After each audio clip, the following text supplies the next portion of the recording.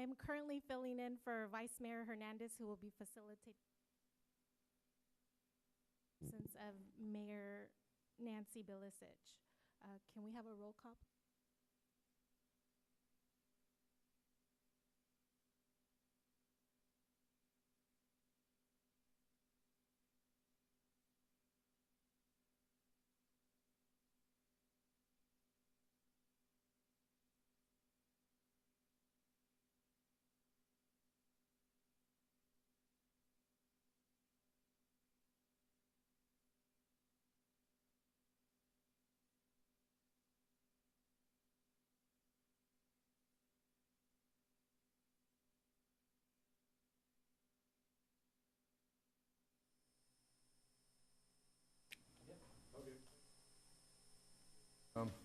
I'm Captain Matt Ryan of the Watsonville Fire Department and this year's chair for the Toys for Tots program. So on behalf of the Toys for Tots, United States Marine Corps, we appreciate everything that Watsonville does. Just for the record, we'd like to have you recorded. Okay, how's that? I have a mobile one if you'd like Okay. to face the audience. This is fine. This is fine. We're good. Thank you. So this year, you know, being another successful year, over 14,000 toys, our 26th year. You know, this started back when Chief French was here, and Chief Smith and the council and the city's always been very supportive of this. This is amazing. The accolades and everything that we get from the Toys for Tots. It's Watsonville's an amazing place. We all know that. A lot of us are born and raised here. We get to work here. We get to give back to the community. So it's a real honor to be the chairman this year. You know, I've been involved with it since the inception. And this year, my partner is Almita Schaefer. She's an engineer with the city of Watsonville. And it was just another banner year. So real quick, I'd just like to thank everybody. Thank the city for all your support, the whole entire city and the citizens and some certain business people that are going to get thank you, and Almita, of course. And let's go ahead and just start handing out certificates. Okay, so the first one, City of Watsonville, was going to go to Mayor Bilicic, but if Karina, you would mind accepting that in her absence? Or Vice Mayor Hernandez, would you like to grab it? I'm sorry, I didn't see you walk in, sir. No, I think we're okay, if I could just remember to talk into it. Okay. Okay, next I'd like Martha Rodriguez and Steve Palmisano from the Public Works and the City Employee Association, please.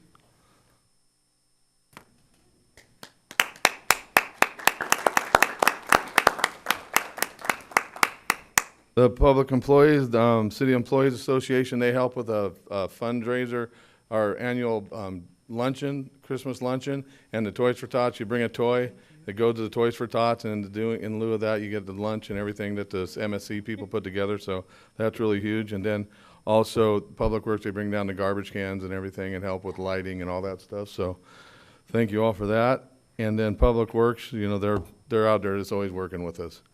Okay, next I'd like to Chief Barreto for the City of Watsonville Fire Department. Thank you, Chief Barreto.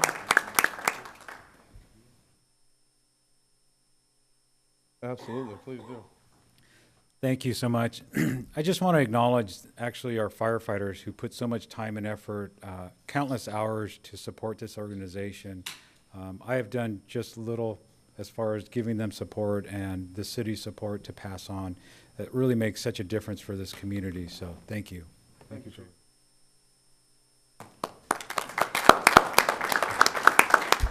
Yeah, as the chief just said, a lot of firefighters, we've been doing this for a lot of years, and we had two real key players, is Captain Avila, who can't be here today, but Captain Rick Pettigrew.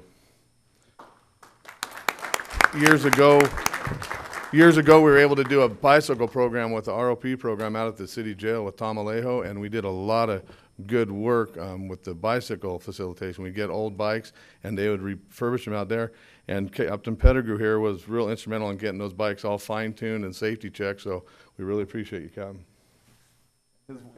And like all of our families, wives and kids, his wife was in charge of keeping us fed this year, so important role. Like they always say, behind every good man, there's a good woman, right? So We understand that. Okay, are my roses? No roses. There they are. Another instrumental player in Watsonville Fire Department is Rosa Meyer, of course. She can't be here today, so her family's here. Her mother and children are here to accept this in her honor. Hi, Samuel. This is her son, Samuel. Thank you, Samuel. Hi, everybody. And Rosa's 2 daughters and mother are back there, too. Say hi, everybody. Don't be shy. Thanks, Samuel. Good job, buddy. All right.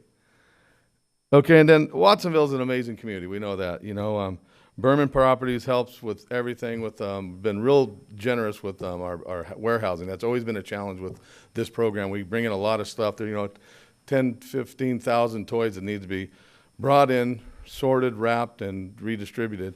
And the Berman family, the Berman property, which is statewide properties, they've been instrumental in doing that. So we'd like the Berman property group. Are they here? Supposed to be here. I guess they're not here. I'll be delivering this by hand, I guess. So a round of applause to the Berman family. And like I say, Watsonville is just an amazing place, and we have amazing employees. You all know that. That's why you're all doing what you're doing. And one of our greatest employees in the city, I've watched this guy. He's amazing. Jerry Carey. I'd like to give this special word to Jerry Carey.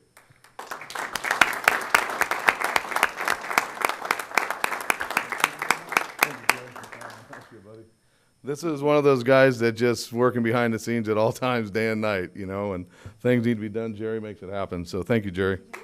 You're here. All right. And then Watsonville being Watsonville, you know, it's a produce town, and we have a real generous family here today. Dick and Maricela Pichot.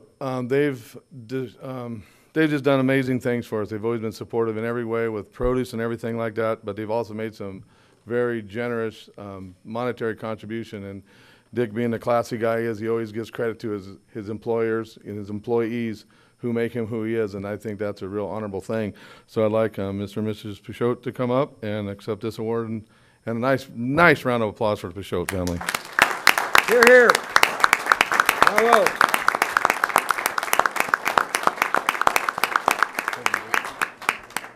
Thank you very much.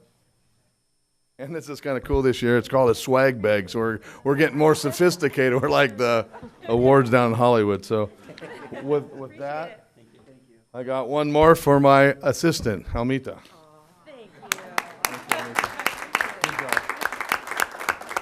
Again, thanks again for all the support. We're going to continue to do this. It's we're just scratching the surface. So thank you, everybody, and thank you for our support. Thanks.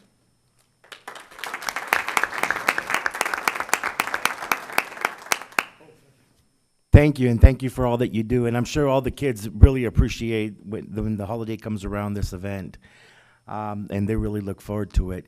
Is there anybody that would like to come up and speak publicly on this item? Any other people, any of the participants that would want to come up and speak? Come on up.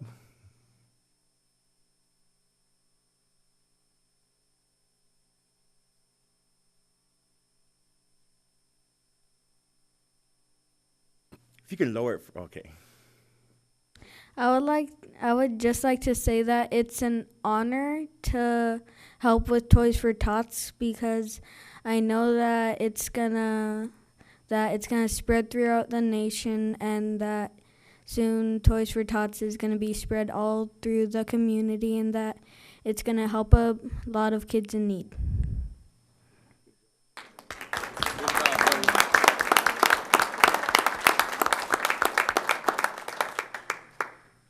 Thank you. Anybody else? I had a couple questions. Okay. We'll bring it back to council. How many were we able to serve this year in terms of the families that benefited? 14,000 toys. So, and it goes out. Delilah, who can't be here, she's an amazing person, but she never lets me give her any credit. So now she's not here, we can give her some credit. Okay, good. Because she's amazing. She's our coordinator, and she works with all the pantries and the churches and all the nonprofits and everybody that needs it, the Women's Crisis Center and all the people that need. And she just does this amazing job. I mean, without her, we'd have a warehouse full of toys and not know what to do with them. So, Yeah, so it's over 14,000, 26 years. So we've been really fortunate. And the kids it does make a difference. I used to take some toys out to a ranch out on Riverside, and I'd always go there at midnight and do the old ring the bell and leave it on the porch, and one day the mother said, "That was Mateo." And the mother said, "No, that's not Mateo, that was Santa Claus." And she goes, "No, that was Mateo." And they go, "Well," and she told them this beautiful story about how Santa Claus lives in all of our hearts.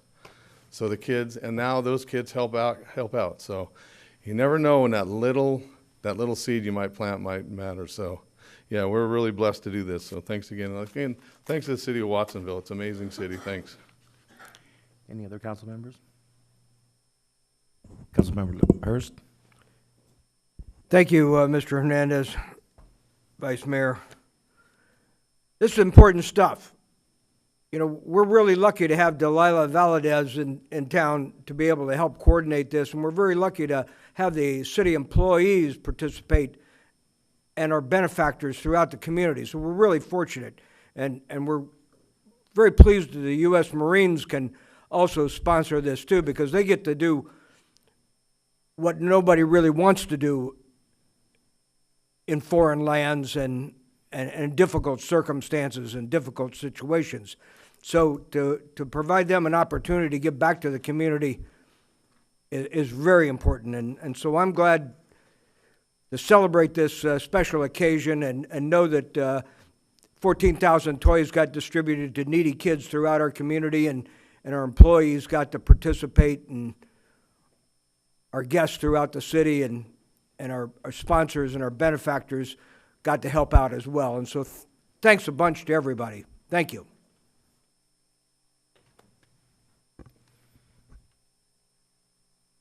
All right, thank you again. Our next presentation by Community Action Board of Santa Cruz County on the Drought Water Assistance Program to assist eligible residents with payment of their water bills, and presentation of Mayor's Certificate of Recognition. If you can please come up. Good afternoon. My name is Norma Sanchez. I'm the Shelter Project Coordinator along with the Drought Water Assistant Pilot Program Coordinator. And I'm here with volunteers and employees of Community Action Board to present on some really exciting news to address the water crisis in California. We have had really dry conditions in the last 3 years of, not enough water. We see it in the reservoirs, we see it on the rivers, and Governor Brown declared a state of emergency. He declared a drought state of emergency January 2014. And the California Department of Community Services developed a program called the Drought Water Assistant Payment Program. This is a pilot program. They've never had anything like this in the past. They've never provided a service like this in the past. And so what they did in order for them to decide who would get the money, who would be the communities that would most benefit from this grant, they did a research of different communities, and they decided that the top 10 communities that would get the assistance would be communities that have a high number of agricultural workers that were affected by the drought, along with, and they also saw the unemployment rates. So the unemployment rates were lower than 2013. So Santa Cruz County, we were one of the counties that received the grant. Next slide. So what did we provide? So basically, we assisted residents of the Santa Cruz County with their water bill, along with water conservation. Next. So challenges. One of the challenges was that it was a new program. Like I said, the state has never provided this type of service. So it was a new program on the state level. It was a new program for Community Action Board, and it was a new program for me. And so that at the beginning, it seemed like, wow, it's a lot of work, and how is this going to happen? We had a limited amount of time to spend out the funding. We also had to really get our outreach efforts going, and we had to get those volunteers to to do the eligibility and provide that very important service. So the grant came through Community Action Board through my program, which is the Shelter Project, and my program is a staff of one. And so we really had to outreach and really get those volunteers very quickly. Next.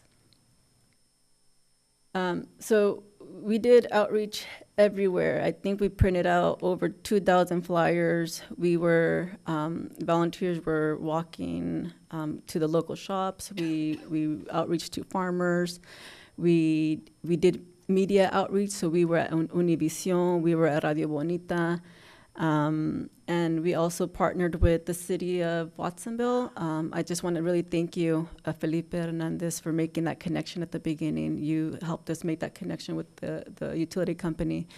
And it was great working with the Watsonville Utility Company. They did a lot of referrals to us. They allowed us to post flyers. They, if they had customers that did not have water or that were at risk of a shut-off, they would send them over to us. So it was really wonderful to work with them.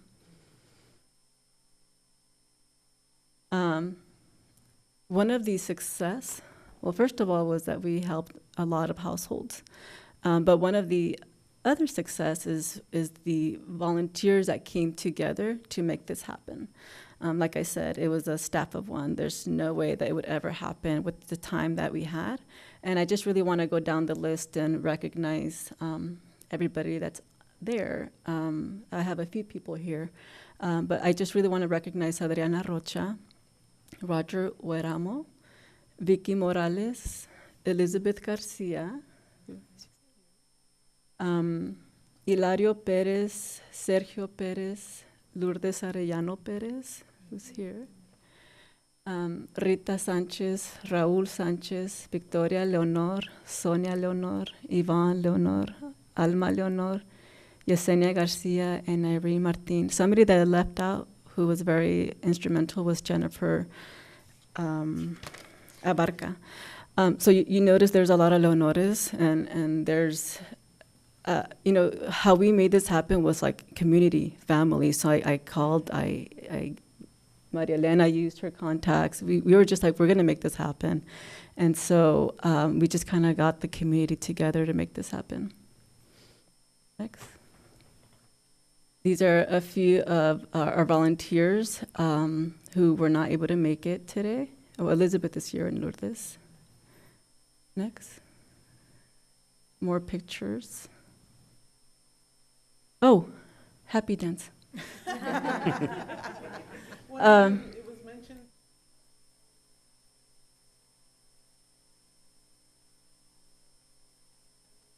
Have her use the microphone, please. Thought it was being loud enough, but I guess that only works at home, huh? Once again, I said I want to reiterate the fact that this is a festive occasion, and we too, as community providers, workers, actually community members, would love if you would give us 30 seconds of your time in order to celebrate for this too, with everything that was done. I think it merits the celebration. If you could all stand for 30 seconds for me, please. Yes, because I would love for you to join us in doing a happy dance for this. Yes, everybody has their own happy dance at home, so we can go, okay? Woo! As long as I'm not on camera. Yes, thank you, thank you. So Lourdes was, she made up the happy dance. Whenever we had a successful client, she would have this little bell and she would ring it and we would do the happy dance. And that was so important during the stress of the entire process. So thank you very much. And thank you for participating, everybody.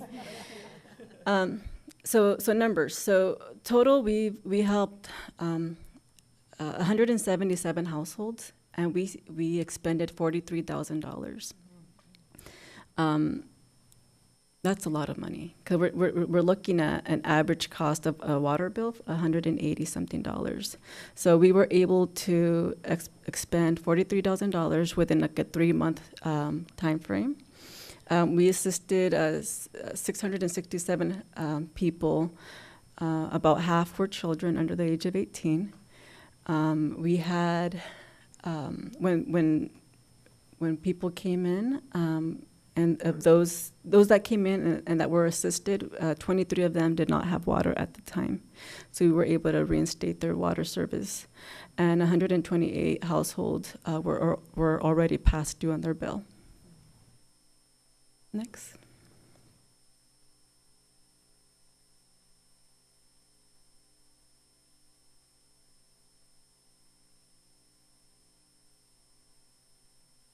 And these are some numbers for the state. So the state spent almost $500,000 on assistance for water bill. And we also, like I mentioned earlier, we provided a lot of water conservation material as well.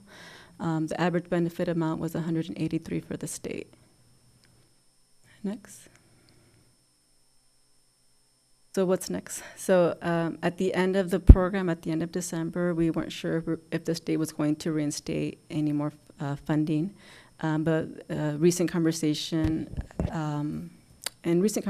we found out that we're going to get additional funding for about $40,000. We're hoping to start providing service again early March, and that's going to extend till the end of this year in December.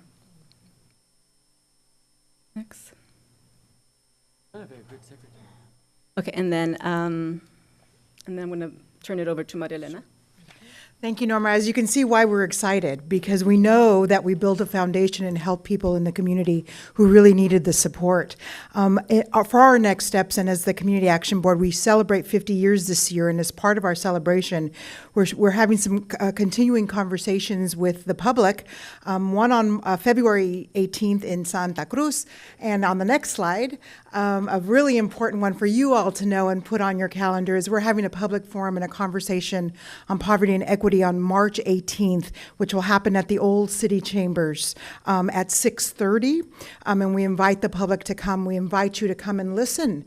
We want to hear from the community about issues about utilities, about water, about immigration, about youth violence. What are the impacts that poverty is having on our community? And so we are interested and are available. Our board is ready to listen. And we will share that information with you because I know that the information that we're gathering is important for you to know in your capacities also. And if I would like to thank Norma and the staff and the city for supporting us, and our volunteers and our partners for making it happen. It was an incredible 12 weeks of intensity, and we're looking forward to continuing the services. Mm-hmm. Thank you, everybody.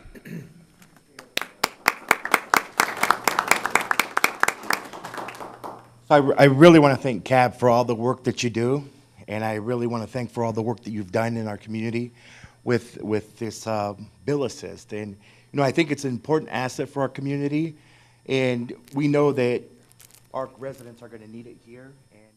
And in March, come around March, it'd be good if we make sure that the newspapers report about it and make sure that we put it on our newsletter that goes out to the residents as well.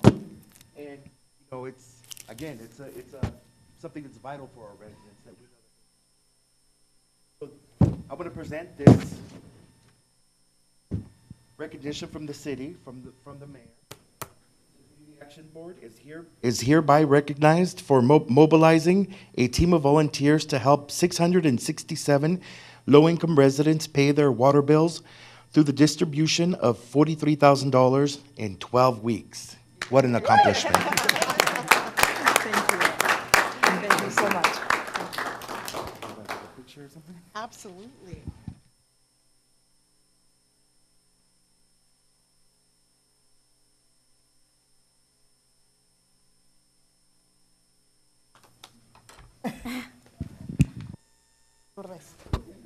Come on.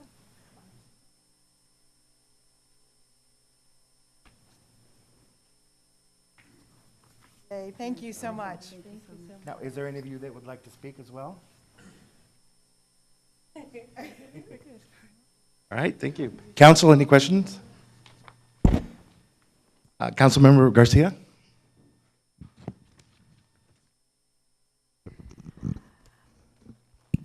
It is so wonderful that Watsonville has been able to take advantage of this great opportunity. My question is, for those families that you helped, it would seem to me that if they couldn't pay their water bill at that time, that it would be difficult for them to pay the water bill in the future. And so how are you supporting them and helping them rather, will they be selected again, or what is done?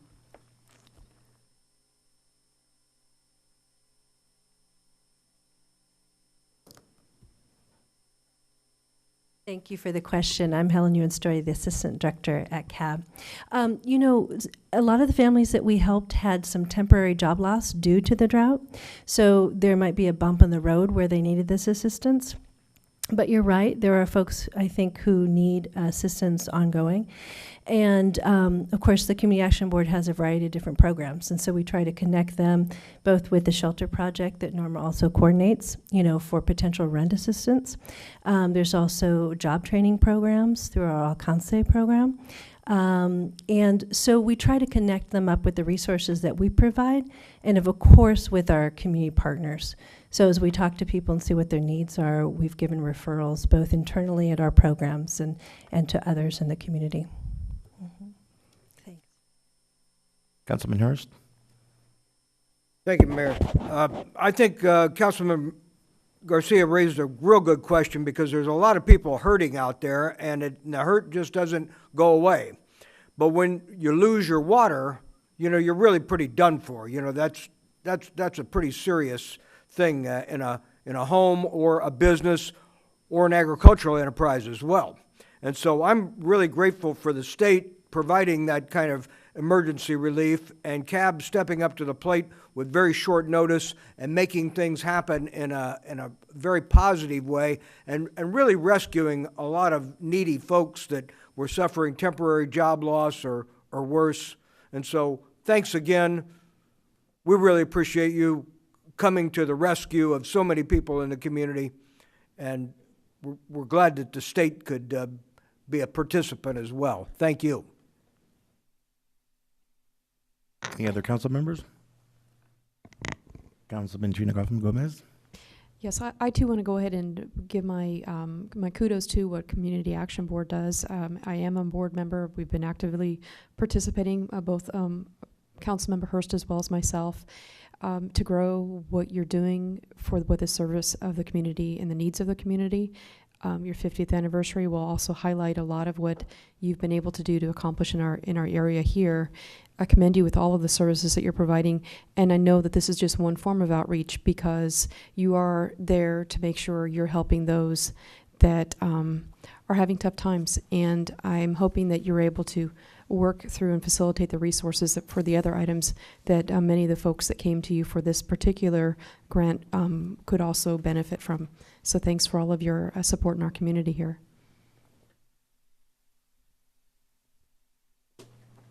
Councilmember Cervantes? I also wanted to thank you immensely for your long and efficient work here in the community, and this is just evidence of that, being able to pilot this program and bring it together so quickly. And so thank you very much for all that you do. I think one of the questions that I had was regarding some of the other partnerships perhaps that you've built. There was a number of organizations listed up there. But I just had a question whether you all are part of the Environmental Justice Coalition for Water, because I know that they hosted an event here this past year in the city where they presented a film, Thirsty for Justice, and it was all around the human right to water, and that included access to clean drinking water, but also affordable drinking water. And I know they were very interested also in the community of Watsonville, and our water quality is great, but we do have a large number in our community that's at risk of water shutoffs, as well as folks that have experienced that. And so providing that access, at least temporarily, when in moments of difficulty, is just really important. And so I have their information if you want to connect with them, because they're doing a lot of work in Pájaro right now, but are still very interested in this issue of access to clean and affordable drinking water here in our community.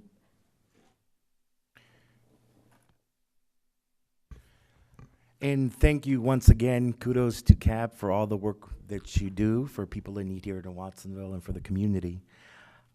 Next, we have a presentation by the Watsonville Fly-In and Air Show Board President Hank Wimpy, in appreciation for the city's support of the 50th anniversary of the Fly-In.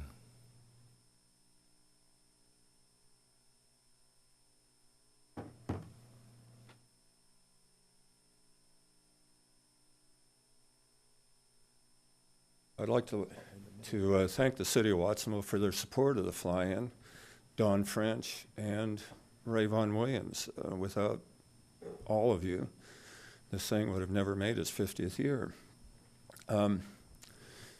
We had a successful Fly-In.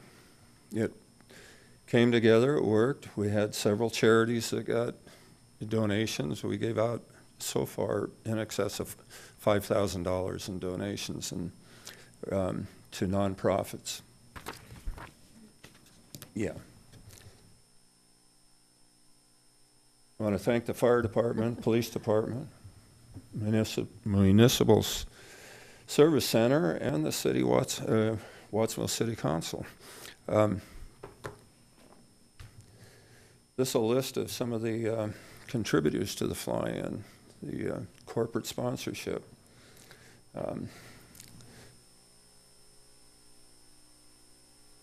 There was a lot of them. Do you have the next one now? The Air Show sponsored, of course, the poster contest. We had a kids' movie night on Friday night. It was, I think, a big success. We probably had 200 or 300 kids there watching this outdoor movie. We had, of course, the performers, the aerobatics. We had an interesting race between the Watsonville and Santa Cruz police departments, showing off their cars.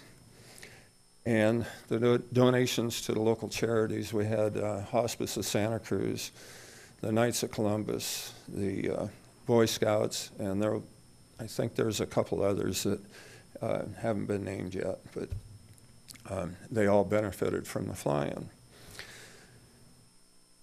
This was 50 years, and things have been going downhill with the Fly-In. The attendance has been down. I think it's time for things to change.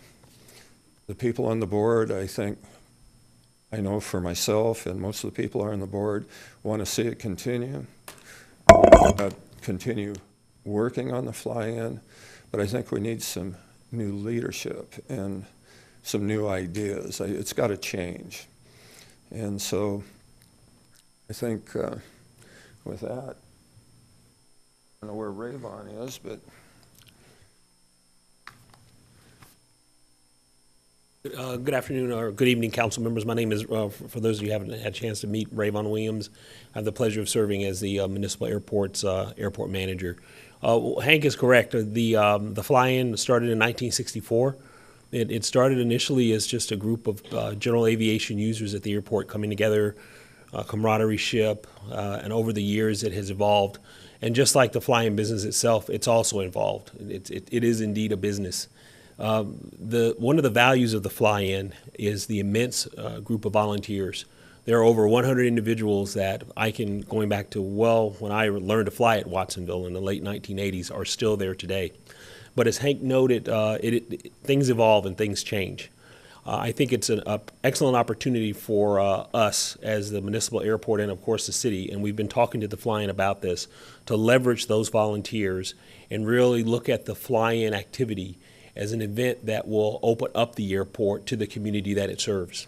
So we're in a discussion right now of looking at the Fly-In event going into this fall, not including an air show. The air show component is extremely expensive, has a number of liability issues. It's fun, but it's very expensive. One of the challenges that airports such as Watsonville have is making sure that the community understands the value of the airport. Our airport is an agribusiness airport. Names such as Driscoll's, Wellpick, Granite, Cal Giant, Sweet Darling. I've had a chance to speak to some of those CEOs, and they are interested in making sure that the community understands the value that the airport places to them. Additionally, we're a base for CAL FIRE, California Highway Patrol, the Sheriff's Department, Angel Flight, Flying Doctors. And so imagine a scenario in which this fall, instead of just a fly-in and an air show, we're really focusing on a free event similar to the Strawberry Festival. That's one day only, that showcases the benefits of the airport. So with over 100 volunteers that are really interested in continuing this effort, and with the ability of the airport to share its true value to not only the city and the community and the county, you can envision a scenario in which there's a STEM component for children. There's also a component that talks about the business portion of the airport. There are components for growers to come in and show their wares. The airport itself brings hundreds of thousands of dollars in tax base to the city, the county, and schools. And also the jobs and the opportunities are there. So if we looked at a festival, an airfare, if you will, and had an opportunity to make it free of charge, if any charge, to the community to come in, similar to the Strawberry Festival, I think we could take an opportunity to step back and really look at the value that the airport brings. So my commitment to you and to my management team is to come back at some time in the not too distant future with an outline of what that looks like. We have a special events budget line item within the airport, and we have a number of events that we do throughout the year. My plan would be to alleviate all those events and consolidate them into one event. And that one event would be an event that would be dedicated to this. So still in the works, still ideas. I'm always welcoming any council member to come out to the airport, sit down and talk. I know we have some that are planning, and I look forward to seeing them. And that's what we're looking at right now. Questions? Any questions or comments from council? Councilmember Ducha? First of all, thank you, Hank and Rayvon, for coming and giving your presentation. The fly-in has been a Watsonville tradition for many years, and as someone who grew up here, I remember it as a young child, and now it's 40 years later, able to see it still in existence is something really, really great. And I also want to thank you, Rayvon, for touching on the fact that many corporations use our airport, such as Driscoll and Wellpick and Granite. It is something that we do use for a revenue-based airport as well. So thank you for putting light on that as well. I have a question. Hank was talking about new leadership in order to get some, maybe some new ideas in there so that we can get the numbers up. Have you thought about any ideas or of how you're going to approach this to get new leadership in there? Either of you. Oh, actually, we've talked about a lot of things, and yeah. So the current board, like many air shows, is structured on a vertical model where you have various people. There's security, logistics, there's the VIP tent, performers, air boss, etc. Those volunteers will still remain in place. For this new event to take on, which would be a fly-in and an airfare, the idea is to bring more people in. The board has decided to step back and come up with a board of advisors, which will really consist of individuals that may not have been on the board before and hold different roles at the airport and in the community. It's probably going to be about 5 or 6 people, and those individuals are going to sit down, look at the proposed plan of action. They're also going to reach out to businesses. And so, as I said, we spoke to Mr. Lars at Sweet Darling. We've spoken to some individuals at Granite, spoken to some individuals at Driscoll's. And I've had an opportunity to reach out to businesses in the area to see, what can we do to bring more than just fancy acrobatic planes and warbank planes to the airport. That's good, but what about the business jets? What about the turboprop aircraft? What about the wares that these individuals bring? What about CHP, the air ambulances, Civil Air Patrol, Sheriff's Department, so that we can bring those elements that make the airport a true general aviation tool. And so as we begin to talk through this, all of a sudden it becomes, this could be a bigger deal than we think. And so we're bringing outside individuals in to sit down with the people that have really put it together in the past and try to come together with a slightly different model. Great. I think the expansion of the fly-in would be, I think, a positive impact for the community. So reaching out to all those different groups is a plus, and hopefully getting some new ideas in there will help you guys, who also have great ideas, expand and have a bigger and better air show for the 51st Watsonville Air Show. So thank you so much for coming. I appreciate it, and thank you. Councilmember Garcia? change is difficult, and it's a lot of work, and I was just very pleased to hear the change that you're proposing is so that you can focus on the benefits of the airport, and I think that would be a marvelous thing to do. But because of it's going to be a change, how do you propose that the community will accept this change and will say, oh yeah, we'll go to see benefits versus what's been in the past? How do you propose to address that? Well, I can share some of our earlier ideas around change. First, if you'll bear with me, change is easier if it's familiar. Yeah. If we liken it similar to what happens at the Strawberry Festival.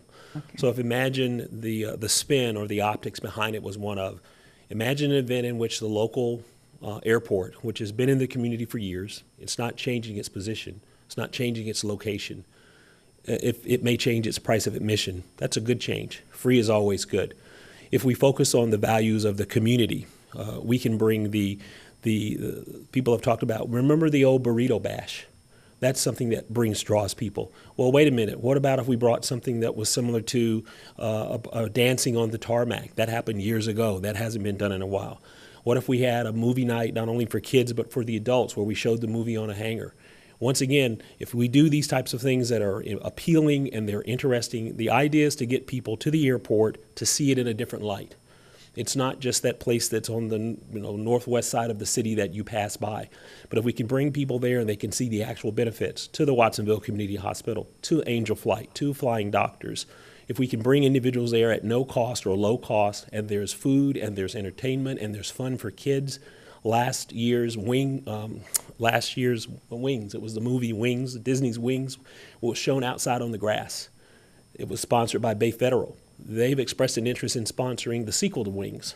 So we'd have it again on the grass again. Free popcorn, the kids loved it.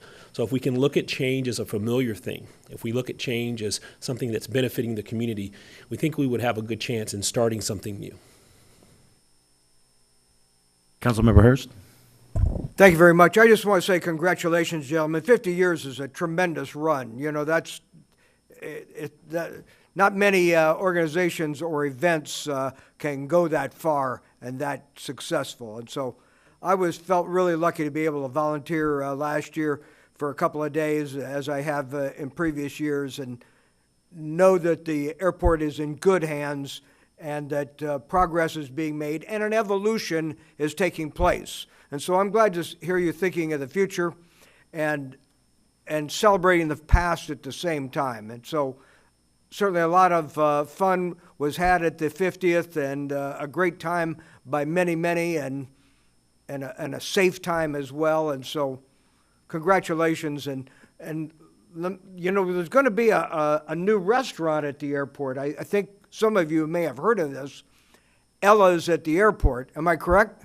That's correct. That's still on, right? That's still on. And we're looking forward to that grand opening, and I'm glad to come by and visit anytime. Thank you, gentlemen, for your warm hospitality and your welcoming of not only me, but community members from far and wide. Thank you. Councilmember Kaufman-Gomez. Thank you. I think you had a couple council members that were volunteering this year. I too had been one. The car show was great, things like that in terms of the amenities that you provided. I believe you also had a preempt fundraiser too that get a little bit more plug into that. I missed it because I didn't hear about it until it was too late, so make sure we get some good PR out on that. This is also bringing in the community. Do we have any information about the finances we brought in? For example, how many from out of the area came to Watsonville, which is one of the reasons why we're doing this, is to attract others from out of area to come to our area. Do we have any information about that for this particular year? Yeah, because of the length of this presentation, there is some financial information that they can make available. There was a survey that was done similar to the one last year where we had an outside firm surveyed people. Give us your data, we'll get your email address, we'll send you a trip to so-and-so. And so we have that type of data, and they certainly could share that with the council. That would be helpful for us, and that also would be a very good forwarding goal on the committee that you're going to be formulating to move this up a notch in terms of the next year out for us for this event. And, you know, maybe a lot of different ideas out there. Just even if there's something that our website can provide about some ideas for this following, maybe you have that as a suggestion for getting the response from the community for either their interest in volunteering or ideas that might help with that particular steering committee for this following year for us to continue that tradition on our airport. Because it is a big asset for our community, and I would like to see what we can do to mutual benefit that with recognition of what we're doing with our airport, having a venue for our locals to be able to go to, especially since we're looking at it being more affordable and also being attractive to others to come and drop a few bucks in our coffers here in our town here. So thanks again. Any other council members? Let me just say one more thing, if I could. I just wanted to thank Hank and Rayvon for transporting council members, city staff to Sacramento on a number of occasions for important meetings where we had to get there right away, and it always made a great big difference. And so thank you again. Councilmember Garcia? What will you be doing to encourage those fans that are coming to next year's Super Bowl to come to Watsonville? Somebody mentioned to me, well, those with private jets can come in. Is that true? Yes, that's very that is true. I'll be honest with you, I haven't thought out that far, but I can assure you that well before that time, we will have a plan in place to make sure that they consider Watsonville as a stopover. That's why they're in their roles. And thank you, Rayvon, and thank you, Hank, for all the work you guys are doing. We look forward to the event, and please keep us posted if anything comes up. Thank you very much. One final note to Mr. Follow up with Councilman Hurst. It would be remiss if we didn't state that it's disingenuous to think that Hank and I were around for 50 years. That's not the case. But if we go back when it first started as the West Coast Antique Fly-In, if you Google that and you look at YouTube, it'll take you back. There's that 1 hour 1993 YouTube event where someone filmed the entire effort. But we would be remiss if we didn't call out Don French, Sharon Reeder, Teresa Byers, Keith Jenkins, Randy Pache. These are some of the names of individuals that were key and instrumental in making this show work over the years. The ground crew with Dan Kelsey and Greg Feaster, these are just names that I remember from the time that I was there. Although they may not mean anything to you, they are individuals that on the field, they really made it happen and they really pulled it together. So I'd like to also express appreciation for all those unnamed individuals that over 50 years have made this event a safe event, a sound event, a profitable event, and one that's given a lot of money to charities. And we hope that as we begin to move forward, it's as successful as it has been in the past, with a different spin, embracing change, and making sure that individuals understand the value that the airport really is. So thank you for your time.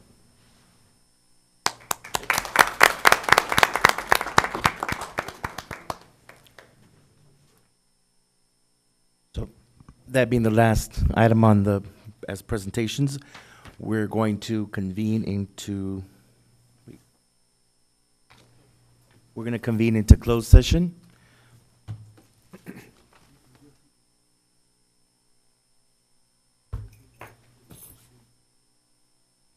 If there's anyone out there who'd like to speak on any of the items on closed session or not on the agenda, please come up now.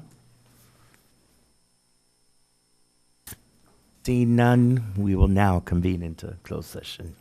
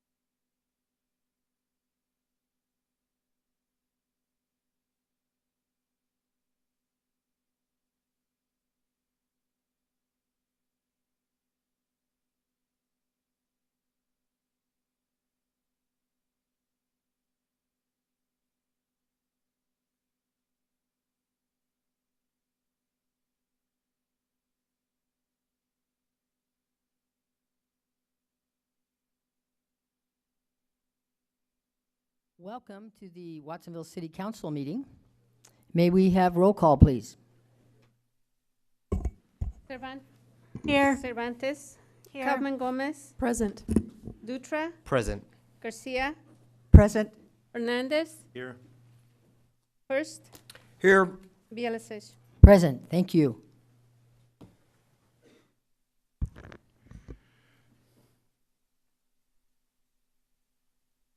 So to everyone, we have the translation equipment over here. Para usar los aparatos de traducción en español, obtenga un aparato de la mesa junto de la caseta para traducir. Préndelo y usa el canal 0. Cuélgaselo en el cuello con el frente hacia afuera. Si no puede oír, revise que el aparato esté encendido sin obstrucciones. Solo funciona dentro de la Cámara del Concilio. Están aquí en la mesa. Thank you, and if everyone would stand for the Pledge of Allegiance, please.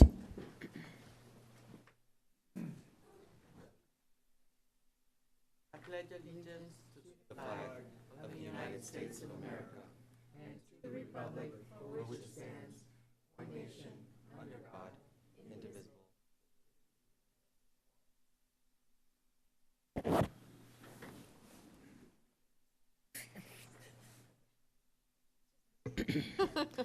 And we will begin the meeting with oral communications from the public. So if people have things that they would like to discuss with the council that is not on the agenda, would you please step forward?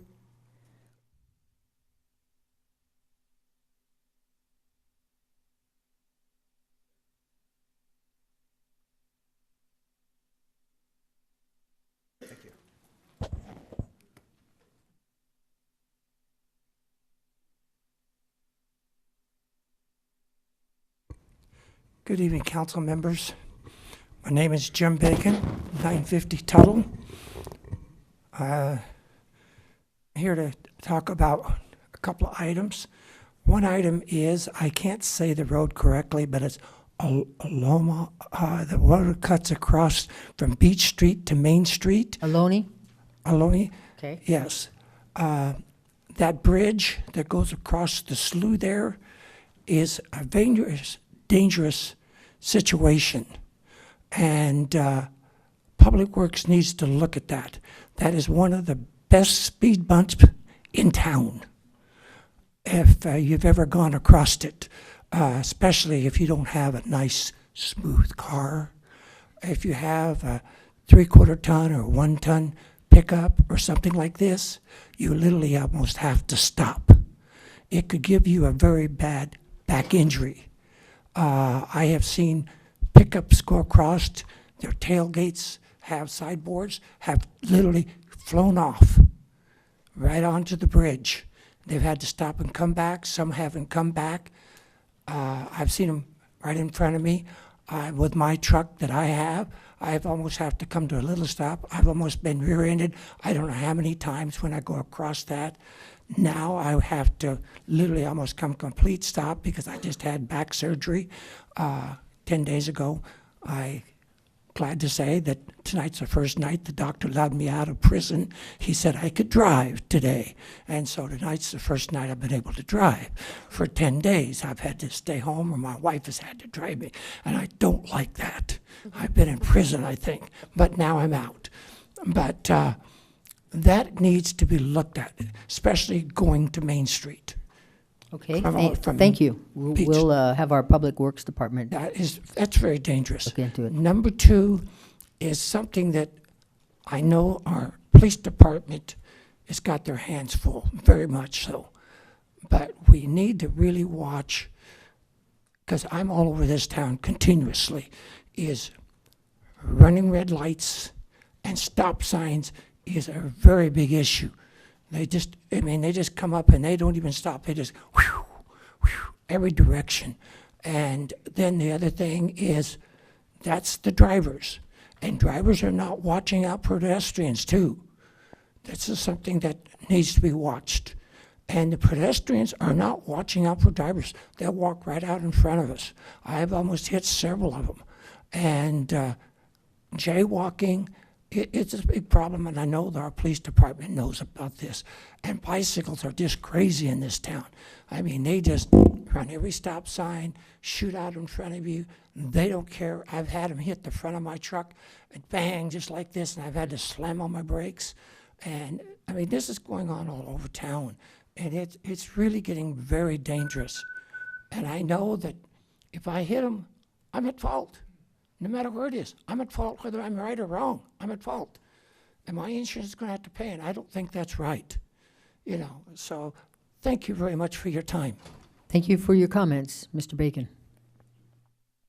Other members from the community speak on items that are not on the agenda? Yes. Good evening, Mayor and City Council. Maria Esther Rodriguez, Assistant Director of Public Works and the City Engineer.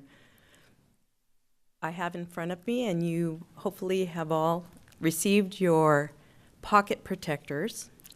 I wanted to invite you to Engineers Week, and our 12th annual egg drop competition. The egg drop competition will be held on Thursday, February 26th. It's a wonderful event where we highlight engineering and invite many youth and adults to our garage structure right here, and we launch eggs and the egg drop competition to see which egg survives, what kind of engineering that goes into these egg drop containers. And it's fun to watch. We had last year, I think we had about 70 participants, and it's a great event for our science workshop. We have a lot of participants from there and other schools. So I invite you to be part of that. You can be honorary engineers with your pocket protectors, and we'll look for you and other members of the public at the egg drop on the 26th. What's the time? It's at 4 p.m. And we'll have also information posted on our website if people want to follow up. Other comments from the public on items not on the agenda? Okay, let's bring it back to council. Any council member want to comment? Councilmember Hurst. Sure, I'll start off. Thank you very much. Maria, thank you very much for the pocket protector. You know, I went to an agricultural engineering school, and way back then, people actually carried slide rules. Now, I know most people don't know what a slide rule is, but the students would actually carry them on the belt. This was before cell phones or personal calculators, and they would figure out all their problems, their mathematical problems at least, with a slide rule. So I'll wear my pocket protector with pride in memory of those engineering students. Later last month, Kurt Overmeyer, Economic Development Director, and I went to the Monterey County Business Council Regional Economic Forecast was held in Seaside, and there were folks from the entire region there talking about economic forecasting and economic opportunities in the community and the importance of technology and the backbone, internet backbone that is being brought to the community, and also the technology of agricultural science, plant breeding, and all the other mysteries of agriculture were highlighted. And it was very informative. There were probably 200 people in the room, movers and shakers from the entire Monterey Bay area. And so that was a day well spent.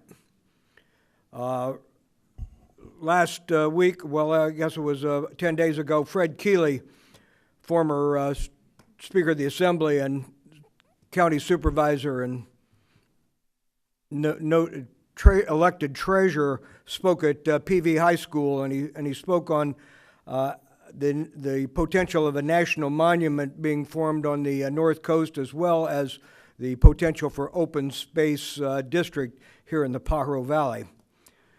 Earlier last week, Member Kaufman Gomez and I were able to attend the Meals on Wheels luncheon benefit, and it reminded me that not everyone in this community has enough to eat, and there are many needy people that still need food and services.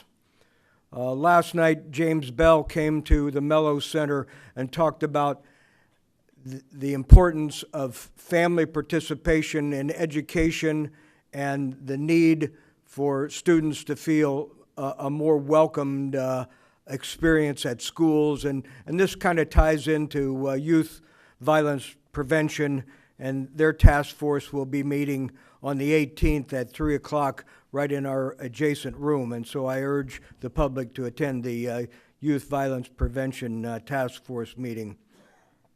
Later on this month, the RTC will be cutting the ribbon on the La Selva Beach rail trestle, and this is an important opportunity as well because it's going to open that rail line back up again, and it's my understanding that there are freight providers that in fact wish to utilize the railroad as well as the potential for the rail trail. And so that concludes my remarks. Thank you very much. Thank you, Councilmember Hurst. Councilmember Garcia. Yes, I recently met with two representatives from the Santa Cruz County Community Prevention Partners who spoke to me about their project Curb and about many things that they're doing in the community. One of the things that most interested me was that they're looking at alcohol density and the crime rate in those areas. And in Watsonville, they actually have mapped out where there's an increase in alcohol density, and it shows that there is a higher crime rate in those areas. And so Watsonville, I know, is trying to create a downtown entertainment district. And so they will be coming at a future time to the council to offer guidelines and policies for that entertainment district. And I look forward to hearing from that. And that concludes my report. Thank you. Councilmember Dutra. I had the opportunity again to work with Second Harvest Food Bank this past week. They served over 1,000 families. This is one of the hardest times of the year for families to go in need. The next 2 months will be very critical as well, as it will be the largest, their busiest 2 months of the year. With that said, they are looking for volunteers. They are understaffed when it comes to volunteers. And this also helps with the congestion on a lonely parkway that we have. I don't know if many of you have driven through there once a month, but it really backs up and it clogs the lanes, basically. So the more volunteers, the more people are registered, the faster it will flow. And if anybody is interested in volunteering, you can contact me, and I'll give you more information, or the Second Harvest Food Bank. I also had the opportunity to meet with Carol Heitzig, the main librarian here in Watsonville, and had a tour of the library. It is quite fascinating. We're very lucky to be here in Watsonville and to have quite an amazing library. In the entire county, people look at us and really it's out of jealousy because we have an amazing facility. So if anybody has not been able to go through the library or even get your library card, please do so and take advantage of the library. They offer a lot of resources and they could be very helpful. We've also been dealing with the cell phone tower issue in my district, it's in District 1, but borders District 4, and I also had the opportunity to learn a lot about the frequencies and what the importance of a cell phone tower, but yet the importance of what a community believes should be in their backyard. So I appreciate all the knowledge that I've learned in that, and I'm sure this will be an ongoing conversation. Also, I've been working, we are 1 year away from kickoff for the Super Bowl, and we would like to be a destination here in Watsonville to show off what we have here. We have great farms, and agriculture is at the forefront with our birding and Paro Dunes, as well as working with the Chamber. And so within the next couple weeks, I'll be working with them and trying to get some things with the city to try to get some things on for next year. So, and the city will be a big part of it. So, and the last thing, this is just a good friend of mine. Her father, Jack Corrigan, passed away last week, and I don't know if anybody knows Corrigan's Christmas trees, but they started that in East Lake, and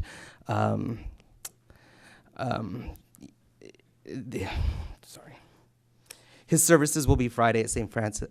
Patrick's at 11 a.m. So he was a good member to our community, and they had a small business, and I bet many people went and bought their Christmas trees from them. So I just wanted to share that information. Thank you. Thank you. Go ahead. All right, thank you very much. I have a couple announcements I'd like to make. The first one is we have a member of our staff here with the fire station who has been with us for 27 years, Rini Gonzalez, and he is looking to retire out this month. So I want to make sure, because I know that he's a very quiet kind of gentleman, and I just wanted to make sure that the public is aware of somebody that's provided service to our community for the past 27 years. And if you'd like to give him well wishes. Would you please stand? And please, for all of the staff that have worked with him for so many years, make sure that he's heard that applause for him for doing such a good job with the city here. The other item I'd like to do is we are looking to perhaps roll out some PSA, public service announcements with regarding what we're doing proactively in our community with regards to the suppression intervention efforts, the resources we have in the community, and the services that we're providing to our youth primarily that are helping them lead positive paths away from the kinds of risk factors that have involved some of our homicide situation and some of the crime situations that have occurred here. So look forward to having that start out maybe in a month or so. And we're council members, I'm also encouraging you to get a hold of me, and we'll discuss that a little bit more if you have any feedback that we'd like to put into that. We will be doing this in English and in Spanish, and it will not cost our city tax dollars any money. So that would be another positive for us to work some PSAs into our community and work with our law enforcement, our safety, as well as with our community for those efforts. The last thing I'd like to mention is I will be planning on doing a downtown hall forum on District 6. It'll be at the First United Methodist Church. And what this means is I open the doors of the church to come in and have the community come and listen a little bit more on a couple things that are going on here that we don't always get a chance to place on the agenda. The items that I'm looking forward to placing on here will have to do with some strategic plan of what we're doing in relation to some of the items of what Measure G has been able to provide for us, as well as rolling out the strategic plan. I think United Way was part of the presentation a few weeks ago, and we will talk about where we need you as a community to help us out, because it isn't just a law enforcement situation. This is a community situation, and we all need to work together, and we need to figure out how and why and where and what resources we have to work with. So please, any of you, I encourage you to come to the town forum, the First Methodist Church, 6 to 8, the 31st of March. I'm starting rolling that out now to let you know, because it takes a while for it to be imprinted for people to remember. And by then we'll probably have a little bit of an update with regards to the process with the seeking of our city manager. So we're looking at RFQs coming up shortly, and by the time I do that forum, we'll be able to provide the community with a little bit of an update. I encourage those that are part of the Neighborhood Watch to attend as well. So that will be my update. Thank you. Thank you.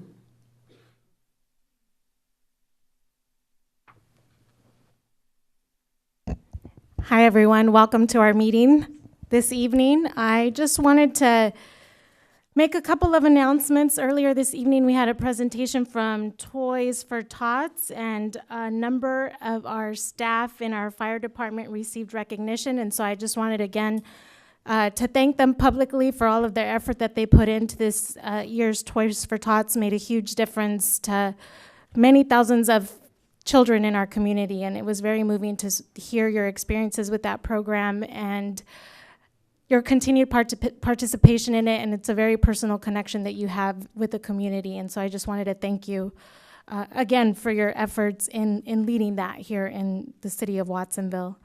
There's also a lot of athletes here present with us, so I wanted to invite you over this Sunday to Pinot Lake. We host community fun runs every Sunday that are open to the community. It is really about bringing together all of us, children, kids, adults, athletes, people that are aspiring athletes. So there is a component of us, I include myself, that walk the trails, but then there's also a whole lot of other folks that take off ahead of us running and doing drills, and the rest of us are just trying to catch up. But it really is a beautiful community effort that we have going. So that's this Sunday, the 15th, a post-Valentine's Day celebration if you want to go out there, and we meet at 8 a.m. And we do stretch a little bit. And so also this Sunday, I will also be hosting a meeting at River Park. We are moving forward with the infrastructure of our community garden there. And so we're going to be hosting a couple of days where we build the garden beds and fill the soil later on in the month of February. But this meeting is for any families in the neighborhood that are interested in renting a plot. There's going to be 25 plots available for community gardening. And so we will be holding this meeting from 2 to 4 p.m. at River Park. So that's at 100 East Front Street, also this Sunday. Thank you. Thank you. So I too had the opportunity to go with Lowell to the Monterey Bay Economic Development Conference, which was really great to meet some of the people there. As a matter of fact, we met some of the people that are actually moving into the Pajaro Valley here locally, starting up small business. No, they're not starting up. They're existing businesses looking to grow in Watsonville, small businesses.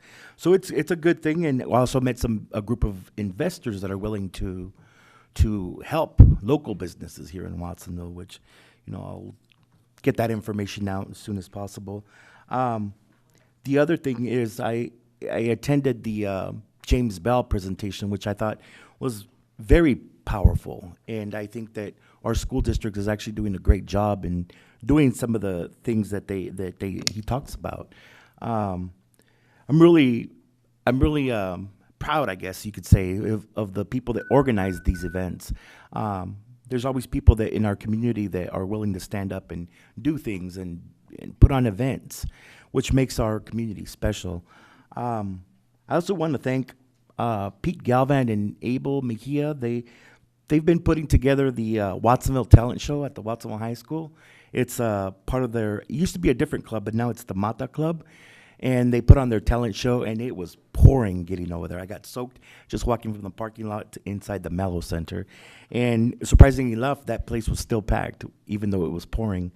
Pete always liked to point out that one of the winners from there is now the lead singer from Santana.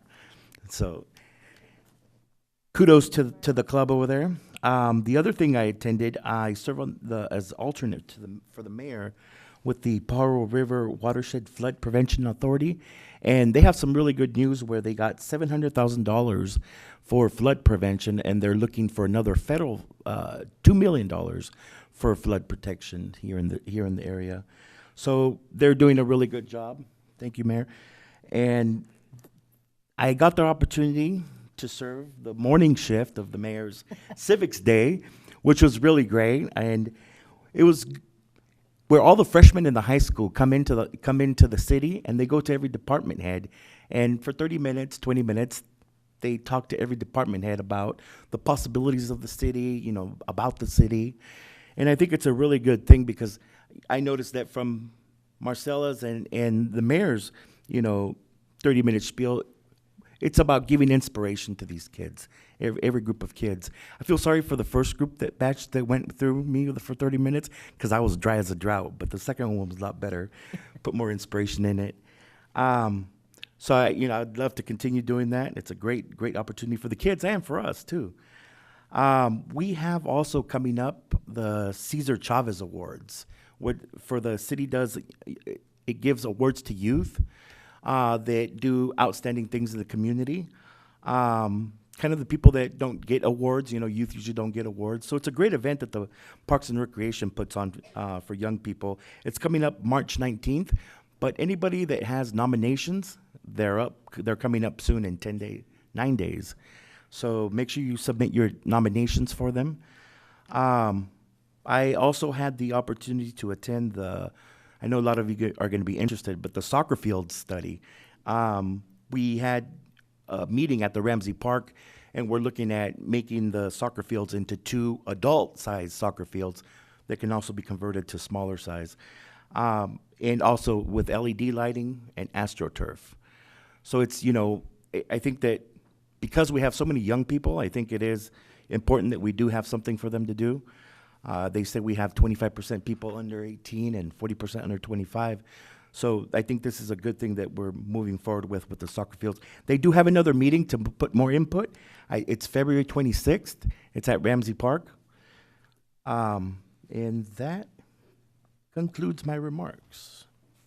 Okay, with this full house here, I'm going to try and be brief. First of all, I'd like to thank the newspaper, especially the Register-Poweronian, for putting Measure G. There's a meeting tomorrow. If you're concerned or want information about Measure G and the tax that's helping our police and fire department, there is a meeting here tomorrow at 1 o'clock in the community room. So join us if you'd like. And then I also wanted to say that there were about I think around 5 council members that attended that James Bell presentation last night, and it had to do with racial and ethnic disparities in the juvenile justice system. It was really inspiring to listen to him.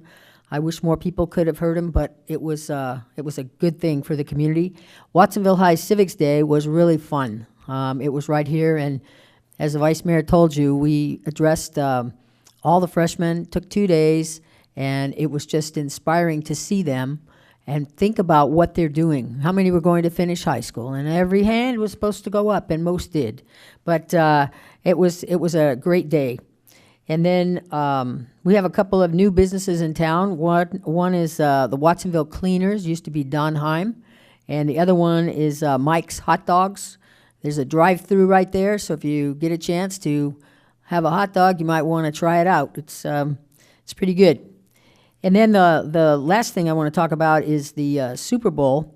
The interim city manager and I have been talking about this for a while, because if you think about what's happening in Pebble Beach and Monterey and Santa Cruz, and Councilmember Dutra is getting involved too, that Watsonville has a lot to offer.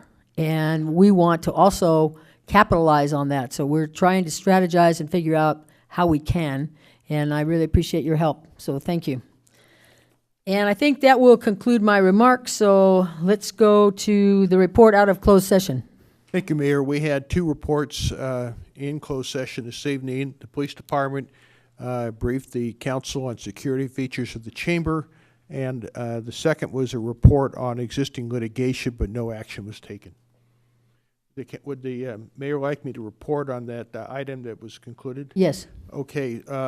The city was involved with in a lawsuit regarding a second amendment to the city's long-term general plan, which involved the airport, and concluded that litigation by settlement about a month ago. And it involved the settlement was filed December 16th of last year. And it called for the city to pay the pilots $235,000, and it is now settled. Okay, thank you. And moving on to consent agenda. There are 5 items. Do we have public input on any consent agenda items? Please form a line and. Can we pull? Okay, let's, before we do that, let's see, council, go ahead. Can I request to pull 4.5 so that there can be 4.5. further discussion on that, please? And any other items that need to be pulled? 4.3. I'll move the consent agenda. Okay. You need a roll call? Second. Second, okay. So 4.3 and 4.5, go ahead. Let's, Cervantes? Yes. Alman Gomez? Yes. Dutra? Yes. Garcia? Yes. Hernandez? Yes. Hurst? Yes. Vilasich? yes. And I think there are many people that want to speak about 4.5, so let's start with that one. Staff report, sure. 4.5? Who's going to give it?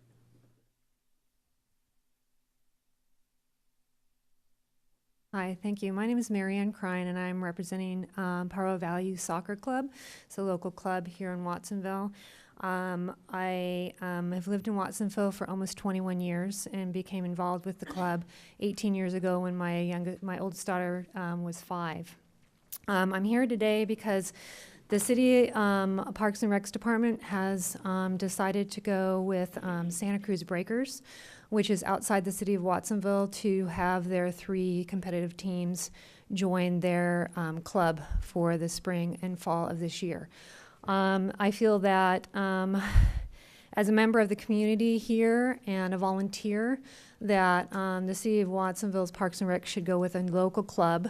Our club serves about 500 young adults or children between the ages of 5 and 19.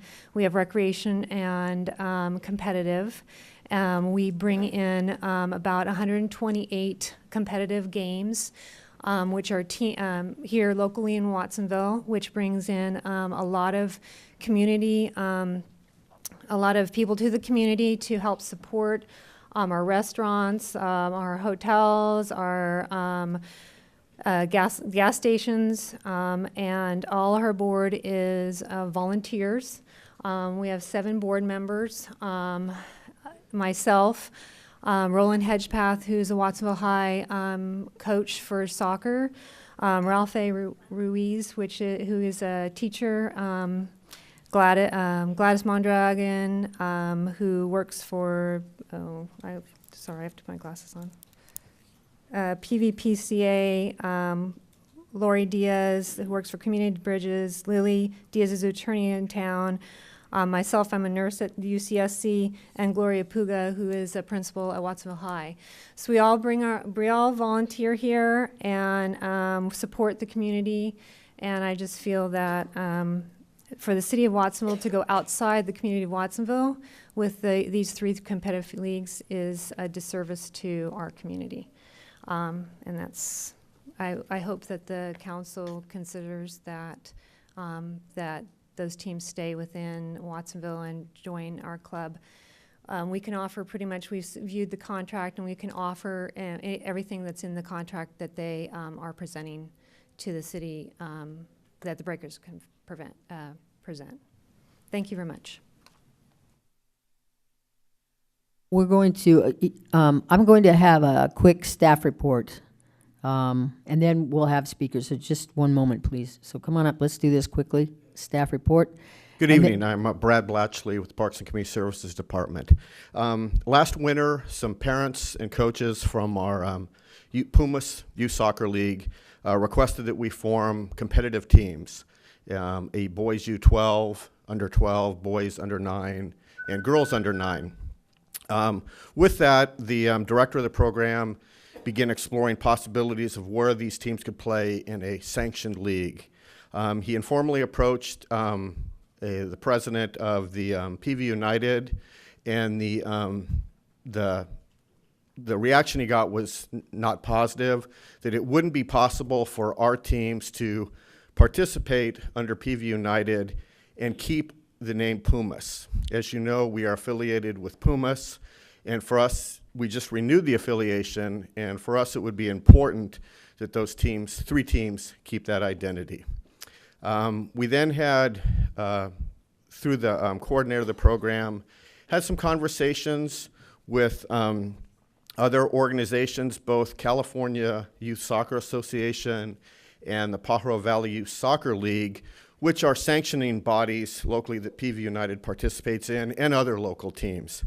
And both those organizations indicated that they could not approve us playing, and that we should go, and we would need permission from PV United.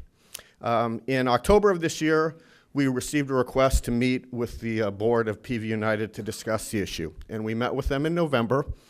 And at that meeting, PV United still was not willing to let our teams compete under their umbrella as Pumas teams.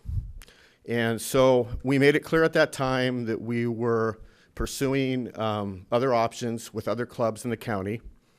And, but we agreed to continue conversation, and we exchanged information with one another about our leagues, And we did let them know, though, that we were continuing to explore other options. In January, we met with the director of, the president and director of coaching with the Santa Cruz County Breakers. And he had no hesitation in allowing our teams to participate under their umbrella, but keeping the Pumas name. And he went to the board, and the board approved in principle. We created a contract, the agreement that's before you, fairly quickly, and then submitted that to you. Last week, we met with PV United again, a week ago today, and discussed where we were at. And at that meeting, again, it was indicated that our three competitive teams could not participate under the PV United umbrella as Pumas teams. And so at that time, we informed them of the agreement that we have with the Breakers, that we were awaiting council approval. They asked for a copy of the agreement. We said we would get it to them once it was posted on the city website and made public on Thursday, and we did so. So in essence, what the agreement states and what it allows is for our three teams, one boys under 12, one boys under 9, and one girls under 9, to play in either NorCal Premier or California Youth Soccer Association, which are two sanctioning bodies, as Pumas teams. The contract is for 12 months. So it'd cover this upcoming spring season and the fall season. And the reason we wanted a 12-month contract so that we could continue conversations with PV United to see if we could possibly have an agreement and collaborate for the spring 2016 season. So that's where we're at right now, in a nutshell. Thank you. And if we could have the comments be a minute and a half, please. We have a lot of people tonight. Thank you. Thank you. Well, I was at both meetings, first of all, that were referred to by Brad. And Can I get your name? Liliana Diaz, I'm sorry. Liliana Diaz. I'm on the board from PV United, and I come to speak on their behalf. I've been a board member for approximately 8 years, and I come here to ask that the City Council reconsider approving the agreement with the Santa Cruz County Breakers. I attended both meetings that were referred to by Brad, and I have to say that the first time I learned that there was any issue with respect to PV United not being able to accommodate the city competitive teams was at the first meeting in October. And the way I found out was actually quite shocking to myself as a volunteer for 8 years. It was through an email sent by a city official, and I have a copy that said, to our California Youth Soccer Association sanctioning playing league, one of the two leagues that we are affiliated with, how can we play competitive without joining PV United, without having to join PV United, which is the name our competitive teams use. It was that prompted our board to make contact with the city. We immediately try to address the issues. Yes, uniforms are a concern. We try to promote uniformity within our club, and it's not because, PV United is anything, special, or it could have been Pumas. We chose PV United, and we believe it's important that all of our teams wear the same uniform and present themselves as PV United, only because we pride ourselves in showing up. 4-year-old teams and 19-year-old teams all show up at the same tournament, and we support each other, and it makes us, it gets us recognition. It gets Watsonville recognition. So the uniform was an issue at the first meeting, but it was only an issue because we don't usually entertain other teams coming to join United with their uniforms. That being said, at the second meeting, I'm sorry, I just have to address a few things. At the second meeting, we were open to allowing them to wear their uniforms for a transitional period. In fact, we made that proposal before we knew of the Breakers agreement, or the intended agreement that had been reached. So we went to the second meeting. That was actually part of our idea, was to have some sort of a transitional phase where the Pumas uniform can be used. And in fact, we I think came up with a name, PV United Pumas, something to allow them to continue. Now, why? If you could wrap up your comments, please. Yes, Thank yes. you. And basically what it comes down to is this: why create more division within our community? We already have rivalries. We already have gangs. Sports are supposed to unite our community. We're supposed to communities are supposed to support each other. We're supposed to bridge economic gaps. We're supposed to, create opportunities and create relationships and support each other, share resources. I mean, I heard, your council members saying things like work together and sharing resources. I think Ms. Kaufman said that. I heard Mr. Gomez say, we need to connect with the community. Why have our Watsonville teams play in Santa Cruz if that's what we want to promote? Okay, thank you. Thank you.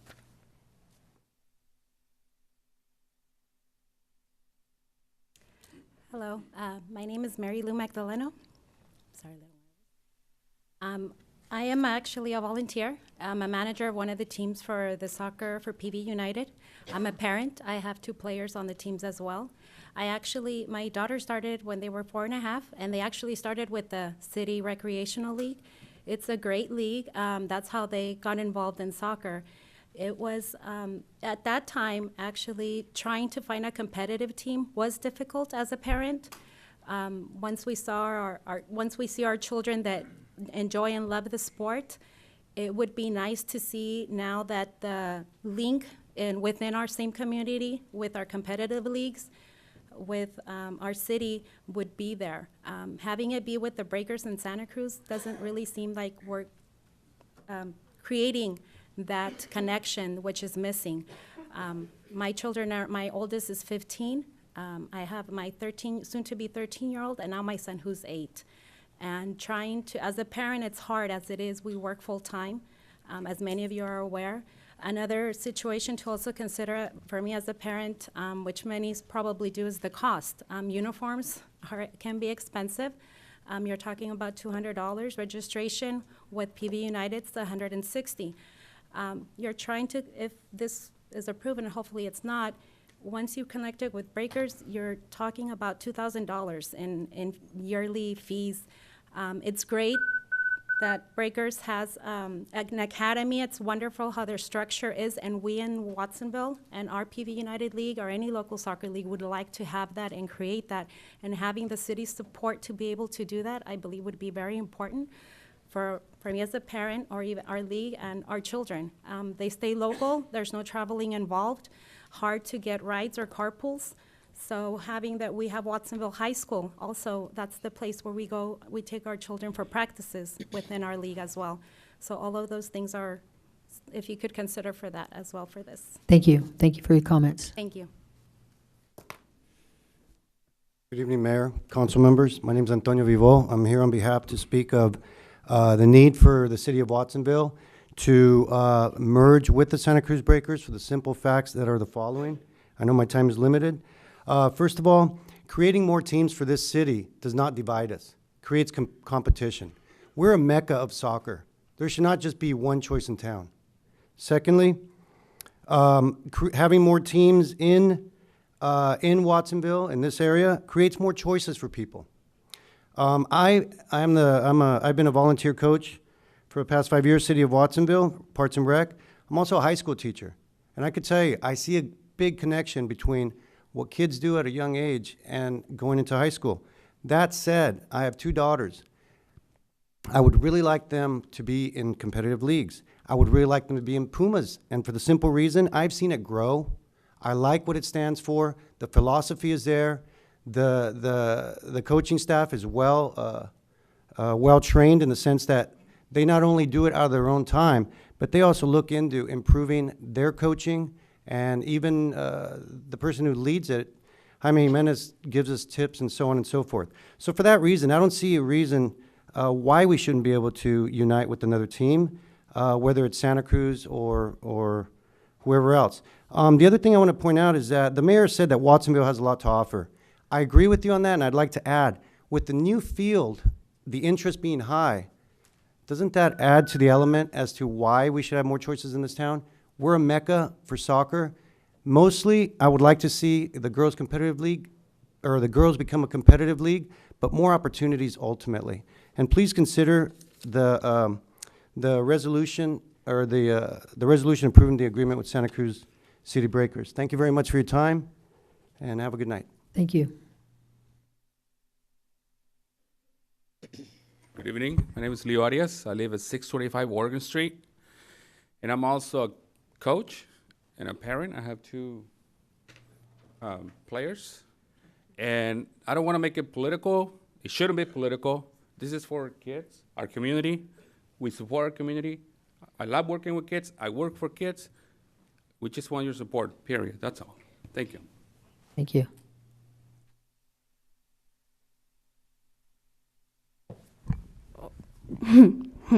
Oh, sorry. Hi, my name is Mateo Arias, and I live in 625 Oregon Street, Watsonville, California. First, I want to thank you for approving our affiliation of Pumas and letting us make a competitive team. I also want to thank you because you have been letting me play for soccer, and without you, there wouldn't be any soccer player here. To conclude, we Pumas of U9 boys, U9 girls, and U12 boys would be glad to represent our community playing soccer in other cities of the state. I am proud of being one of the pioneers that started this league. Thank you, and kachu kachu ra ra. Thank you for your comments. Hi. So before I start, I would like to introduce myself. My name is Hector, and I am one of the parents of a little boy that plays for Pumas. And I just want to say that I think it's a very good idea for Pumas to join or to become a branch of Breakers. I have an older son. He's 17 years old, born and raised in Watsonville. And the reason we should have an option because my oldest son had a little problem with one of the coaches with PV United. He's a very talented boy, After he was dropped from the team, he literally had nowhere to go. He played high school as a freshman in varsity, and he was really depressed. He was really feeling bad because he really had nowhere to go. Luckily, Breakers accepted him. Now he's having the time of his life, and sorry.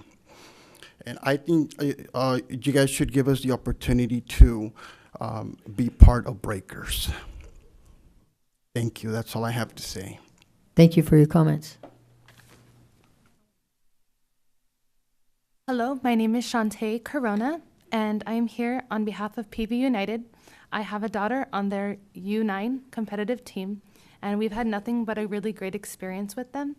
And I also feel like bridging the gap between the Watsonville City League and Pajaro Valley would be a benefit to both. My daughter also started in the Tiny Tots in Watsonville, and also she really was competitive and wanted that edge. And so we had to look, and finally we found PV United, and they've been really good with us. I think that combining the assets of both groups and the talented coaching staff of both groups, we have many teachers on our coaching staff as well. Both of my daughter's coaches are teachers or coaches for the high school, one for Watsonville and one for Aptos. And it's a great league, and I just wanted to go ahead and put that in there. Thank you. Thank you for your comments. Good evening. My name is Belinda Ledesma Peña. I'm a parent to one of the soccer players on Pumas, and I am also a parent to a child who is with PV United, both on competitive teams. So I'm here actually to support Pumas, you know, and as a parent and having a child on both sides, I'd like to have the option, you know, of where to pick and have my children go to and not be confined to just one league and that's it. I think it's a perfect opportunity to actually show our children how we can work together and be within a community and get along, even though there's like different groups involved here in the community. So I'd like, and I'm asking you as a city council to support, you know, us community members having the option to have our children decide for themselves. The other thing that I want to say about Pumas is I've really appreciated the parent involvement, input in making decisions in how to go forward with our teams. And I think Jaime Jimenez has done a great job in really just asking for parent input, and that he's supporting, I think, the parents' decision to want to go forward with this. So city council members, again, I ask that you support this decision to support Pumas. Thank you. Thank you. Good evening, Mayor, councilmen and women. My name is Gina Castañeda. I'm here supporting Pajaro Valley United. I've been a soccer coach for over 22 years. I actually am better known for the Aztecas soccer program, where I unite the rival gangs to come together in our community to play soccer. I've been coaching for PV United for over 7 years. I actually also started with the city of Watsonville as a volunteer coach, but left because I was unhappy with the program. And actually myself as a coach was almost assaulted one time on the field when I was pregnant, and looked for something else, and I found Pajaro Valley United. In our county, every community only has one soccer club. Aptos has the Tide, Mid-County has the Surf, Santa Cruz has the Breakers, and there's the Jaws. Watsonville's always been Pajaro Valley United. We get to go around the state of California and represent this rich city, you know, and we're, recently in the month of December, I coached 3 girls teams. My U11 gold team won the state cup, which is huge to be able to take a girls team at that age and be able to represent the state and be champions. Our girls team was also picked last year to walk with the women's national team, and that's just one team that was televised throughout the world. And we have many teams that are like this. Our teams really are building strong leaders, strong characters. We're building not just soccer players. Why take something that's working and separate it? And we talked about rivalry and division, and that's not going to happen. It's already happening. I see it at the indoor soccer arena, because right now we're currently playing indoor. I've seen it in the community at practice. You know, Watsonville players have the choice to go play for the Breakers. We have kids that from our community that go there and do that, but why split our community and have two teams, 2 identities? We are Pajaro Valley United. I'm proud to represent that, and our kids should be proud to represent that also. Thank you for your comments. Hi, City Council. My name is Carlos Perez, 17 Brook Court. I'm a parent of a child in Pumas team. Just want to share that for me, personally, and my son, we had a very hard time finding a team for him because he's still developing his soccer skills. We started looking for teams locally. We could not find any. Fortunately, we found Pumas, and they were kind enough to accept my child. So I believe that having several choices for us, it's a good thing. It's not a bad thing for us. Like I said, Pumas, it was sort of a segue for him to start developing his skills. It's something that we did not actually could consider going into other teams outside of Watsonville, because most of those teams are already pretty developed. And like I said, my son is still in that development mode. So I just want you guys to, if you can consider, you know, supporting Pumas, I would really appreciate it. Thank you. Thank you for your comments. Good evening, buenas noches. My name is Alfonso Lobato, and I'm a math instructor at Cabrillo College. And I've been a volunteer coach for the city Parks and Rec for probably the last 3 years. I have 2 daughters that play for Pumas Watsonville.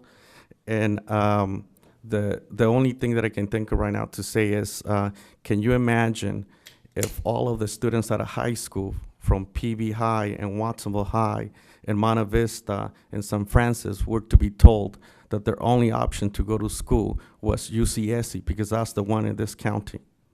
That would not be fair, would it be? So that's my only thing that I can say is like, so now all of a sudden people are taking sort of empowerment over the entire community. I don't think that's fair. I think the community needs to decide themselves where they need to be, not to be told what to do.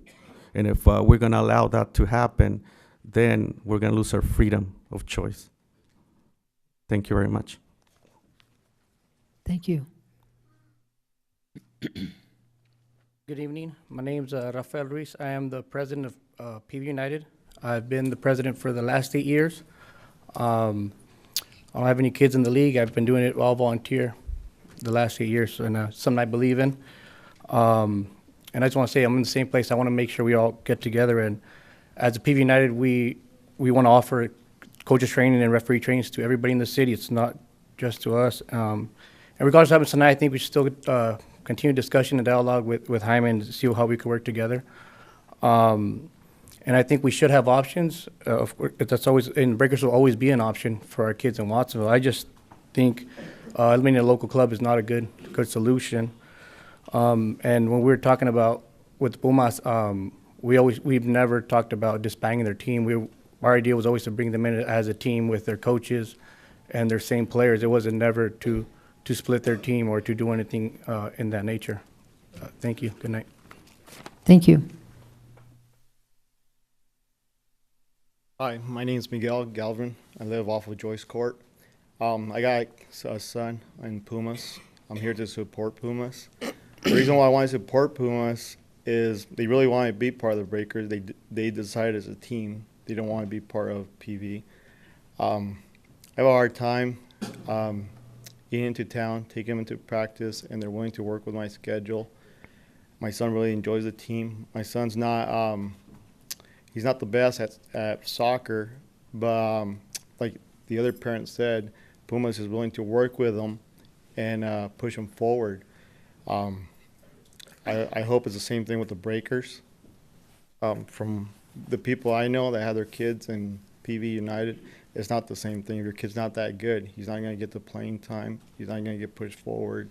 And I just wanted to say that I really would like for the Pumas to be part of the Breakers as a parent. Thank you. Thank you. Good evening, City Council. My name is Jesse Cruz. I live in Salinas. I go to Salinas to the City Council meetings over there, and it's nothing compared to what I hear over there to over here. You guys don't want to give these guys a chance, more options, more opportunity. All they talk about over there is how cops can control the streets, violence, shootings. I live over there. I have a son here that plays soccer because I'm a coach myself out there in Salinas, and I just want to say you guys should give a chance, opportunity, more opportunity before it gets ugly anywhere. It could happen in any city, so just give them a chance.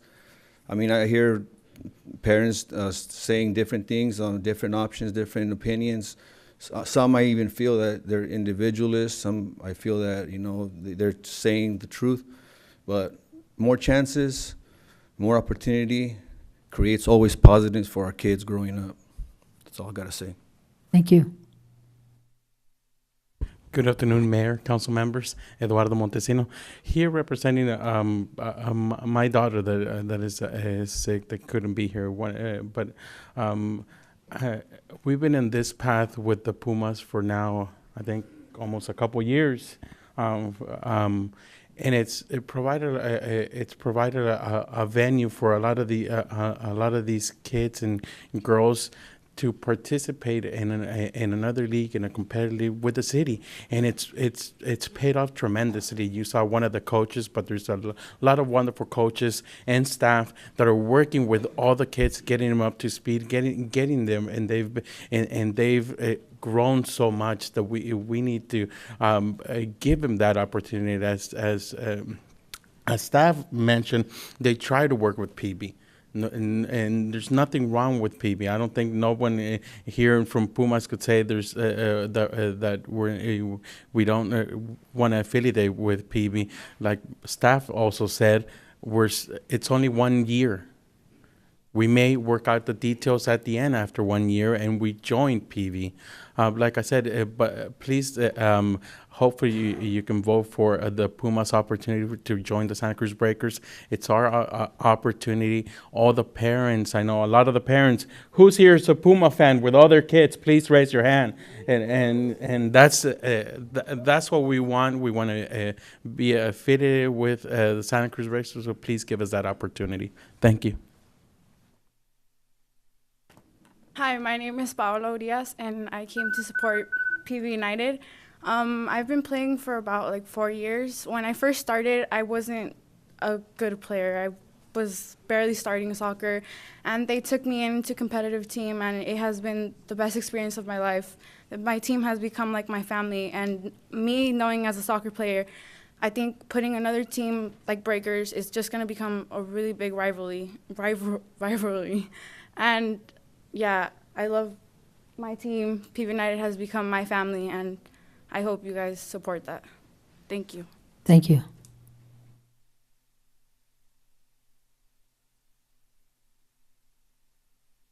Hi, good evening. My name is Veronica Miranda. It's kind of sad to see this going on. My husband is Jaime Reyes, and he's been the coach for some of these, you know, some of this side and some of this side. It's sad to see some of the adults shaking their head, nodding their head. I think they should let Puma do what they have to do, have the kids an opportunity, like, to be wherever they want to be. My son was at the city. He was at PV United. My oldest one was at PV United too. And believe me, he had a bad experience in one of them, which he actually definitely left the soccer program. He was done with it. So now we're in another team. Now we're with Real Atletico. But like I said, PV United have their own kids, their own team. They should let the Pumas just do, you know, what they want to do. Like the kids want to be Pumas, let the kids be Pumas. They want to be Pajaro, let them be Pajaro United. That's the only thing what I'm saying. We should like just think about the kids, not ourselves. Sometimes I just think that now in days it's just all about the money. And I'm sad, it's sad to say it, but it's just about where the money's gonna go. We're not thinking about the kids. Let's think about the kids. My kids, our soccer team belongs to PAL. We're Real Atletico PAL. And we've been with PAL, and he's been in PAL forever. So like I said, they can be the Breakers Puma, and there's nothing wrong. So just let them go ahead and do what they gotta do. Thank you. Thank you. Good evening. My name is Ben Lovejoy. My son Isaiah. I'm just going to speak on our behalf, what the Pumas have done for him. In the Watsonville Rec League a couple years ago, when when Para Valley is choosing the kids for their league, he was overlooked. It happens, I understand. The Pumas liked what they saw. They helped him out, and his soccer ability the past couple of years because of the Pumas has really helped him a lot. His love for soccer has grown. His love for the Pumas has really grown. He's really supportive of the team. He loves wearing his jacket around. It's his favorite thing. Not to say two leagues are bad. I believe in competition. I think it's great for the leagues so kids like him can have a chance to play in a competition league instead of being looked over like he was before. And so I would like for the council to approve the Pumas to go to the Santa Cruz Breakers for the short time. Anything to say? Thank you. Thank you.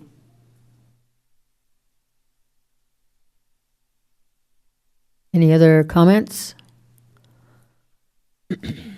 Seeing none, let's bring it back to council for more discussion. Councilmember Kaufman-Gomez. I think that these questions are likely going to be for our staff. Can we work out the two leagues in Pumas? I don't know if Puma's looking to merge. Is that what this is about? Because I'm trying to get the context of this arrangement, and if we're looking at a team merging with Pumas, if that's the intent. No, I wouldn't characterize it that way. And also, I want to clear, it had been mentioned that we're joining Breakers. The way we see it is we were just looking for an opportunity for our three teams to be able to compete either in NorCal Premier or in the Santa Cruz or California Youth Soccer Association. And what Breakers is allowing us to do is under their umbrella, if you will, because we need approval from a league that's in one of those associations, they're allowing us to compete, our three teams, under the name Pumas Watsonville. From the perspective of the players and the coaches, things won't change. We control our league, we take our registrations, we pick our coaches. Our league will not change other than they'll be able to play games in a sanctioned association. And in the current situation, can they play in a sanctioned? Not right now, no. So we need to remedy what it would take for the sanction, for starters. I'm also hearing that the age range for the Santa Cruz Breakers was up to 12, but PV United was up to 19. So we've got a huge age gap from one to the other in terms of representation, and we want to make sure that we're having the field's highest and best use for all ages. The other question I have about the use of the fields is who takes priority or precedence in terms of these arrangements? Because I don't want anybody to be overlooked. I think we need some equality on whatever we have going on for the facilities and the children, the youth, and everybody to be able to participate to their capacity. Yes, so currently, and this won't change, the fields are used by our youth soccer program during the week, and they will continue if we become under the Breakers umbrella or not. They will continue. Our teams will continue to practice at the Ramsey Park soccer field, and they'll play their games there. And if they're part of the Breakers or another organization, they would play their home games at Ramsey Park and then possibly play other games elsewhere in the county. The other use of the field is through adult soccer leagues that rent the fields. So this agreement will not change any of that. I think I have one more question for you. Yeah, the impact of the field and the priority there, I think that's what it was. To me, it looks like there's some more discussion that needs to take place in terms of what can be the highest and best use and most amicable with everybody that has an interest in doing the soccer here in town, in my opinion anyway. But I'll stop my questions. Councilmember Hurst. Thank you, Mayor. Tell me why time is of the essence, or why we need to make a decision right now. What's at stake? Yes, the as I understand it, the registration deadline for the NorCal Premier League is on February 27th. So that would be for our spring season. Now, the other thing is we want to advertise our fall season in our recreation guide. And that guide goes to the printer in late March. And actually, I'm working on it now and have to get things to the translator in 2 weeks. So in order to use that resource, it gets mailed out to 26,000 residents. We would like to be able to include the competitive youth soccer program in that. So those are the two reasons. Thank you. Just a moment. Other questions from the council? Councilmember Dutra. I have a couple quick questions. When you play for PV United, do you guys play each other? Do you play other cities? Because I'm hearing that Santa Cruz has a team, Aptos has a team. So are we playing within each other, or are we playing other cities? And I may ask Jaime Jimenez, this youth soccer program, to come up and address this because he has more intimate knowledge of the way it works. But what will happen is, as we're part of this association, if we play either in NorCal Premier or in the California Youth Soccer Association, we will play other teams within the county and also outside of the county. So wouldn't it be considered something great if there are multiple teams coming out of Watsonville with such high skill? It really says something about Watsonville and the players that it's producing. So we're not just limited to one. We're limited. We have multiple types of teams coming out of Watsonville. Because I'm trying to figure out what's the reasoning to keep everybody under one umbrella. Is it money? Why do we want to have everybody under one umbrella and not allow other people to have options? You'd be asking me to speculate, and I don't know the reasons for that exactly. What we've heard is, there's some concern about having the competition and creating a division within the community if having youth compete against each other directly. We don't believe that. We felt if that was true, then there should only be one high school team for each sport. But what's wrong with competition? Well, we feel if the adults and the coaches are coaching the way we want them to and with the integrity that we want them to, that competition is not a bad thing. Thank you. Councilmember Garcia.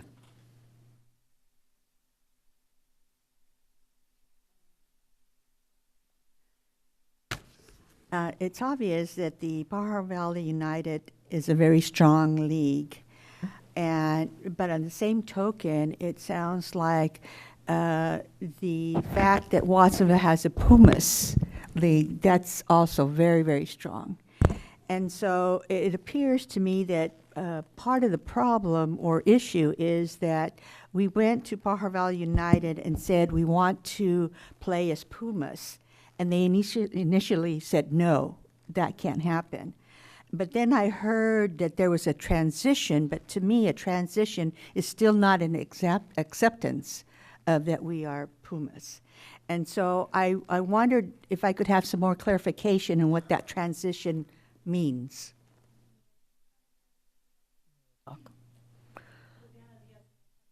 Of PV United, it wasn't that it was a no, it was that it was no, our rules don't allow it at the present time. It was something that we were not expecting. We came to the second meeting willing to allow the Pumas to play with their Pumas logos for a transitional period. In fact, we proposed that before we learned of the Breakers agreement. I don't think it was received as openly as it would have been had we initially proposed it the first time around, but that's just because it was new to our organization. It was also new to our organization to learn that the city of Watsonville wanted to play competitive. If you remember, I said that we learned through an email from one of the two sanctioned leagues. So we're here today to just say that we're out here. We have the same exact contract you drafted with the Santa Cruz Breakers. Our president has signed it. Our board has met over the weekend and approved it, minus 2 clauses that don't apply to PV United. And really, we're here to work with the city. There was money mentioned. We're all volunteers. We don't get paid. You know, we file our taxes. We're a 501c3. You know, we use Hutchinson and Bloodgood to do our taxes. They're a reputable CPA firm in the community. I'm the only one that has a child in this club, and I've only had a child in the club over the last year. Before that, I was also just out there doing registrations, helping paint fields, dealing with parent disputes. You know, I do this for the community, and I just enjoy it. Excuse me, how long, is there a limit as to where, if they can wear their Pumas uniforms? We would like them to transition over in the year that they have left with the Pumas, within a year. But no, it's not like we're open to suggestions. So at this time, the way we're willing to offer to honor the same terms as Santa Cruz County Breakers. So the answer is no. We haven't really fleshed it out, but they're asking for a 1-year transition. During that same 1 year, they could play under PV United under the same terms as the Santa Cruz Breakers. And then, you know, we're hoping to be able to merge that or deal with that issue. Okay, thank you. Councilmember Garcia. And so just then my question is now to staff then. Yeah. It appears that PV United is now saying that Pumas could wear the uniforms and play as Pumas. And so my question is would you consider, or would Pumas consider then, because they can play that way, would they consider going there versus the Breakers now? Yeah, well, the reason we agreed or wanted to have a 12-month agreement with the Breakers so that we could continue conversations with PV United during this year. So until now, I didn't know that this contract with PV United was available. And because there's a contract with another organization before you, I can't speak to how this body can make that, you know, what the mechanism would be. But as I said, our intention was just to work with the Breakers under that umbrella for 1 year, and then we could still continue negotiations with PV United, because until now, we weren't clear that we could participate as a Pumas team. And that was, in our negotiations with the Breakers, that was made very clear and very quickly. Thank you. Councilmember Hurst. Thank you, Mayor. You know, we've spent a lot of time on this, and it's an important item, certainly, and I'm glad to see the passion of so many youth and so many adults in the room. I hope that you'll stay for the rest of our meeting, too, and focus on the budget, and that you'll come back and learn about land use planning and public safety and education, and we can always talk about poverty, too. So we already have a commitment with Pumas. We've already gone down the road with them. You know, I think choice is good. Competition is good. Let's have more teams. Let's expand opportunities. This, you know, you can like Pajarot or you can like Pumas or you can like them both, as some people do. And so let's just move forward here, and I'll move the resolution. Can I get a second, please? Would this be for 12 months? 12 months, short term. Just let's go forward with what we've already got started, and hopefully that'll build some competition, but some unity in the community. And I would just want to point out what it says on the wall over here, too. Opportunity through diversity, unity through cooperation. Let's do that. We have a motion. Do we have a second? I'll second. Okay. So we have a motion and a second, and now discussion. Council discussion. Councilmember Hernandez. You know, growth is always difficult. You know, there's always growing pains, you know. I think everything evolves, you know. Organized soccer in our city is going to evolve, and it's going to change, you know. And that's the only thing that's constant, you know. Change is the only thing that's constant. And I'm sure later on in the future, we're going to have probably, you know, different leagues in the future. But I think that this is about two things. I think it's about the licensing agreements that we have with the Pumas, and I think it's about the choice that the families, or the input that the families have into the team, and the choice that they decided to go with. And I think that's why, you know, I think I'm going to support this. Other council members, Councilmember Cervantes. Yeah, I just had a couple more questions that I didn't have the opportunity to ask before the motion was introduced. So the recreational league will continue, and then there'll be the opportunity, the option for parents that want to pursue a competitive league to be able to do that under the same Pumas brand. Yes, that's correct. Okay, but at that point, after they're pursuing or looking around for competitive league options, they also have the opportunity to go to PV United and to also possibly play for some of the other competitive leagues as well. Yes, the players in our recreational league can play, if they choose to play competitive, they can play anywhere in the county that they choose. They do not have to move to our, you know, competitive teams. And the other question that came up as well is use of the fields right now by the competitive leagues. Who has that opportunity? So right now, yeah, again, right now, use of the fields is through our youth soccer program, and then also through adult leagues in town rent the field and use it on weekends. So those are the two organizations that use the fields right now. The adult leagues. And what was the other that you mentioned previously? And then our youth soccer program. But some of the competitive leagues with younger than 18 do not have the opportunity to access the fields. I don't know that they don't have the opportunity to. We haven't been asked, as far as I know. So our fields are closed on Mondays and Tuesdays. We have them available on Wednesdays for our youth soccer practices. We have games on Sundays for our youth soccer program, and the adult leagues use the fields, rent them typically on Saturdays. So aside from that, we haven't had requests that I'm aware of to use our fields by other groups. Thank you. I also had one of the high school coaches talk with me yesterday who was not supportive of this at all, but I think it had to do with the ages of the groups. And after talking with staff, the ages are younger.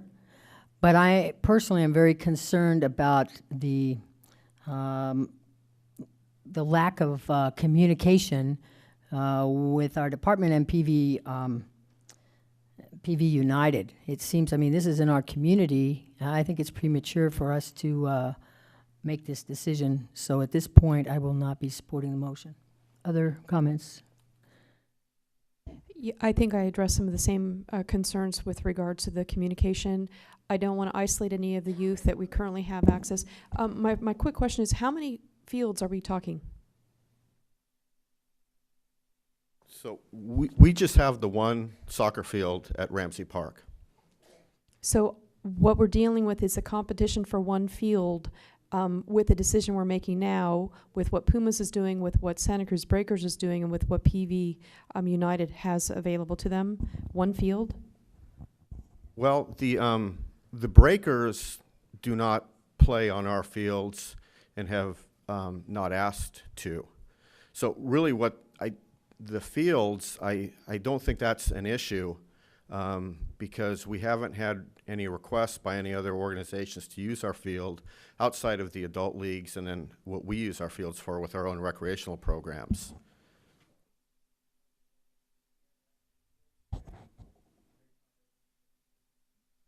Okay, please sit down. Thank you. Councilmember Hurst? Mayor, I think everybody ought to support this motion because we've already got a relationship that we need to cultivate and expand. We've already made a commitment, and we shouldn't be pulling the rug out from anybody. And it's not a diss on anybody. It's not a disrespectful approach. It's trying to make more opportunity for little kids. Now, adults may have some communication problems, but let's try and focus on the real need in the community.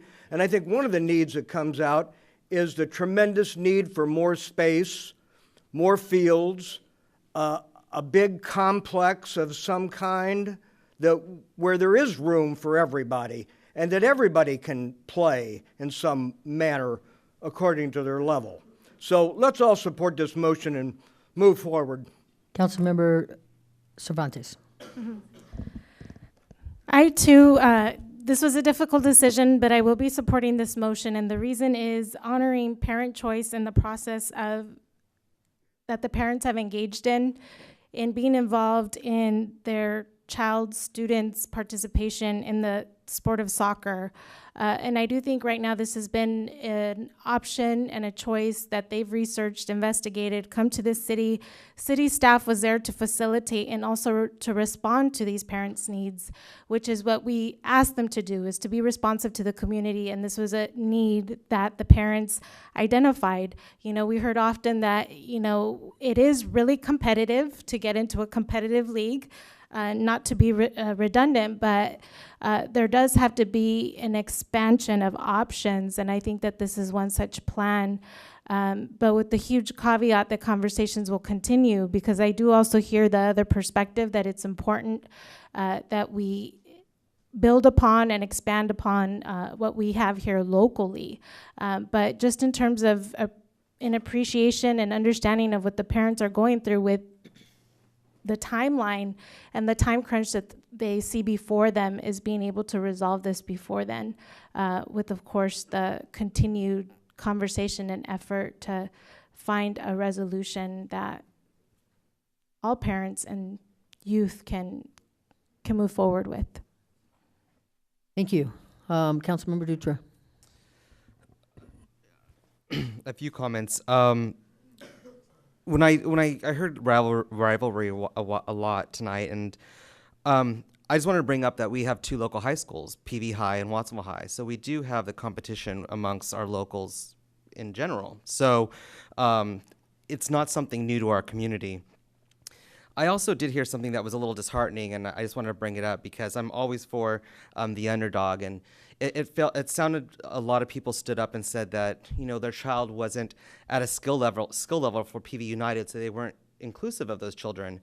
And the one thing I did hear about Pumas is that they were inclusive of kids who maybe not have been at the skill level that PV United wanted. So for me, it's creating options for not only the really competitive person or child that wants to be playing, but it also gives options for the child who needs the development of the skills. And Pumas, to me, seems like they're willing to offer that.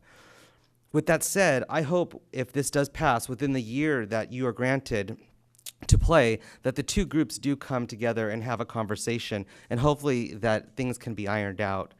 I do agree that, you know, we are one community. I do also believe in competition, and even if the competition is local. So for that, I believe I will be supporting this evening. Okay, let's, I think we should vote at this point.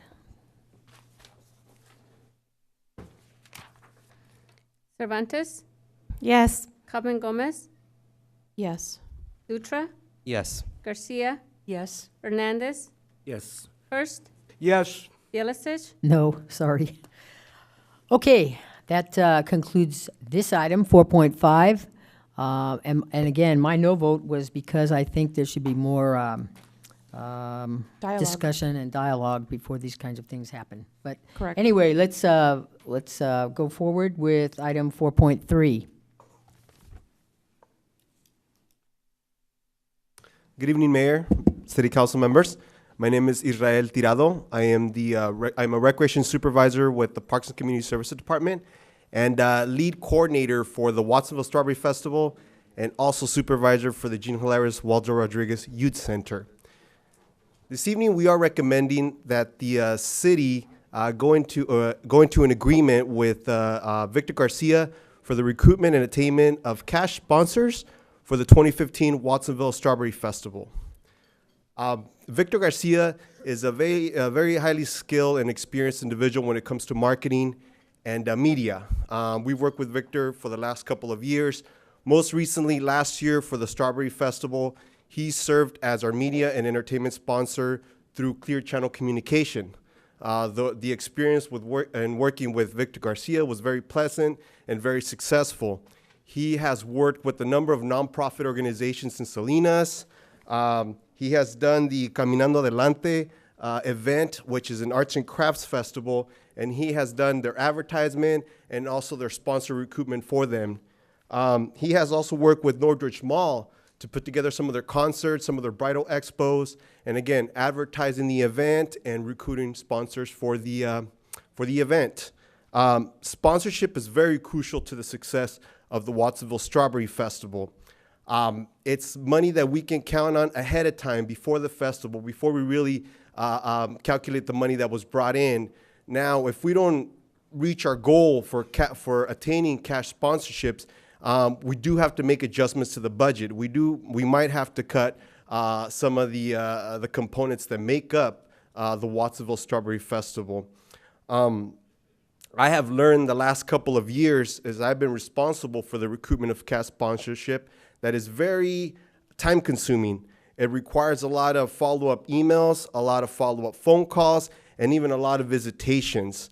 And you know, I feel like with hiring this individual, bringing this individual on board to assist with the cash sponsorship aspect, it would also allow myself to focus on other components of the event and also my oversight of the Gene Hilaris Waldo Rodriguez Youth Center.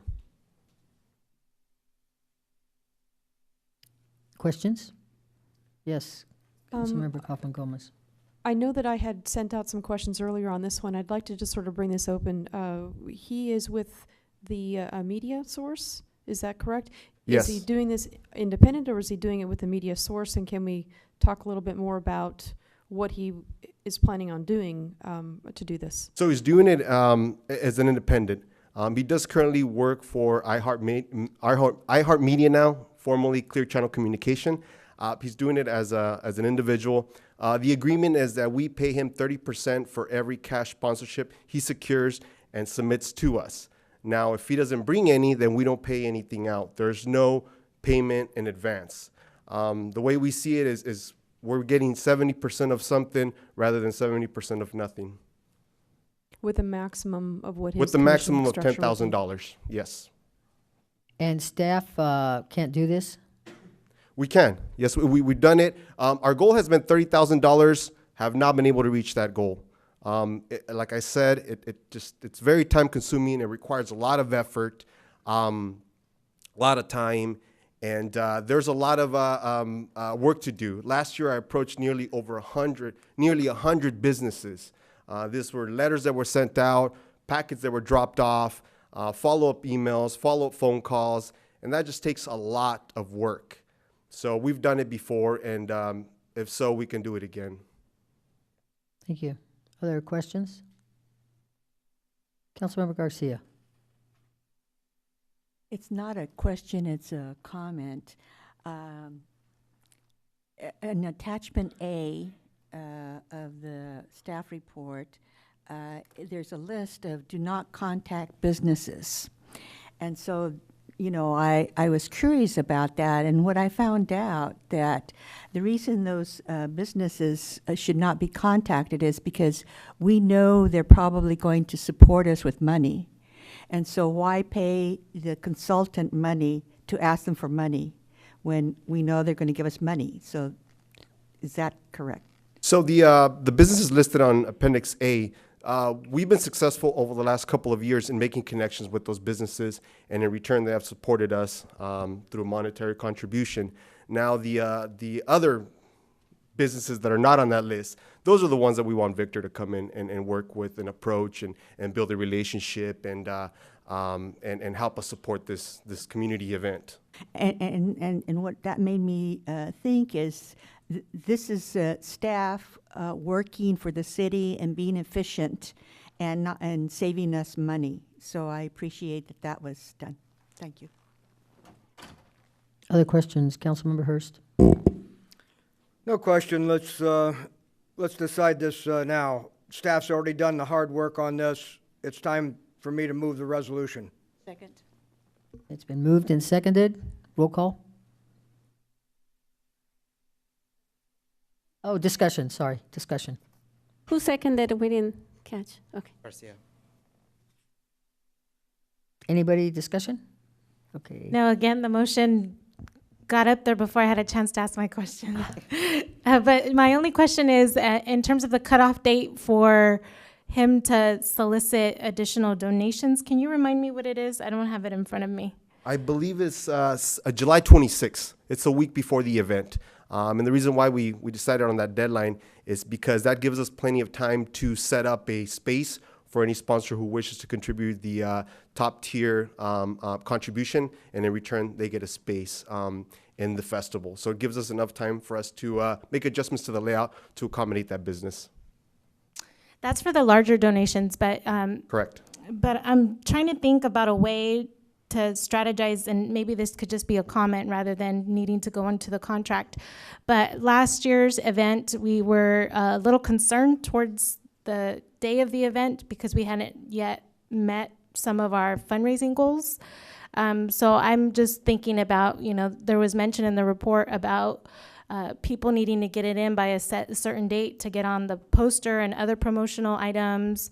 And so if there's a way to sort of encourage maybe an earlier date even for him to get in everything by, if we decide to go with him.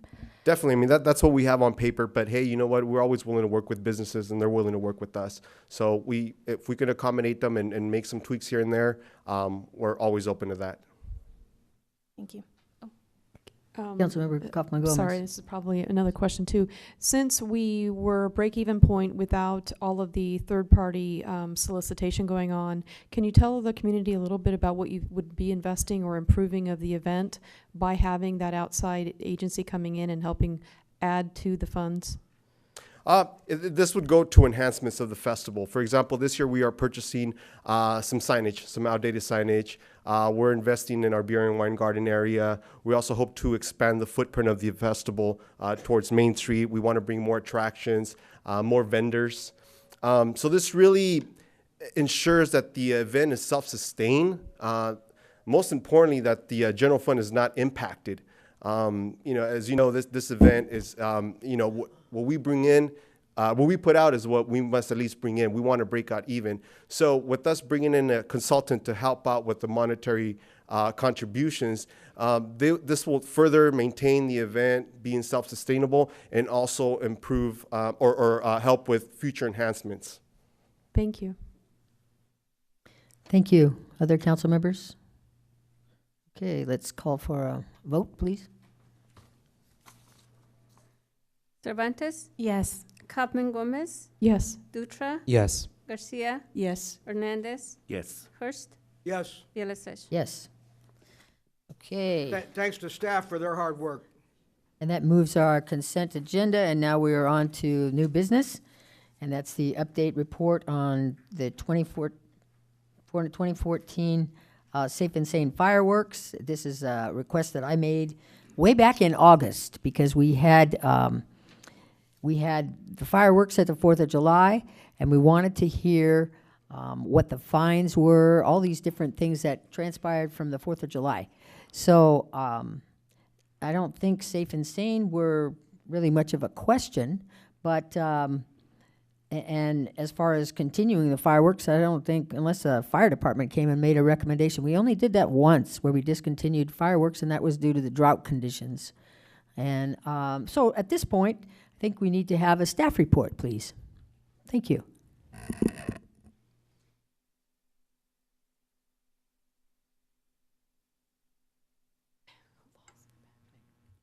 Test 1, 2.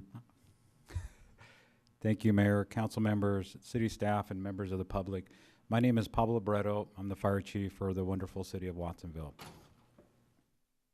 I'd like to give you just a summary of the Safe and Sane program that we currently use in the city, and it is a successful program.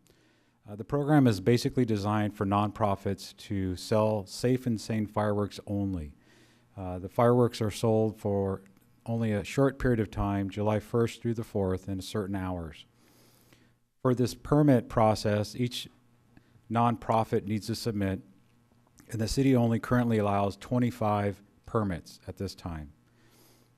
This does not allow any sort of illegal fireworks to be sold or used or in possession in the city of Watsonville. And the illegal fireworks for the state of California, basic terms are, if it explodes or leaves the ground, it is illegal. Our fireworks wholesalers do a tremendous amount of work for public education. They put out ads in the local newspapers, as well as public television, public service announcements, as well as flyers in our various booths that they hand out.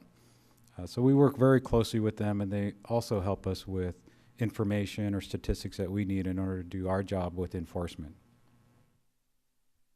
As a result of the 2009 surcharge, the city implemented a 7% surcharge for sales of safe and sane fireworks for the city. In order for them to do this, they need to file a permit, and in 2014, the permit with the city was $584. Part of that fee is constructed to have a fire inspection fee that each booth is inspected before they're allowed to sell fireworks within the city. And there are very strict guidelines that they must follow in order to do that. As part of the process of having safe and sane, we have to make sure that we are doing the enforcement, and that involves police as well as the fire department. The fees that we charge with the surcharge, we use for enforcement, use of cleanup in the city, administrative, education, advertising, as well as policing and fire needs patrolling. Each nonprofit is required to submit a financial statement at the end of the year as to what they sold, and then that's how the surcharge is determined. In 2014, the city collected a surcharge of $32,759. So what does the fire and police department do? Well, as part of the process, when we go out there and do the inspection, we really make sure that the booth is safe. They have the fire extinguishers, there's proper signage, as well as the storage of the fireworks is secure, as well as safe. The fire department and the police department, before the actual fireworks go off, we start patrolling ahead of time, and we actually start issuing citations at any time of the year. But the citations actually increase closer to the 4th of July and on the 4th of July, as well as after the 4th of July. Our current program allows us to do education, public relations, as well as newspaper ads.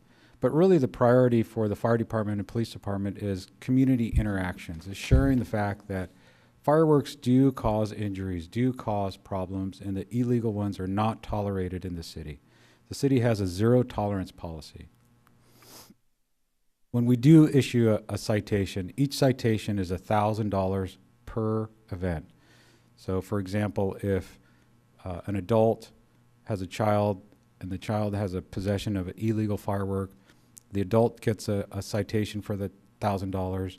The adult also gets another $1,000 citation for the child having the fireworks. So once again, the citations are a huge part of our process of enforcing. Last year we did 33 citations. Now, granted, years ago, I think we topped off at, excuse me, about 100 citations. So the citation program, the education program, the work that the fireworks booths are doing, as well as the wholesalers, are making a difference. The education is helping. So in 2015, I have an updated number collected, as we actually have collected $16,790 out of the $37,000 of citations handed out. Through the appeal process, which is a process through the fire marshal, the fire department, the citation total currently is $34,900. The finance department is responsible for collecting those fees. So out of the surcharge, where does that money go? And this is the part that really is important for you to know, that the surcharge is being used. We are using it wisely, and we're out there doing what we're supposed to be doing to protect the community. So the fire department had about $13,000, police department around $7,000, CDD costs around a little over $2,000, finance, and so on. Out of the 7% surcharge, we have a surplus so far of $3,700.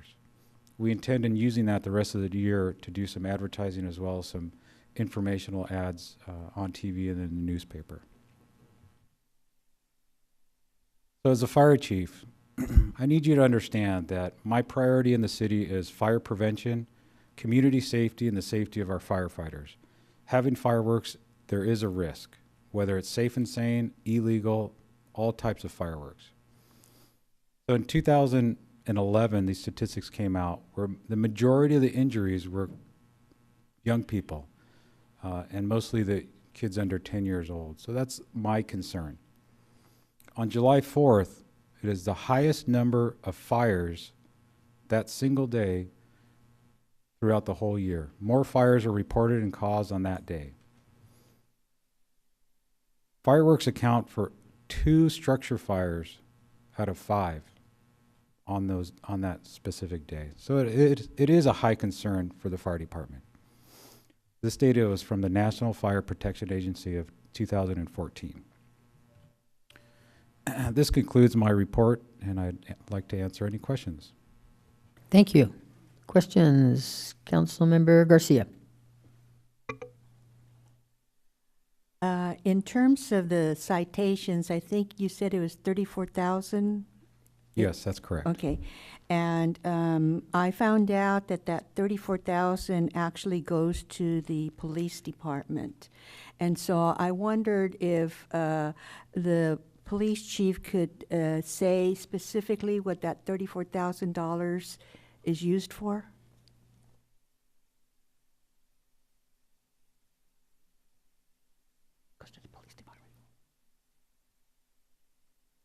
Good evening, Mayor, City Council, and members of the public and city staff. I'm Deputy Chief McCartney of the Police Department.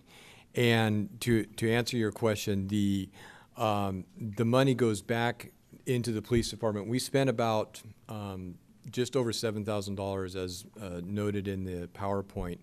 And I am not sure if all the fine money comes back to the police department or not. That information I'm not aware of. Let's see, who gave me that information? I think it was, the gentleman that's walking to the.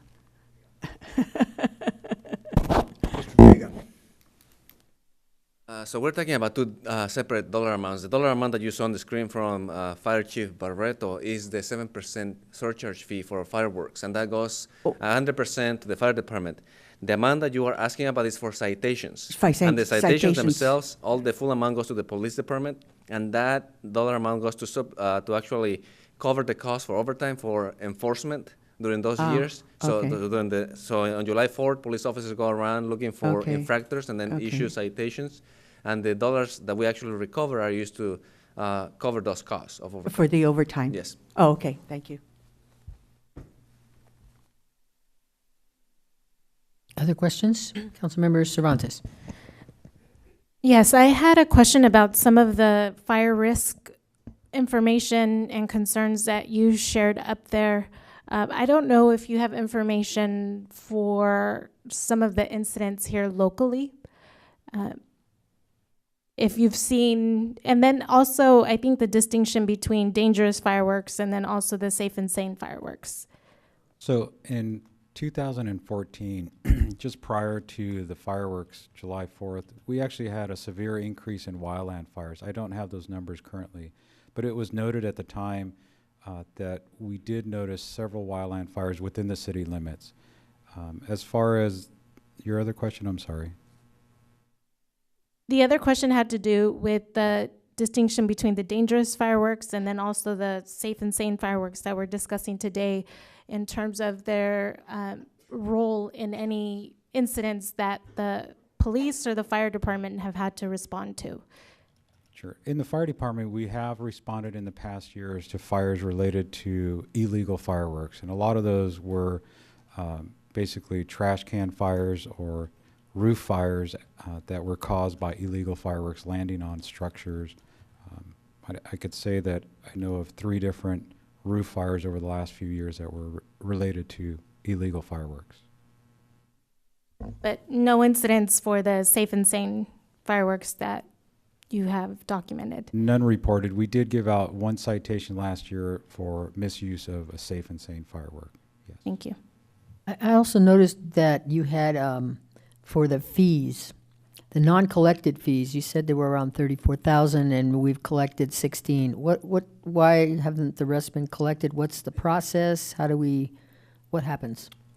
I'm aware that the finance department works with the people that did get a citation, and they work on either a payment plan or some type of payment structure so they can pay those fines if they're able to collect those fines. If they're able to, are you saying that some are not collected?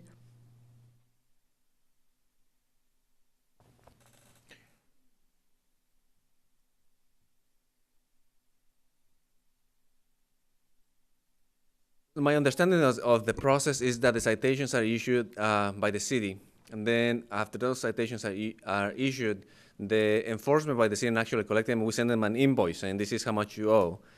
Certain citizens come in and pay. Some of them get into a payment plan, and some others could continue ignoring the citation itself, and then we will send that to a collections agency, and then we will be able to recover those funds. But some of the individuals are not interested, even if their credit is damaged. They will still continue to refuse to pay, and if they don't pay, we do not have any other means for coercing the payment from the actual individual. So all we can do is continue sending them to collections, reporting on their credit, and at that point, if they don't pay, we don't have any other means of collection.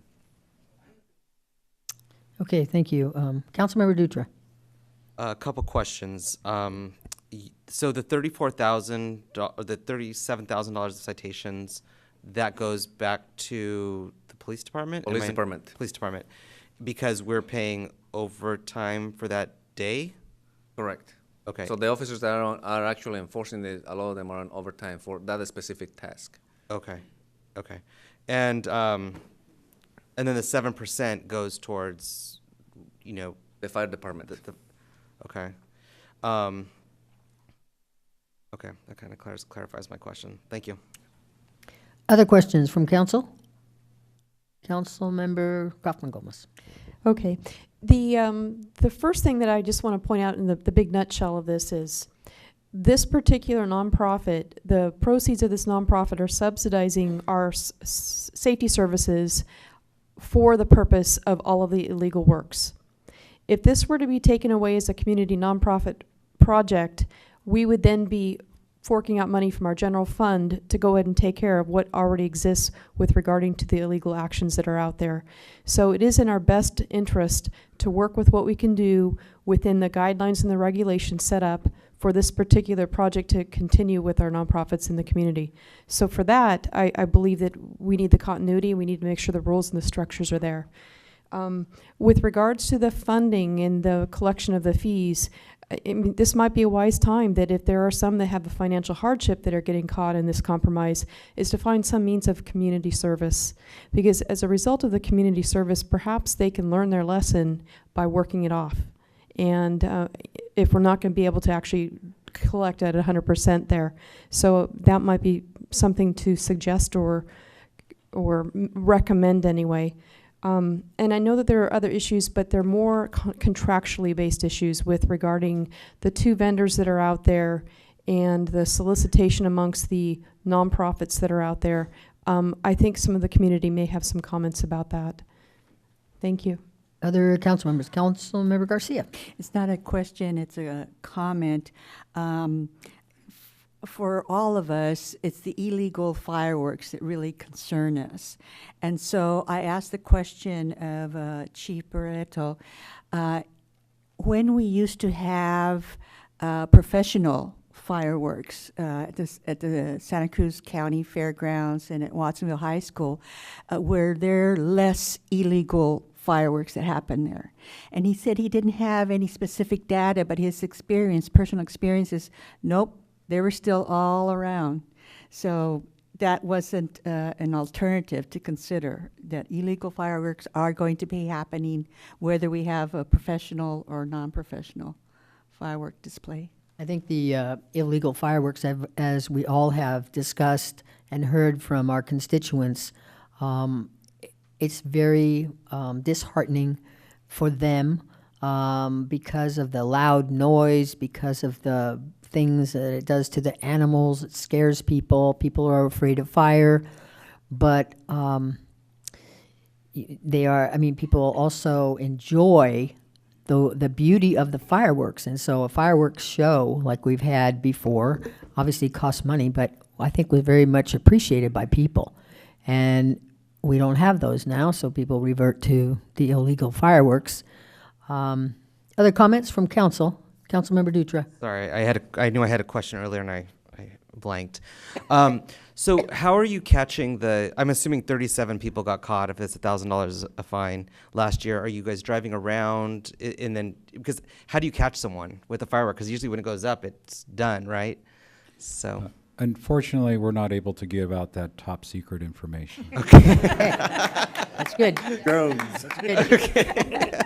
Our fire engines are developed to be very stealth-like, and unfortunately, with the internet and the YouTube, basically it's the law enforcement that does that type of enforcement.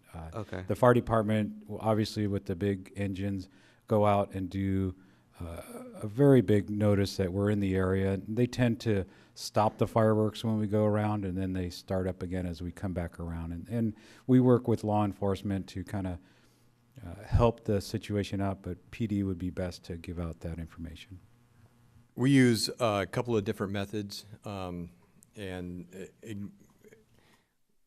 we don't really want to disclose everything. That's fine. Don't do it. It's Don't fine. do it. But we do use, quite frankly, a lot of our patrol guys do give out citations. People are so intent upon what they're doing, they don't see the patrol car, or we have the officer out on foot, and they're able to sneak around, and they'll see somebody in possession of an illegal firework, and that's when the $1,000 citation is given. Okay. Great, thanks. And I just had one more comment, and this is just a comment in general. I know a lot of people are here today thinking we're wanting to ban or create ordinances around fireworks, and I personally, that's not the case for me. I support these organizations that go out there and raise the money for their groups. We're talking about fireworks that are going up in the air and the ones that are, where people are getting fined for.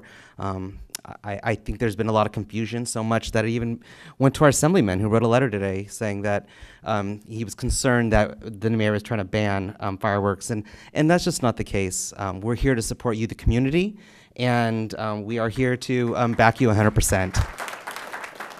Thank you. So at this point, let's hear some public comments. I got a comment real quick too. I guess it's, could I? Okay.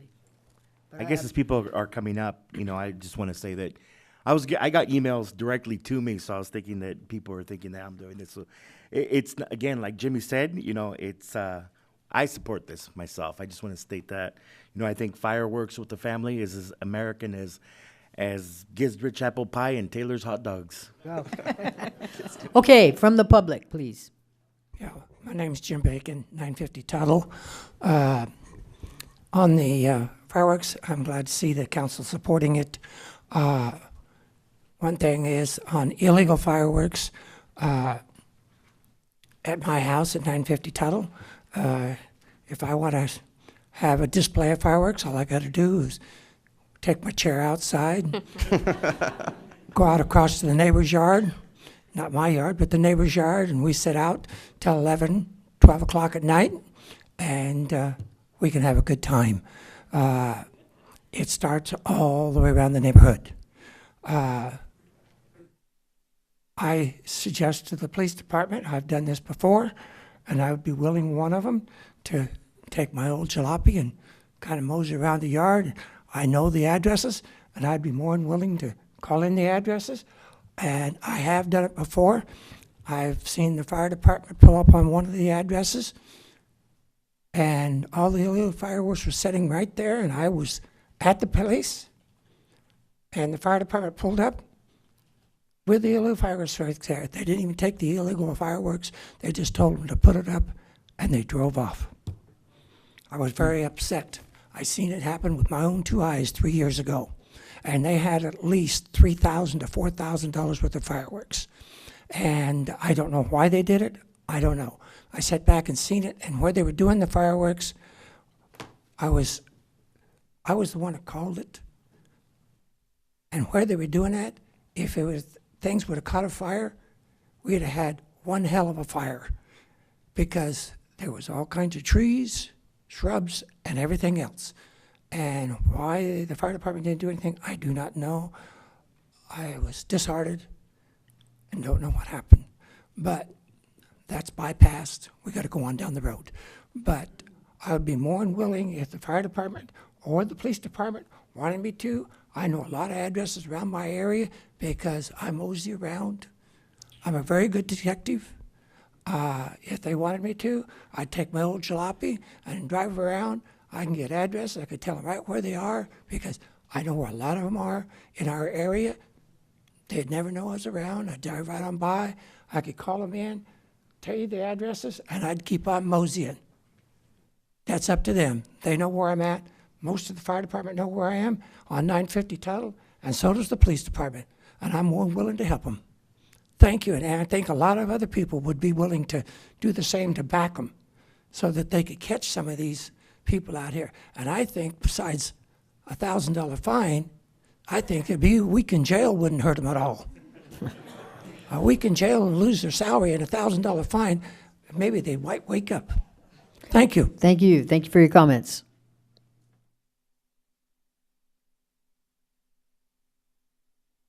I've got to get used to this because I talk without it a lot. Thank you. Good evening, Mayor and council members. My name is Javier Gomez. I'm here to read a letter. And first of all, I'm a representative for Assembly Member Luis Alejo, and I'm here to read a letter on his behalf. It has come to my attention that the City Council will be receiving an update at the February 10th today about the Safe and Sane Fireworks and Dangerous Fireworks Ordinance that I helped negotiate on June 9th, 2009. After a temporary one-year ban, although Mayor Nancy Bilicic has expressed her support for a ban on the sale of the Safe and Sane fireworks for the 4th of July holiday, I am urging you to support Watsonville's already strict existing firework ordinance. Since 2009, the existing firework ordinance, WMC 8-.3302, has raised hundreds of thousands of dollars for numerous sports, veterans, school, church, and nonprofit organizations in our city, including our Police Athletics League, PAL, and the local Chamber of Commerce.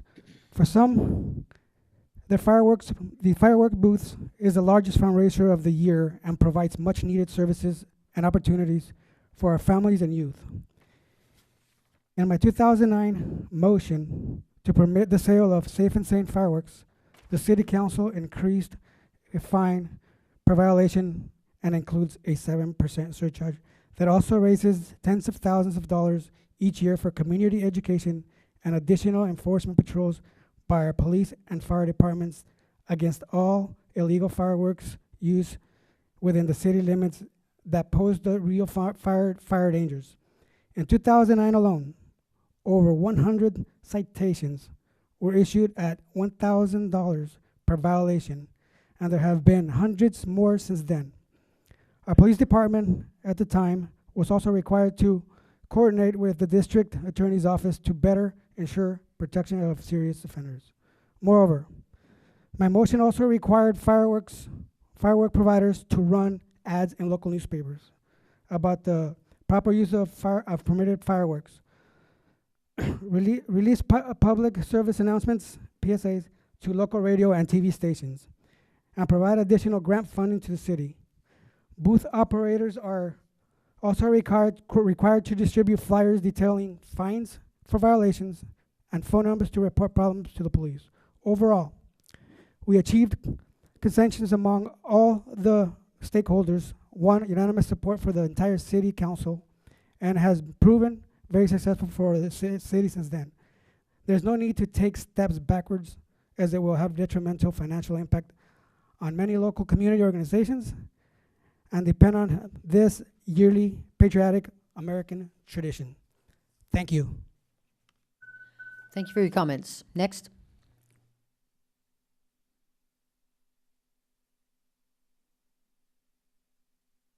Hi, my name's Anthony Ledesma. Give me 1 second. I'm an alumni for the Watsonville High School and a volunteer wrestling coach. I'm here about these guys. Watsonville wrestlers, would you please stand and be recognized? Thank you. Watsonville wrestling is a self-funding sport. We make all our money ourselves through these set-up fundraisers. We are very lucky to have our fundraisers to be able to send our wrestlers send our wrestlers to wrestling camps where they build as a person and to build their character, to improve their skills, and to better their experience. And also send them to tournaments up and down the state where we represent Watsonville proudly. And to pay for all the Watsonville wrestling gear that they wear so proudly, which is why the fundraiser is very important to us. Otherwise, all these guys would have to pay their own way, and a lot of opportunity would be taken away from these young kids. So I hope you consider the fact that if you take away the fireworks stands, you're not only taking a great experience from a wrestler, you're taking away an opportunity and an experience from these young men and women. These young men and women who will be the face and the future of Watsonville community. That's all I have to say. Thank you. And have a good night. Thank you for your comments. And go Watsonville wrestling. There you go. Go Cats. Go Cats. Hello, Council. My name is Gary Garcia, former wrestling coach at Watsonville High School. All right, kids, it's time to go home now and do your homework. I just want to say, first of all, that was a great presentation, and you couldn't have hit it any closer on the nose about the finances and how it would affect the city, of course, affecting the taxpayers. But I just wanted to say thank you, all of you, for your support, and I think you all understand how important this fundraiser is for a lot of organizations, especially the public schools where, like Anthony mentioned, they're self-funded. I mean, we get $0 from the school district. So, but we're not the only ones. I mean, all the organizations are worthy causes, and at a time where there might be an increase in activity, I think we need to work together to try to keep kids busy and active. For that, thank you very much. Thank you. Hi, my name is Angel Jimenez, and I'm representing Watsonville High School and the River Cats. The fireworks booths are one of the main fundraisers for the clubs. They receive about 40% of all the money they get is from the fundraiser. And not just wrestling, other sports including like football and occasional soccer. And actually from the Watsonville High School, recently we had a freshman place second in CCS. Very good. So if it wasn't for the fundraising, all we wouldn't have enough money to send them. And we also had another girl place fifth in CCS.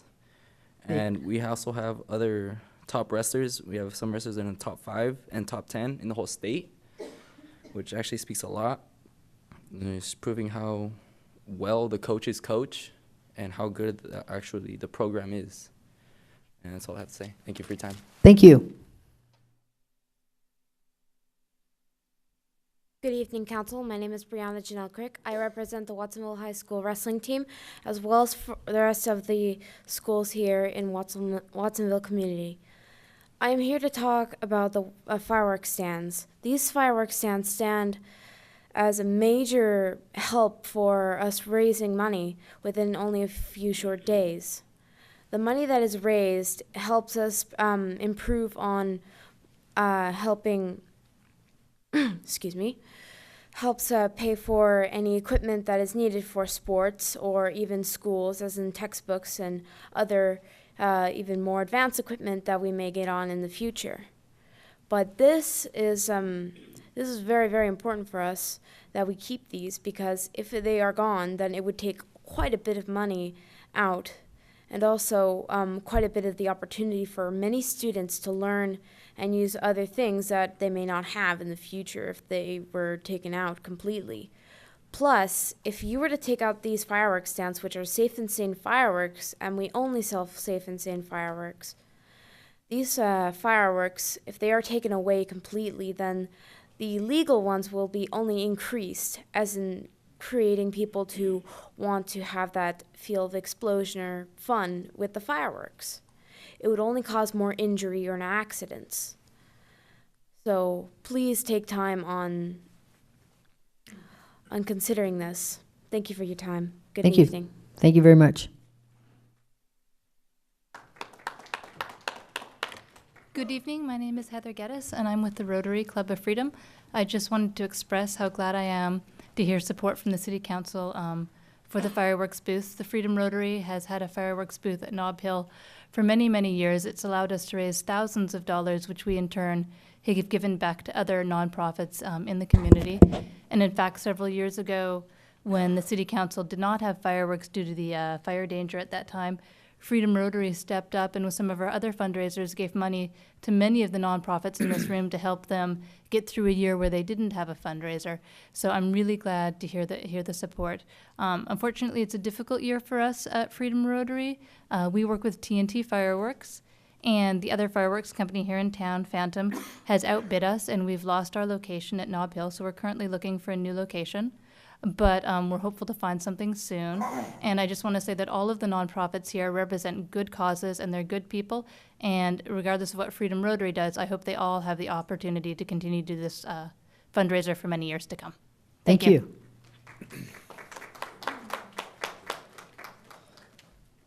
Good evening, Mayor and council members. My name is Guillermo Cárdenas, and I'm the new pastor at Casa del Alfarero, Potter's House in Watsonville, on East Front and Union Street. And I want to thank you for supporting this event. Actually, we have participated in the last 3 to 5 years. I have only been here 7 months out of Seattle, and I want to thank you for the support. And it has been a blessing to the church, because the church is very much involved in the community, and the proceeds of this booth actually goes back into the community. And we want to thank you for your support on this. I had another understanding as coming to this meeting, but now I see that I want to thank you for that. And also we're praying for, if I may say, for all council members and the mayor, of course. We have you up there by name. I just need your photo. Amen. So we can put you up there, and we're praying for you, and also the fire department, the police department. And we thank you for this opportunity. Okay, God bless you. Thank you very much.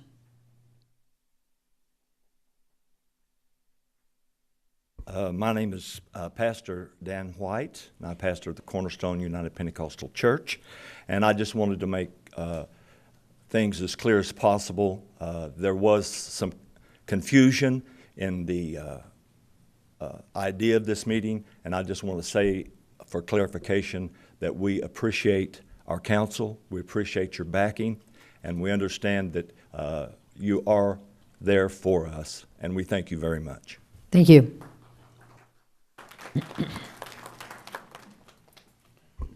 Good evening, Mayor, Members of the council, my name is Dennis Ravel, President of Ravel Communications, appearing here on behalf of our client TNT Fireworks. As Mayor Bilicich will remember, back in 2008, 2009, I had the distinct honor and pleasure of working with Mr. Smith, Chief Bisbee, Division Chief Johnson, and Captain Vajeda as we worked through and finally arrived at the ordinance that then Council Member Alejo championed along with the unanimous consent and support of the council. I'd like to compliment Chief Barreto on his staff report and just amplify a few points that he made. In addition to the revenue that he's listed in terms of fine revenue and surcharge revenue, you also have almost another $20,000 in sales tax and the fee revenue in that you collect $584 from the 25 groups, as well as 1% of the sales tax. As it relates to some of the questions that have been raised about how the surcharge is being spent and the fine revenue, where it's going, for the benefit of those who weren't on the council at that time, there was some discussion and of including the fine portion in the fireworks ordinance, and instead it was decided to leave it in the separate administrative fine ordinance provision. I haven't looked at that in a long time, but as it relates to the surcharge language, we were very involved in that because we wanted to make sure, and I know that Mr. Smith wanted to make sure that it complied with Prop 26. And so how and where that money goes is pretty specific so as to avoid those kind of challenges. And I would urge the City Finance Department to revisit that issue and possibly report back to the council. The ordinance revision that was adopted in 2009 has worked. The mere fact that you had over 100 citations in 2009 and you only had the 34 or 37 citations this year speaks volumes to the fact that at least a significant portion of the would-be violators have gotten the message. There will always be those who haven't. As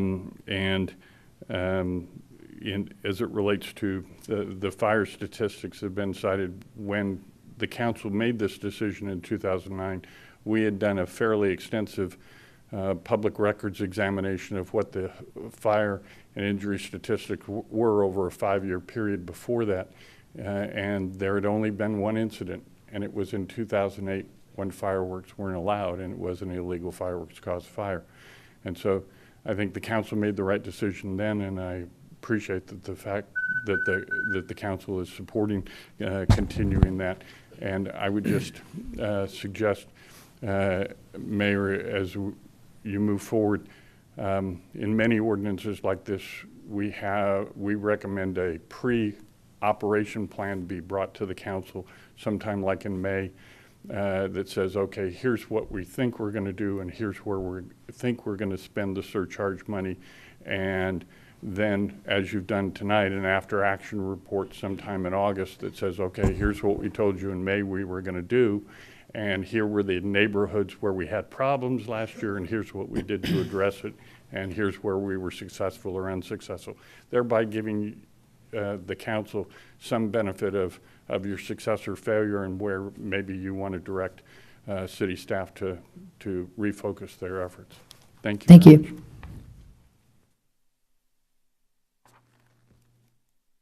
Good evening, Mayor, City Council members. My name is Gary Valenzuela, and I pastor Victor Outreach, Watsonville Hispanic. And I did understand that this was not an action item, but I just want to add my voice to saying thank you for your support. And now you have information from the public and from some of the nonprofit vendors that we are praying for you. That's great. So rest assured that, as you support us, we also are supporting you. Thank you very, very much. Thank you. Any other members of the public? I just want to say that, again, this report should probably have happened in August, and we had so many things on the agenda that it kept getting delayed. So everybody's, nervous. What's happening? If you will recall, back in 2009, in 2008, the fireworks were suspended at the recommendation of the fire chief because of the extreme drought. That's what happened in 2008. 2009, we put them back in. And the only thing, and it sounds like with the council, the only thing that would cause this again would be if the fire chief came and said, hey, we better not do this. But we're not there. This is a report as to what happened last July 4th. And I was part of that group in 2009, one of the unanimous votes that said, yes, Safe and Sane are back. I heard about Assemblyman Alejo's letter. I don't understand where he got his information, because personally I haven't spoken with him, but so be it. Anyway, at this point, we have the information. We've heard from community groups that are supportive of Safe and Sane. I think you have a consensus from the council that we are too. People are concerned about the illegal fireworks, and I think our police and fire department are both very concerned too. So I don't know if there's any more council discussion needed. Councilmember Hurst? Thank you for allowing me to comment. I'm glad to get the history on this, because in 2009, I'd been termed out for 10 years and hadn't yet decided to come back onto the council. And so I'm glad that that everyone had a chance to speak this evening, and I want to express my support for the nonprofits and the charities that are running these stands. And I don't think it's fair to pull the plug on them or to threaten them or scare them in any way. And if we were going to do something, we would want to give them plenty of time, a couple of years or so, to find some other mechanism to be able to fund their work. But when it comes to the illegal fireworks, here's a chance for us to use our airport with drones or flyovers or helicopters or whatever, to apprehend these illegal activities, and maybe there's some other secret things that we shouldn't reveal here, that we have tactics, special ops for the firework folks. You don't have to wait until the 4th of July, though, to see the illegal fireworks. They do occur on other occasions like Christmas and New Year's and birthdays and quinceañeras and NFL games and Super Bowl and you name it. There's lots of occasions that people do set those off. But back to Mr. Bacon's comment, and I thought he was really right on with that, and I hope that he gets a Nixle card, because there is an anonymous tip line that you can use. You don't even have to drive around. Let's just make sure that everybody has one of those Nixle cards with the anonymous tip line, and you can report those people. So if all the neighbors reported who was doing the illegal fireworks, they probably wouldn't be doing them anymore. So there again, look out for the community. Let's try and make the place a better place. Let's don't punish the people who are doing good things. Let's focus whatever attention we can as a community on those who are breaking the law, and those who aren't paying up. Yeah, we need to find some way to encourage them to move along, go to some other community, pay up, or work it off in some fashion. So we're getting fees, fines, and sales tax, and that's a lot better than having none of the three. Thank you. Thank you. Council Member Cervantes. Thank you. And thank you to the Watsonville High Wrestling team. I think it was mentioned, why is Assembly Member Luis Alejo so concerned? Former high school wrestler and still a big-time supporter of the team. There all the time. Those are the Safe and Sane fireworks we're always throwing off, for the ones from the Watsonville Wrestling High team. So I think that is one of his major concerns. And he was also one of the main champions for this policy back in 2009 and continues to be so. And I think he was also concerned because every time this is requested to be up for review, being a former mayor and council member here, he recognizes that a review is asked for when you're evaluating the policy for effectiveness, but also for possible changes. So we did want to be here to sort of address, any possible concerns. It's important to hear the community voice. You saw that, seeing overwhelming support for this policy, and hearing overwhelming support now from all of the council members to continue this ordinance, which has been so effective, as Councilmember Hurst mentioned. There's fees attached to it. We're seeing, that void filled without this policy that would exist for overtime costs for both police and fire. There are a lot of safety precautions embedded throughout the policy, but also the practice of all of you during your sales that you demonstrate. So I think it was important for us to hear from you, and that the concern was there and has been out there about, considering a potential ban on this because of the drought. And I think, too, one of the biggest myths out there having to do with the sale of fireworks, safe and sane fireworks, increasing the use of illegal fireworks. That's one that I heard during my mayorship. It's one that I heard when this item was requested to be brought up on the agenda. And I think that all we have to do is look to our neighbors to the north and see that they also have a huge issue with illegal fireworks, but that our policy allows us to bring in the necessary revenue to go after those users of illegal fireworks and to continue to have safe and sane fireworks, because they do bring a lot of family together. And in addition to that, helps maintain and sustain the success of a lot of our local organizations. So thank you again for being here. Councilmember Dutra. Thank you, Mayor. I appreciate that. I don't know if I'm happy that the confusion happened. We got our seats filled for the evening, and I enjoy that, having you all here, even though some of you should be doing your homework. But I would like to have the confusion cleared up, because if our assembly members confused about what a report was this evening, I'm sure the community is also confused. So hopefully maybe the media can, clarify it for us and let our people know that tonight was a report letting us know what exactly, the numbers that were coming in, the fines, exactly what was happening with, whether it's a drought versus a not drought. Because we all support our communities. I played, sports. I was in clubs. We all use the firework money to go towards organizations, and and I support that. So I just want to make sure that the confusion is not further. It's going to be created as a tidal wave.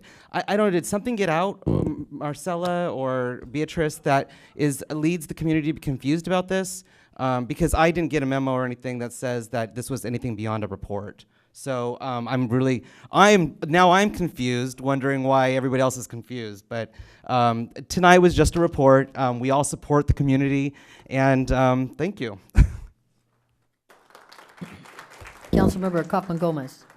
Thank you. And I can also recall that my son was a wrestler for Watsonville High, and we worked that booth for 4 years while he was in high school under Coach Garcia, that was here to represent you as well.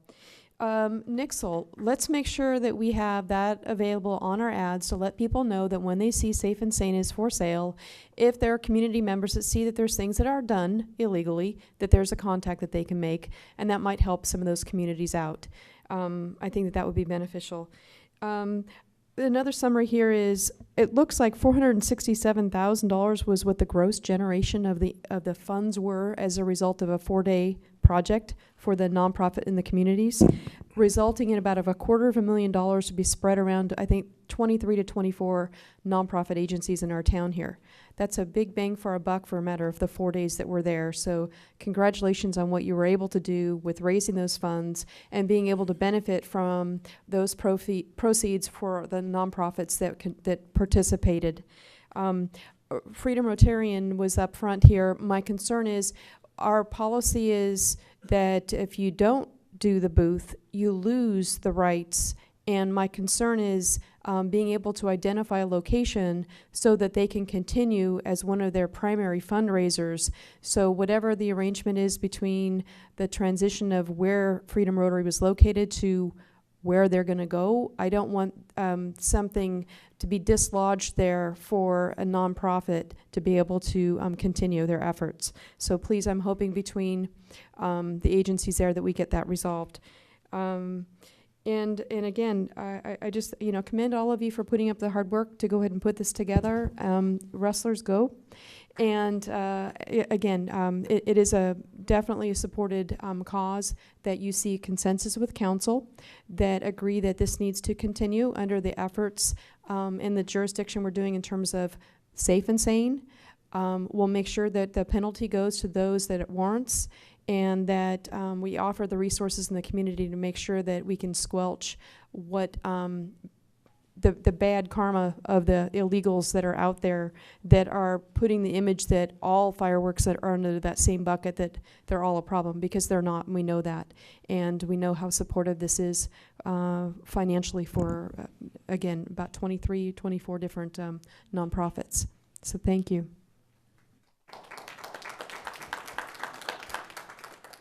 Thank you. I think that concludes our report tonight on the update of the Safe and Sane fireworks. And so we'll move on to the next agenda item, which is the Climate Action Plan and establishment of the Carbon Fund Program, which is being continued to February 24th, 2015. And we'll move on to the Comprehensive Annual Financial Report and Impact Fees Report.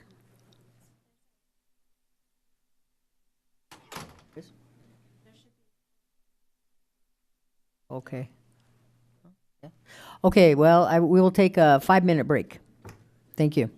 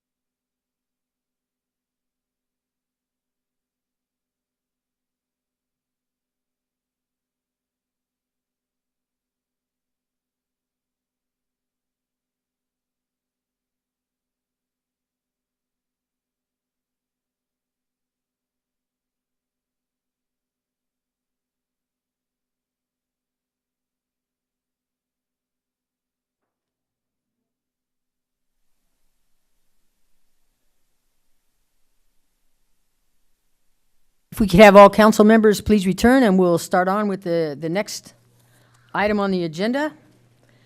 And that's the annual financial report and impact fees report for the 2014-15 mid-year financial report. And we could start with staff report, please. Good evening, council members, mayor, members of the public. My name is Ezequiel Vega. I'm the Administrative Services Director. I have here with me the person that makes all the financial reports possible for the city, along with the support staff, Assistant Finance Officer Bill Hayes. He's really the one behind the scenes with all the staff doing a lot of the hard work that goes into this type of reports presented to you. So with that, we'll jump into the report itself. The recommendation from the report is 5 different items. Is receive the annual comprehensive financial report for fiscal year 13-14. That's for the year that ended in June of 2014. The same for the impact fee report for the same time period. Accepting the mid-year financial report for the current year, fiscal year 14-15. Approve a resolution to add appropriations for fiscal year 14-15. And also, I'm asking you to establish a reserving revenues from the sale of the Porter Building and Atkinson Lane project, also known as Pippin Lane, and setting a 20% target reserve for the general fund. Those are the recommended action items for tonight. Before we jump into the report, I just wanted to give you some background. I know that we have a couple of new council members, and also just for general information for the city. The total city budget is approximately $100 million per year. I have 100,000 there, extra 3 zeros, and you'll get to the actual million. We have about $34 million in the general fund, 13.6 million in water, 12 in sewer, 10.1 in solid waste, 9 in internal service funds, 7.1 in the airport, and 4.1 in the library, and $1.9 million in Measure G fund, and other miscellaneous funds account for about $8.1 million. So as you can see, the majority of the activity for the city lies within the general fund for all the services that the public receives for police, fire, parks and community services, community development. Some of the core services for the city are provided there. So a lot of the information that you will see about these different funds is actually available online. So there may be some constituents that approach you on the street as you're walking or going to the market or something to that effect, and then may ask you about the transparency of the city, how is the city doing, where can we find information about the actual financial statements of the city. And actually you could direct them to the city website. You'll find a link to the OpenGov application where you could actually see visually how the city's operations are doing for the year, and also historical data for the past 5 fiscal years. And without going into too much depth on this actual app, I just wanted to show you, because I know that we have a couple of new council members. So I'm gonna exit right now the actual presentation itself, and then just go to the city's website to be able to show you how this application works. And it's gonna be very brief.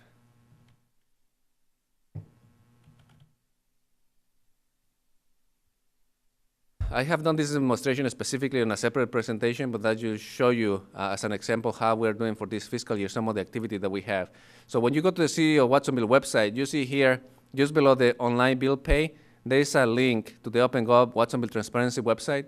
Also, when you go to the Finance Department, we also have a link there, in addition to other valuable information for you to be able to review. We have audits, budget, business licenses information, and we also have the own OpenGov Watsonville Transparency link here.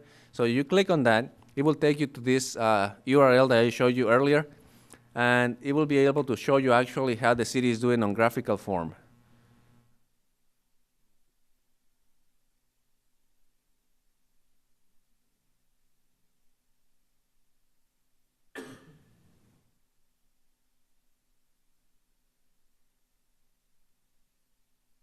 It's trying to load. It's going here on the city website, probably is having some issues with the Internet Explorer. I like Chrome better, but that's what I clicked on right now.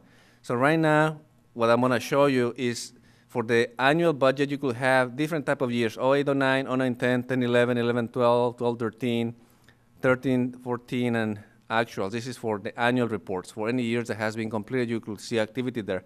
Now for the current year, you will be able to see the same information just by switching from that to that, and you have different chart options. You have one that has a line, a pie, or bar chart. And if you wanted to actually drill down into any of the data, for example here, you had seen on the first slide on the presentation, you had seen that we had the general fund, we had enterprise funds, and we had so many of the different funds.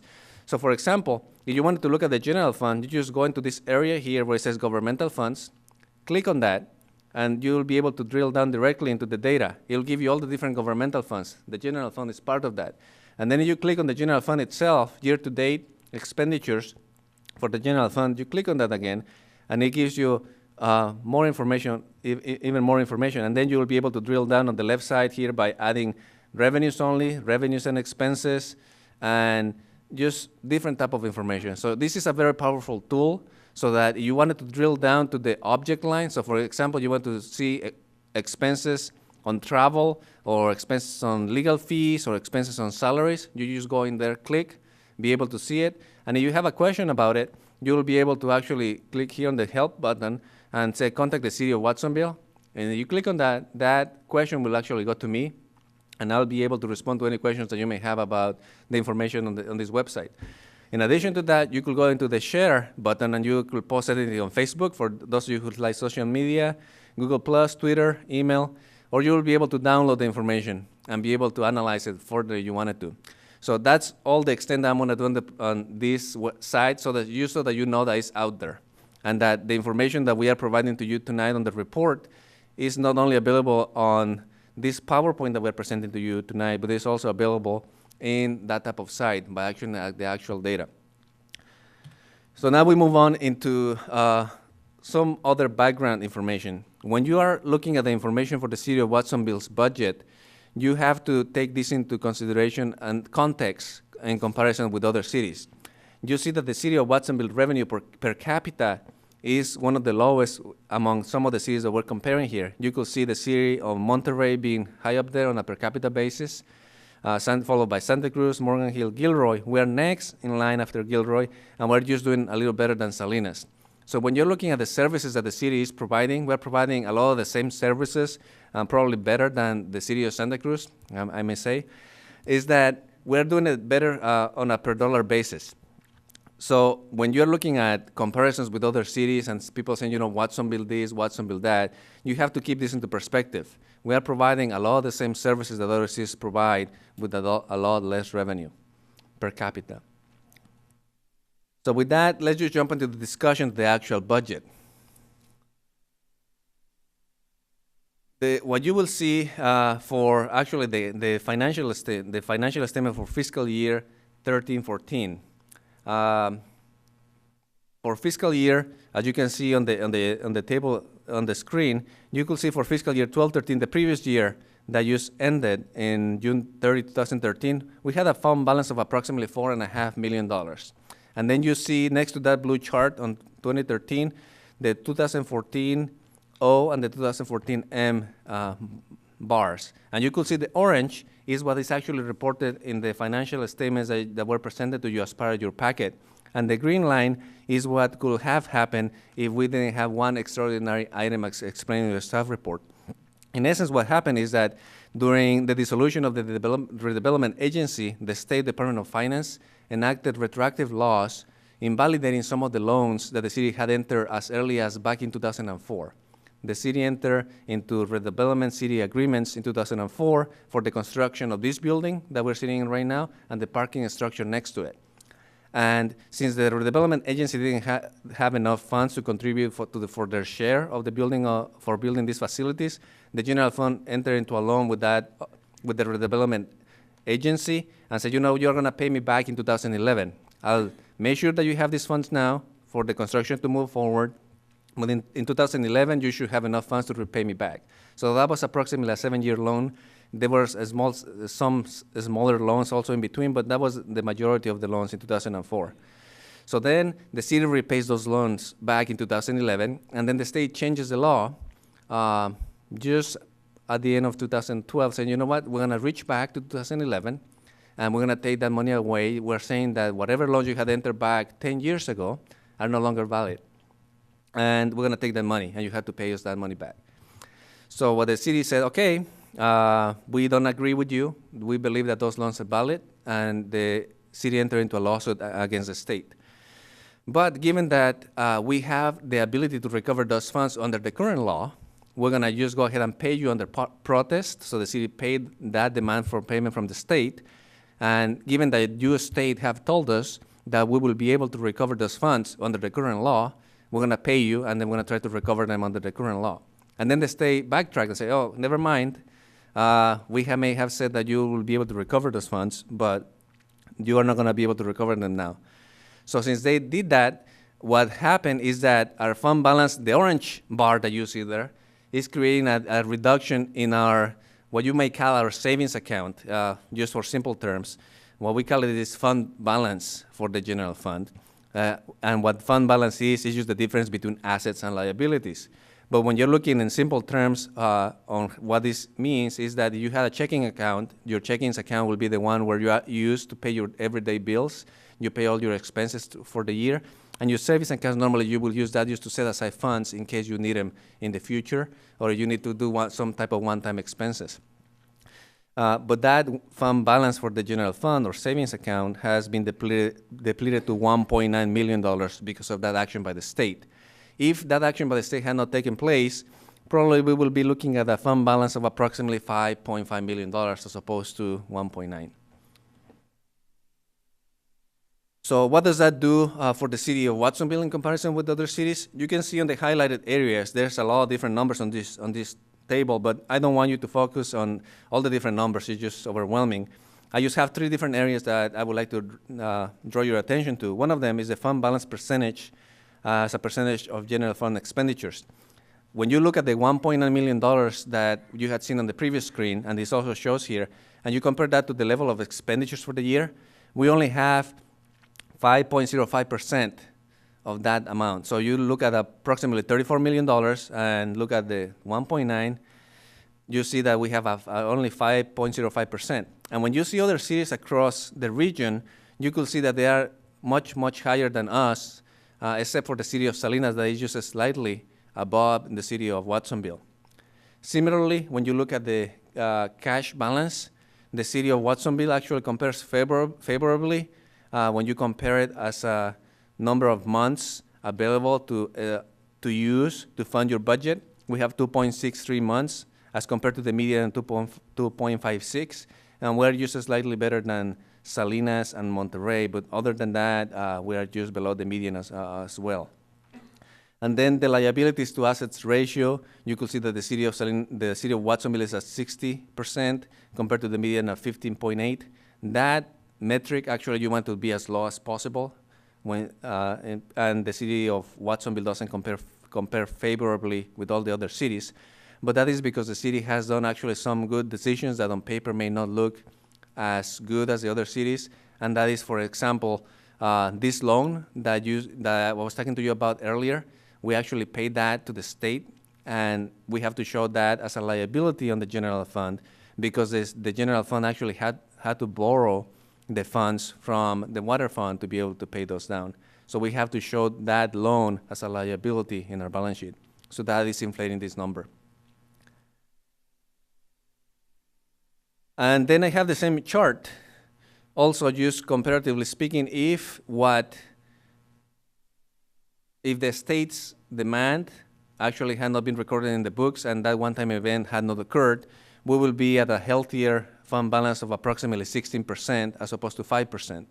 And the cash balance will be slightly better as a comparison to the total expenditures for the general fund, and the liabilities to assets ratio is approximately the same.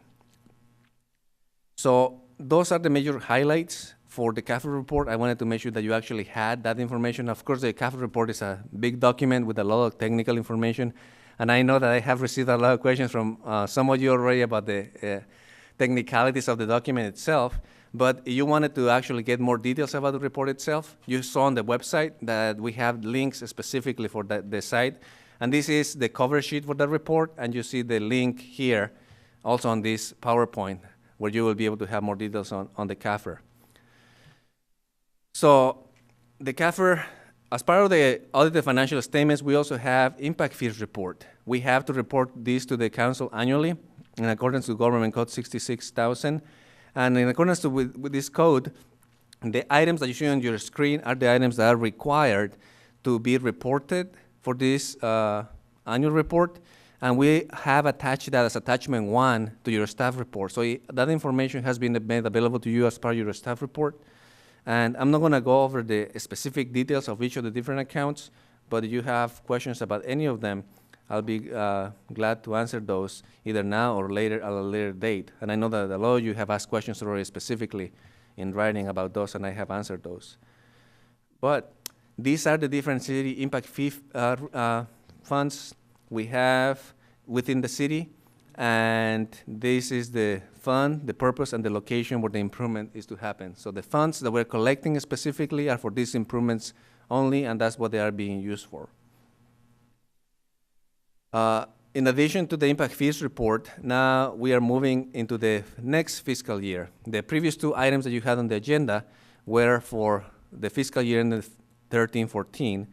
This is for the new fiscal year. As part of the review of the budget, we present this budget to you back in June of last year. And as part of the review process, we review whether or not certain funds are performing as we anticipated. And the changes that you see on your screen are the ones that we are recommending for this current fiscal year to increase appropriations in order to have the authority to spend the funds, as we see that the activity has changed on these funds from what we originally anticipated when we presented the budget to you. And so we want to make sure that we obtain that approval from you in order to be able to continue business for the city throughout the year. And you see that this chart in essence tells you the different funds that are needed, the funding source for the additional appropriation, and the purpose for the appropriation itself. And that's part of our resolution that we'll be asking you to approve as part of this report. So the main theme that I see as part of the review of the mid-year is to proceed with caution, proceed carefully. It's just like if you're driving, you'll follow all the different signs to be able to arrive safely at home. It's the same thing with managing your budget. You need to make sure that you read the signs, try to interpret as much as possible the data that you have in front of you, and be able to arrive safely to the end of the fiscal year with a balanced budget for the fiscal year. So we have to start looking at some signs of recovery that we have actually seen some of those. And you may see some other cities saying, you know what, we have seen some signs of recovery, we're rebounding, we're expanding. But for the city of Watsonville, we do have some signs of recovery on the revenue side, but along with that, we also have some signs of increasing expenses for the following fiscal years. So that's why the main message that I say the main theme for the report is just proceed with caution, make sure that you evaluate all the options before you, and then continue within the same path that you have set over the last couple of years. Actually, the city has made some really good sound financial decisions over the last couple of years in order to preserve services, even though they come to a cost of not the same level of service, and also with reduction of salaries for current employees. So the recommendation with the mid-year report, in addition to the changes in appropriations mentioned before, is that we hold the current reductions already made, keep them in place, also try to fund cost increases at the status quo levels. So that means that we're not going to make any reductions right now. There's nothing on the signs for this fiscal year that will indicate that we have to reduce the budget and start making reductions. And also invest in funding and reserves if possible. I'm proposing for the council to adopt a resolution that will include a 20% reserve for the general fund, and that 20% will be of annual expenses. So for example, if the general fund annual budget will be $34 million, we're looking at approximately $6.5 million in reserves, and right now we're at $1.9 million. So we have quite a gap. We're at 5%, and we need to be probably at 20%. At least to be, I'm not saying be the same as the other cities in the region, but at least be closer to a more sustainable long-term financial situation for the city. Right now we are stable. The city is in good, solid financial footing, but we cannot afford to increase expenses because then we will deplete our reserves, and then at that point we will be talking about a different situation for the city as well. As you can see on this same chart, this same slide, you can see that on average, the fund balance is about 36%. The median is about 36% from all the other cities. And this is without taking into consideration that the city has actually almost interrupted the capital improvement program for the general fund over the last 5 to 6 years. So there's a lot of capital needs out there with police vehicles, buildings, parks and community services, vehicles as well that need to be improved, replaced. And a lot of those needs have actually been deferred because the city has not had enough funds to be able to continue with the capital improvement program for the general fund. So I would recommend that we continue deferring what we can, and then just focus on the most imminent needs for the city as we develop the budget for next year. So part of the recommendation I had for the setting aside a higher reserve goal for the general fund, you could see on this chart, I'm trying to format it a little differently, but it's the same information that you saw before, and then just trying to focus on the fund balance itself, not trying to focus on all the other different variables that you saw before. And you can see that the city of Watsonville is really low at 5% compared to 36.8, the median, and some of these other cities are really higher. And then I also got a question from one of the council members as part of the review of the report was, what will happen? Actually, we compare this to other cities. You are comparing us to Monterrey, to Gilroy, to Morgan Hill. Maybe some of those communities are a little more affluent and a little different. So I said, you know what, I'm gonna choose some of the other cities that maybe are closer in proximity, probably geographically, and may be a better comparison, although the population is completely different as well for these other cities. So I chose the city of Marina, Hollister, and Seaside. And the comparison, when you look at that fund balance, even then, actually looks a little worse off because the median is now 37%, 37.6. When you add those cities that you will think they had financial difficulties in the past, you will think that it will go the other way, but it's not. So this is really highlights the need for that improvement on the reserve for the city of Watsonville. And the month's cash available, actually, the situation is not as favorable anymore with the median because some of these cities actually have some healthy cash balances with the exception of Hollister and Salinas. But just to illustrate what the rationale for recommending such a policy. So given that, you have seen on the report and you have already seen from the employees have actually given a lot over the last 5 years. They have made sacrifices, they have made reductions in their salaries, overall approximately 10% in reductions across the board.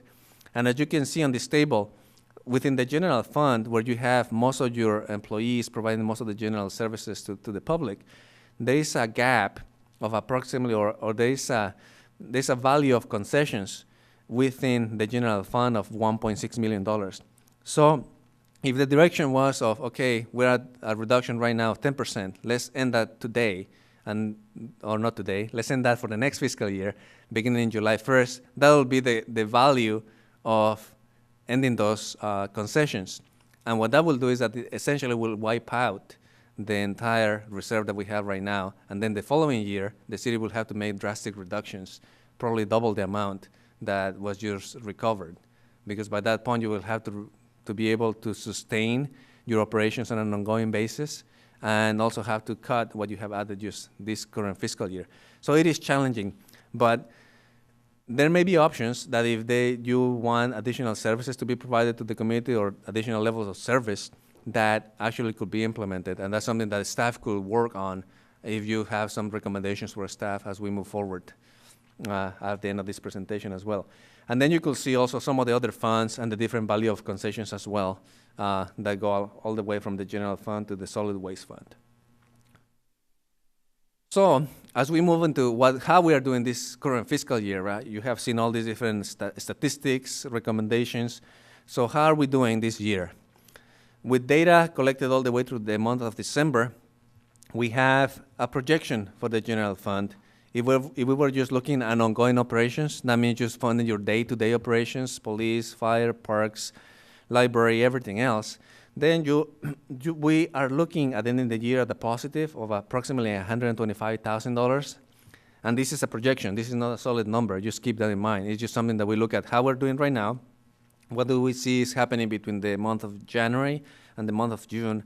And then we made an educated guess on where we think we are going to be by the end of the fiscal year.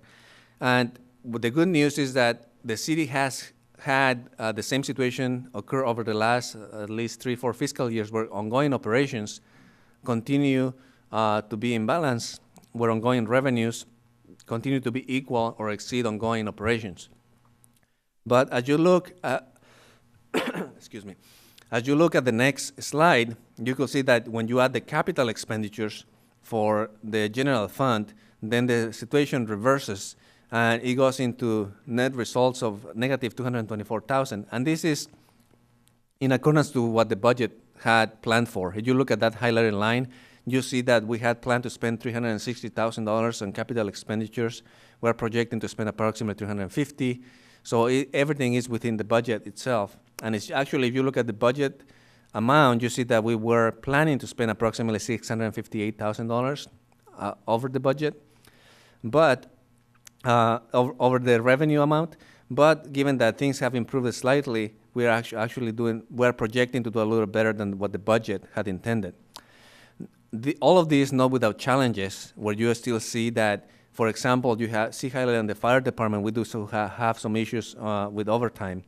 And that has to do with unplanned absences. There are some instances where you cannot control workers' comp cases. Example, if somebody gets injured on the job, somebody has to go on unplanned sick leave, somebody has to go on take some time off because of something that happens in their family. So all those things add up in order to maintain the staffing levels in the fire department. And even though the fire department has been really proactive on taking a lot of different actions in order to control this level of overtime, unfortunately, we haven't been as successful as we anticipated for this fiscal year. And you can see some of the actual actions that we're taking in the some of the next slides. You will actually see that. So let's move on and see that some of the considerations for the budget is the fire department overtime that we just discussed briefly, future retirement costs that are going to come into play into next fiscal year. Also, some of the deferred facility and equipment needs. We're going to have to address that in the next couple of fiscal years as well. And then funding the reserves to an adequate level that will put the city in a more solid financial standing going into the long term for the city. So first, we will start with the fire overtime versus budget trend. You can see from this chart that since 2003 and 4, all the way through 2013 and 14, we have had this issue with overtime levels exceeding the budgeted amounts.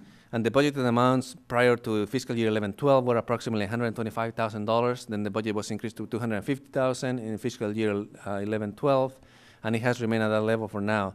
And you see in fiscal year 14-15, the activity through the month of December was just barely below the budget. But if you were to look at that figure over the end of the fiscal year, we will actually be exceeding the budget for the current year. And given that we have some other extenuating circumstances during the next couple of months in the fire department with retirements and also some individuals that had to be out of the control of the department, we are projecting that the overtime will exceed the budget by a significant amount. Nothing compared to what was in the previous year, but it still is going to be a significant overage over the budget. So some of the efforts that have been taken by the department in order to reduce overtime and control it is implementing a temporary upgrade program, hiring additional personnel, and limited-term firefighter program. And all of this will not work if we don't continue to have the ongoing prevention, monitoring of overtime, and ongoing analysis of the data, and then mitigation efforts to continue to keep that level as low as possible.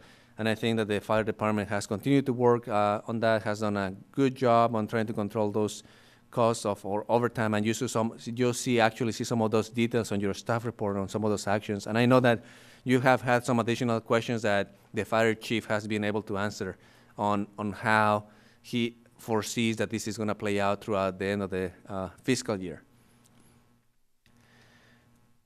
One of the other challenges that the city is going to have to face during the next budget cycle is going to be the increase on retirement costs.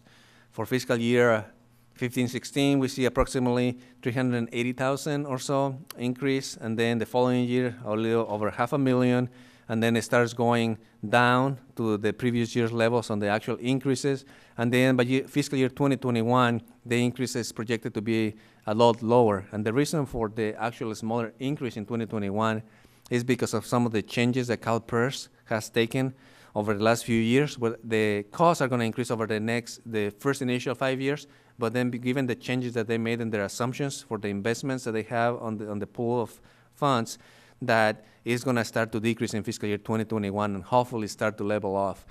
So over the next few fiscal years, what we're going to have to be able to do is have our ongoing revenues, some of the property tax, sales tax, and the general fund be able to absorb some of these increases, and also be able to continue working with the different labor groups to ensure that we continue negotiating on how to address these cost increases as well. So the general fund revenues are coming to the rescue.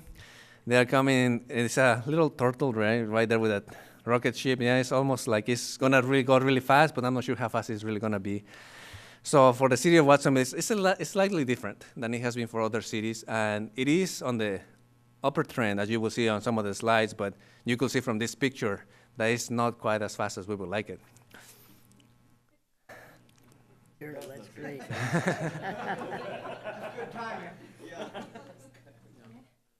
So just a comparison on the general fund revenues. We were talking about revenues and how they're recovering. So you could see from these slides that we have the comparative from fiscal year 13-14 to 14-15. You do see some increases on taxes, which is the major revenue source for the general fund. And taxes includes a lot of different things, and you'll see on the next slides what those are. But you could see that some of the other revenues are either staying about the same or increasing slightly, decreasing slightly, but the overall volume or in dollars and cents that you're talking about, those other revenues are not as significant as they are on the taxes category. So in the taxes category, you're going to say, so what is included there that is so important to the general fund? You could see that property taxes, sales taxes, streets, DOT tax, utility user tax, sales tax, and motor vehicle tax. So all of those categories, you could see an increase actually on all of them with the exception of property tax for next fiscal year, for this fiscal year. And that has to do with actually a one-time payment that we had received the previous fiscal year that had actually to do with the redevelopment agency. And also we had, I believe, a lawsuit with the county of Santa Cruz where we had actually won approximately $350,000. So that was a one-time payment that inflated the numbers for fiscal year 13-14. But in fiscal year 14-15, we see just the net amount that is coming from the assessed valuation and property taxes that come from year to year.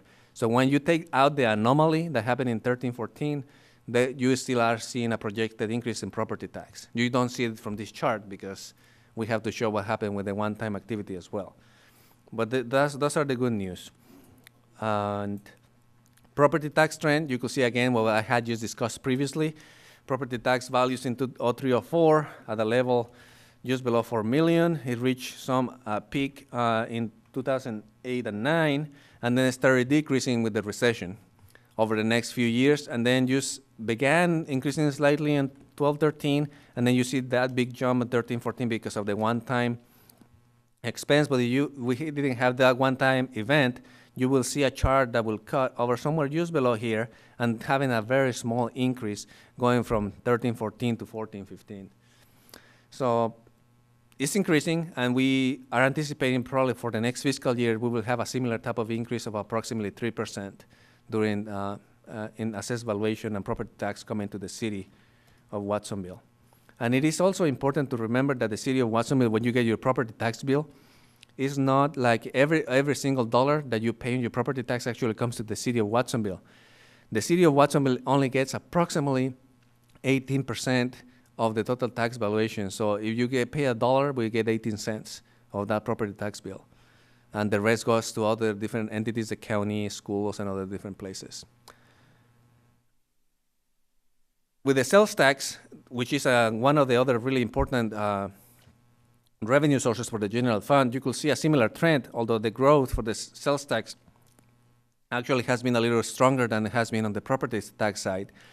And we anticipate that actually sales tax growth is going to continue to grow, but a very small percentage of approximately 1% or 2% per year, because experience shows that sales tax is highly volatile, and when the economy is doing better, it rebounds probably faster, but also when it's going down, also changes down dramatically faster as well. So we are just projecting a really small increase on sales tax, and we have looked at data throughout the state with other cities, and it is, we're doing about the same, comparatively speaking, on the percentage gain, although the dollar amount that other cities may get may be significantly higher because they have a higher tax base on those cities. But sales tax is going up. That's good news.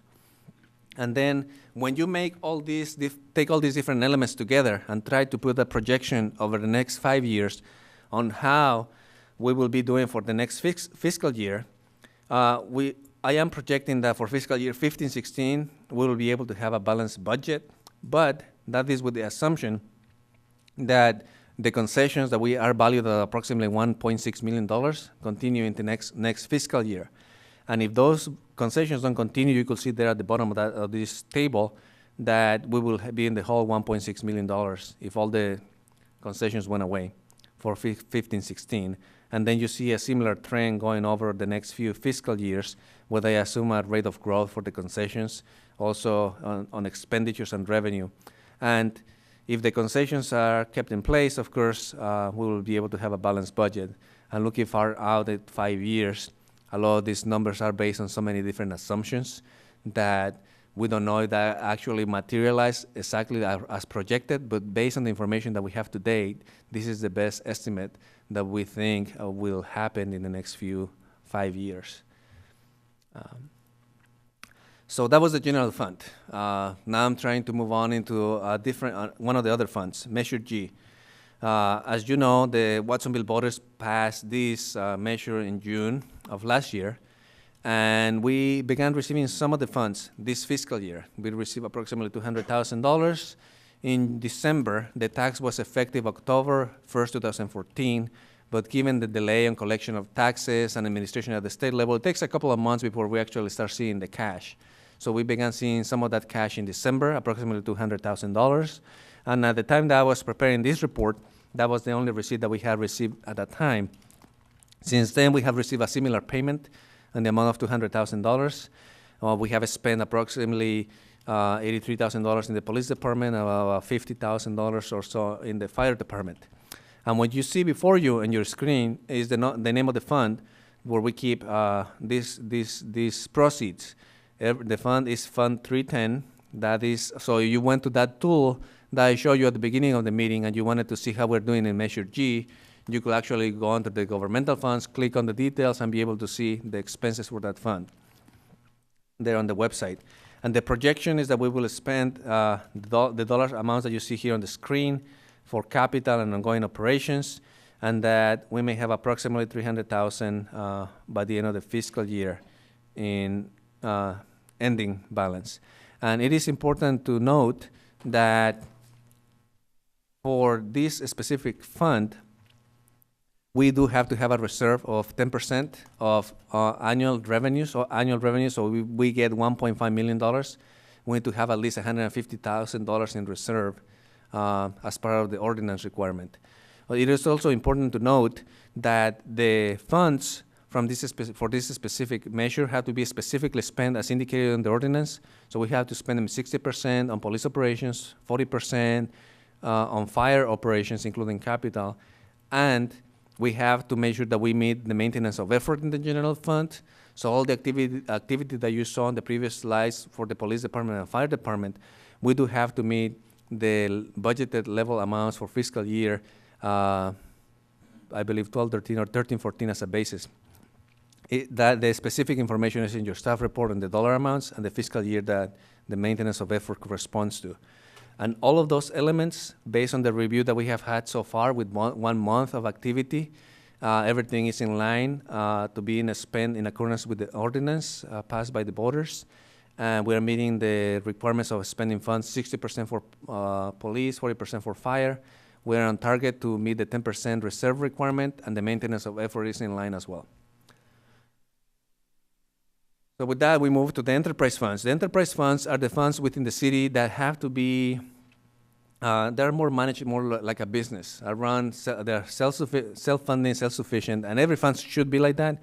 But these ones are more the ones that actually emulate or are similar to business operations. So you run a business and you know how that goes. This is a lot more similar to what you're used to. The other ones are managed equally by the city, but they are not reported the same. And there are some different accounting rules that operate on each of them, but that's the difference from this one. So the enterprise funds are the ones that you know are the water, sewer, airport, and solid waste funds. Those are the funds that we have as enterprise funds. So we'll start with the sewer fund and the performance for the fiscal year to date. We are projecting that the operations for the sewer fund will be within the budgeted amounts, and we will actually have some excess revenue by the end of the fiscal year, and that will add to the beginning cash balance for this fund, and we anticipate that it's going to be increasing these cash reserves from $4.2 million to $5.7 million. What is important to remember when you see these type of numbers is that you have approximately 5 months of operating cash reserves for this fund, but at the same time you have exponentially higher capital needs for these type of funds. For example, you need to start replacing pipelines and all those type of things for the water fund or sewer fund. It could get really expensive really fast. And some of the infrastructure that we have in place currently in the city is really, really old. And we have seen some water main breaks. We have seen some sewer issues as well. And when those things break, you have to replace them. So that's why it's really important that the cash balances for these funds actually are as high as possible. I do not have a standard for you today, but I'll be able to provide you that at a later date. And I have been doing some research what other jurisdictions do. And in essence, what I have found so far informally is that what we have, it is good, but I don't think it's sufficient to meet all the future cash needs of the fund to be able to replace infrastructure. And I will give you more specific data once I have that. But as it is right now, the operations are performing that they should be. The rates are doing what they should be doing, and we are moving in the right direction in these funds. The same situation applies to the water fund, just what I explained to you before with the sewer fund, where we are projected to be within budget overall for the fund. Initially, we had planned the utilization of cash reserves of approximately $1.3 million in this fund, but the projections indicate that we will maybe be using between $70,000 and $100,000 more of just cash reserves, which is a lot better than what we had planned for initially within the budget. So the beginning cash balance for the, oh, did I skip? I think I have the wrong slide here. So I apologize for that. This is I have a title Water Fund here, but it's solid waste really. This is the information for the solid waste fund on the slide itself. Your staff report actually has the correct information, and I apologize for this. I'll correct it and make sure that I present you the right number. So let's talk about solid waste, which is also similar, and everything that I told you is true. It just is talking about the solid waste fund. And we're looking at a reserve of $2.4 million, and we are anticipating that the fund will continue with that same cash balance of $2.4 million. The airport fund, we have also as an enterprise fund. This airport fund, we have a planned budget of approximately $3.9 million, and we were anticipating that the airport will be in balance by the end of the fiscal year, and we are projecting still that that will be the case. There may be some changes in some of the different lines within the budget, but the bottom line for the airport itself is that we are looking at a balanced budget. The difference between this fund and the other funds that you had seen on the enterprise side is that we have an actual negative cash balance of approximately $4.5 million. And that negative cash has to do with ongoing improvements at the airport, ongoing years of the airport being able to improve facilities, sometimes of just having more expenses than revenues, and accumulating that balance over time. But the good news is that this balance is slightly better than it was the previous year, where we were at approximately $4.7 million, and now we are at $4.5 million for fiscal year 13-14. And we anticipate that we will be able to hold the line by the end of fiscal year 14-15 with all the efforts that the airport management have taken into effect to make sure that they control expenses and try to improve revenues at the airport. Solid waste, which we talked about earlier already, and this is the same slide you had seen earlier. We, in essence, are doing what the budget intended to do, and everything is being met, and the cash balances are going to remain about the same level for this fund. And the same situation applies to the water fund, and again, I will show you that table at the end of the presentation, and actually show it to you from a different source, so that you'll be able to see it, even though it is part of your packet. I apologize for that. So now, the library fund, we have a similar situation where revenues are coming in as anticipated, along with expenditures. We were planning the utilization of fund balance from the library fund to a higher degree, but given the projections for this, we anticipate that we will use some of the reserves for the implementation of some capital expenditures, but the expenditure levels will not be as high as we initially had budgeted for. So we're looking at a cash balance still that is healthy in the library fund at the end of the fiscal year. So we move on to the internal service funds. The internal service funds are those that provide services to the city. These are similar to the enterprise funds, but in the sense, instead of providing services to outside customers, they provide services to internal customers, which is the city. So they provide services to the water fund, enterprise funds, general fund. And those funds that we have set up here in the city are the general liability account, and the health insurance fund. And both of those funds are projected to be within budget. There is no major deviations from what had been originally approved, and everything seems to be just in line with what we anticipated for the fiscal year. So the overall cash balance shouldn't be significantly affected in those two funds. So with that, the recommendation again is for the council to take all these different actions that are shown in your screen, receiving the CAFR, the impact fee report, accept the mid-year financial report, approve the resolution to the appropriations to fiscal year 14-15 budget. And I'm asking you also to establish reserving revenues from the sale of the Porter Building and Atkinson Lane project to reserves, and setting a 20% target reserve for the general fund. With that, if you have any questions about the report, please, this is the time. Well, now it's time for the great questions, city council questions. Thank you for that staff report. And I like your humor in there too. It's great. So we have questions. I know many of you have had your questions answered prior to tonight. So there may be just briefer questions. So Councilmember Dutra. Yeah, hi. I just have a few questions because we've spoken, so a lot of my questions were answered. Did you take into consideration the taxes you'd be getting from like the McDonald's or the tractor store for the 2014-2015 budget? For the 2014-15 budget, we have taken into account any revenues that we believe we will be receiving for this fiscal year. Some of those projects, we may not see any of the actual revenue coming into the following fiscal year, 15-16. So we are trying to be conservative with the estimates, and we don't know what the specific timeframes will be for some of these projects. Mm-hmm. So once we have more certain information, we will be able to assess that better. But at this point, we're just going with a conservative approach. This could be a nice surprise. Like we could be getting a little bit more, and it's not budgeted. If these projects are actually fully completed by this fiscal year, and we start seeing tax revenues for sales tax or some other tax revenues being brought in before the end of June, yes, we will see potentially some good amounts, and I'm not sure what the amounts will be, but in general, some of the businesses may not. Well, Marcela could probably help me with this one. She knows more about the specifics of the time. But I don't think that any of the big future tax sales tax generators are going to be open by June. Okay. Okay. I think we need to look at them for next fiscal year. Fiscal year. Okay. And then a big thing for me is, I think that we're a community that is kind of behind when it comes to furloughs. A lot of cities are already coming off of them, and I've made it very clear that I think it's time for us to go back and become a full-service community, 5 days a week.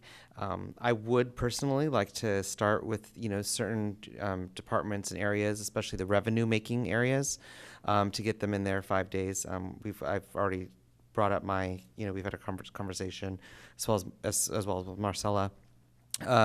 What can we do to at least start with some of these, maybe planning and planning and maybe some of our utilities areas? Do you think that we can work together in getting some of these departments back open? I think that it is feasible to just continue on the path of analyzing what the options are for the city. One of them could be looking at staggering shifts. Another one could be looking at options maybe of the specific areas to be unopened, and also continuing negotiations with the labor groups to see what the options are, and then just bring a report probably to the council about what the options may be going into the future. So I think that there are options out there for a small probably changes, but definitely we cannot afford to do the full long. Well, I understand that, Yeah. and I think that the community, they would be happy if they see us just starting to open our doors 5 days. And maybe if we can, I don't know what the process is of, reaching out to the labor, unions to start seeing if we can get some of these, people, give them back their 10% and get them back to working, 5 days, especially in the revenue area. And I understand we can't open all the doors to every single department, but we should at least start. And then I think this is a question for the fire chief, and I don't know if he's, it seems like people already know some of the changes that he was going to make. I didn't hear any, so if maybe you can let me know this year what changes you plan on making that could bring down the number. Sure. At this time, we're in process to hire 8 new firefighters. 4 of those firefighters are for Measure G funded. The other 4 are for retirements that we've currently experienced. The 4th one will actually happen this weekend with Mr. Gonzalez. Great. Well, thank you. So that should help us out quite a bit then, I would imagine. We have 8 new hands and cut back on overtime. It's hopeful at this time through the process of backgrounds, physicals, psych evaluations, that sometimes tends to lead to not having those numbers to get to the academy in March and April. So that's our goal. It will make a difference. We actually now have 4 personnel that are out on workers' comp cases as of today. So. Wow. Well, I hope we can get the 8. That's actually very good news for Watsonville and for the fire department. Thank you. Thank you. Thank you. Other questions from council members? Councilmember Hurst. Just to follow up on that a little bit, I think it's important for us to remember that we need to be fair to all the employees, and if we selectively bring some back and don't bring others back, that's probably not a good morale booster either. So, in our deliberations as to how to restore services, that we need to look in a comprehensive manner and certainly emphasize the revenue side, but we have to be fair to all the employees because everybody has taken big hits and big cuts as we've gone down through the rabbit hole of the Great Recession. Thank you for your comments, Councilmember Hurst. I think the city manager is going to be working with department heads and come up with a plan. Councilmember Garcia. Yes, quite a few of my questions have already been answered, but there's 2 that need further clarification or discussion. First, going back to your page 4, where you talk about the dissolution of the redevelopment. Okay.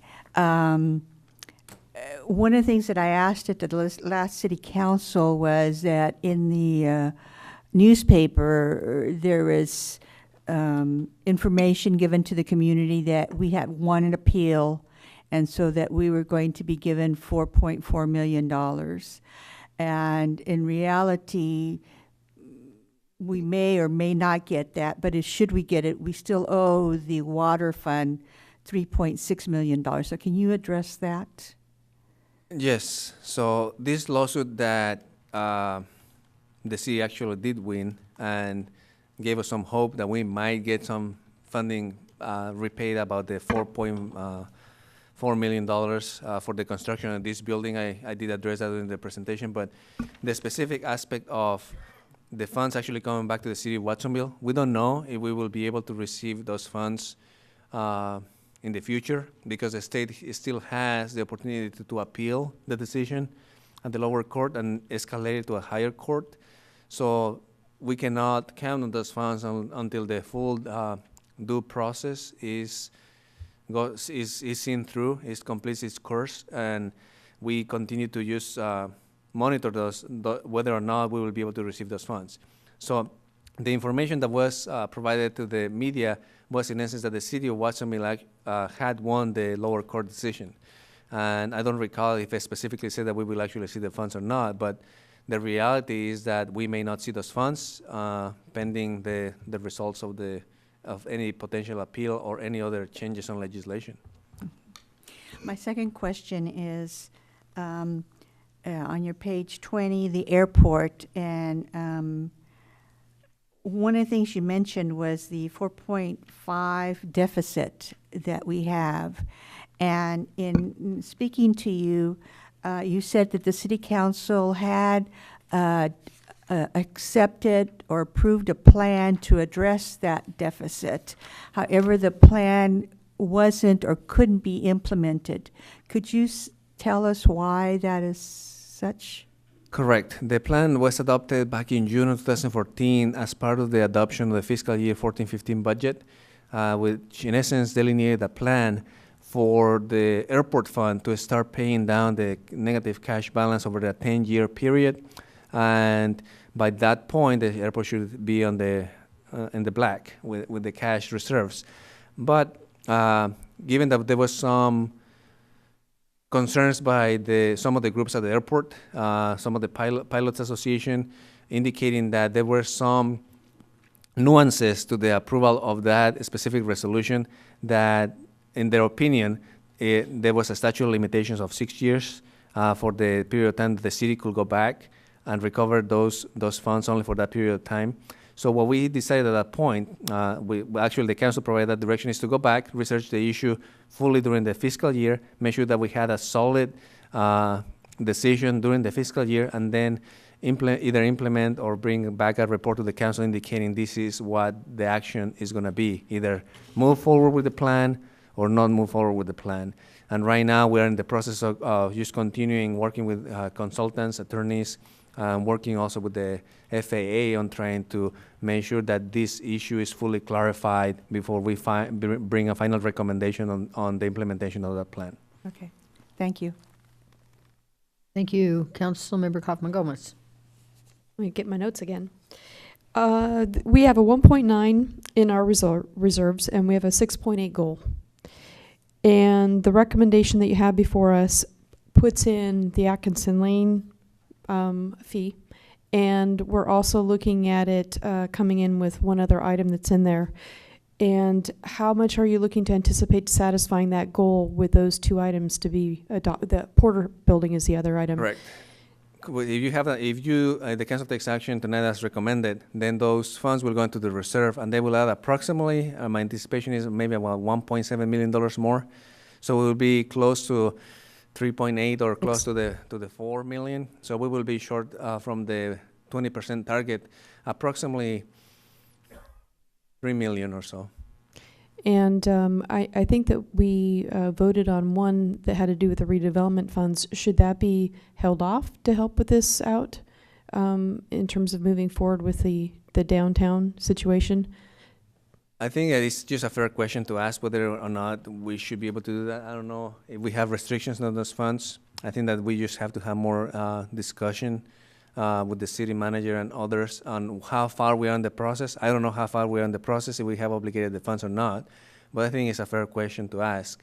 If we have those funds out there for this specific project, what takes priority? Do we continue down the path that the council has approval rate for downtown, or do we do something different with those funds? And whether there are any restrictions on those funds or not, we'll have to explore all those avenues before And any other big pots of money you can think of that maybe we can help out with making sure that we're looking at our rainy day savings situation that we should have? Yeah, right now, not off the top of my head, but I'm hoping the state pays up and we get that money. Yeah, let them pony up. That's what we need, that's for sure. I do have a couple other things. $380,000 is our retirement cost this next year. And we're getting this based off of just additional revenue that's coming in. I don't see that we're actually having anything else that we can trim. I mean, we're a pretty tight trim budget as it is now. So are we really looking at that as additional revenue stream coming in to support that extra hike we're having this next fiscal year? We're looking at that. We believe that the additional revenue that will come in addition with maybe other cost-sharing agreements with labor groups, if possible. And that's something that will have to be decided as part of the council direction once negotiations start. But And then just a note, and hopefully we get some relief, because 1.6 is what the concessions look like, and nearly a third to, probably 40 to almost 50%. About a third of that was just the overtime on the fire department situation that's occurring. And I know that we had some temporary relief on some of the negotiations that expired out at the end of December. And hopefully that'll be a one-time blip that we're going to see this year on the deficit for that overtime, for the over budget on the overtime, with the relief of hiring of staff. So community should be aware that, yes, you see that on here now. There are relief efforts in place. Hopefully we'll be able to see those rolled out before the end of this fiscal year. And then we'll be able to start seeing that revenue stream a little bit more positive in our direction. You gave us the sales tax, and you made sure that you sliced off the Measure G funds so that we're not overlapping on one of those particular slides. The slide I had a question with is slide 36, and you show 1,117%. And I would like you to sort of... 36? I think it's 36, yes. Yeah, that's the Please. difference between where we plan to be with revenues exceeding expenditures for the sewer fund, but we're actually projected to do better than that by 10 times better, approximately. Okay. And then I guess the other thing too are the large capital projects. If there's anything that we're going to postpone in order for us to do that 20% retention or the saving situation. We actually have virtually no capital projects going on in the general fund, so we will not be taking away funds from anything. It's just that we will have to continue to delay some of those projects into the future, and then just probably prioritize the most critical ones and start addressing some of them, because it has been at least 6 years since we have had a similar approach.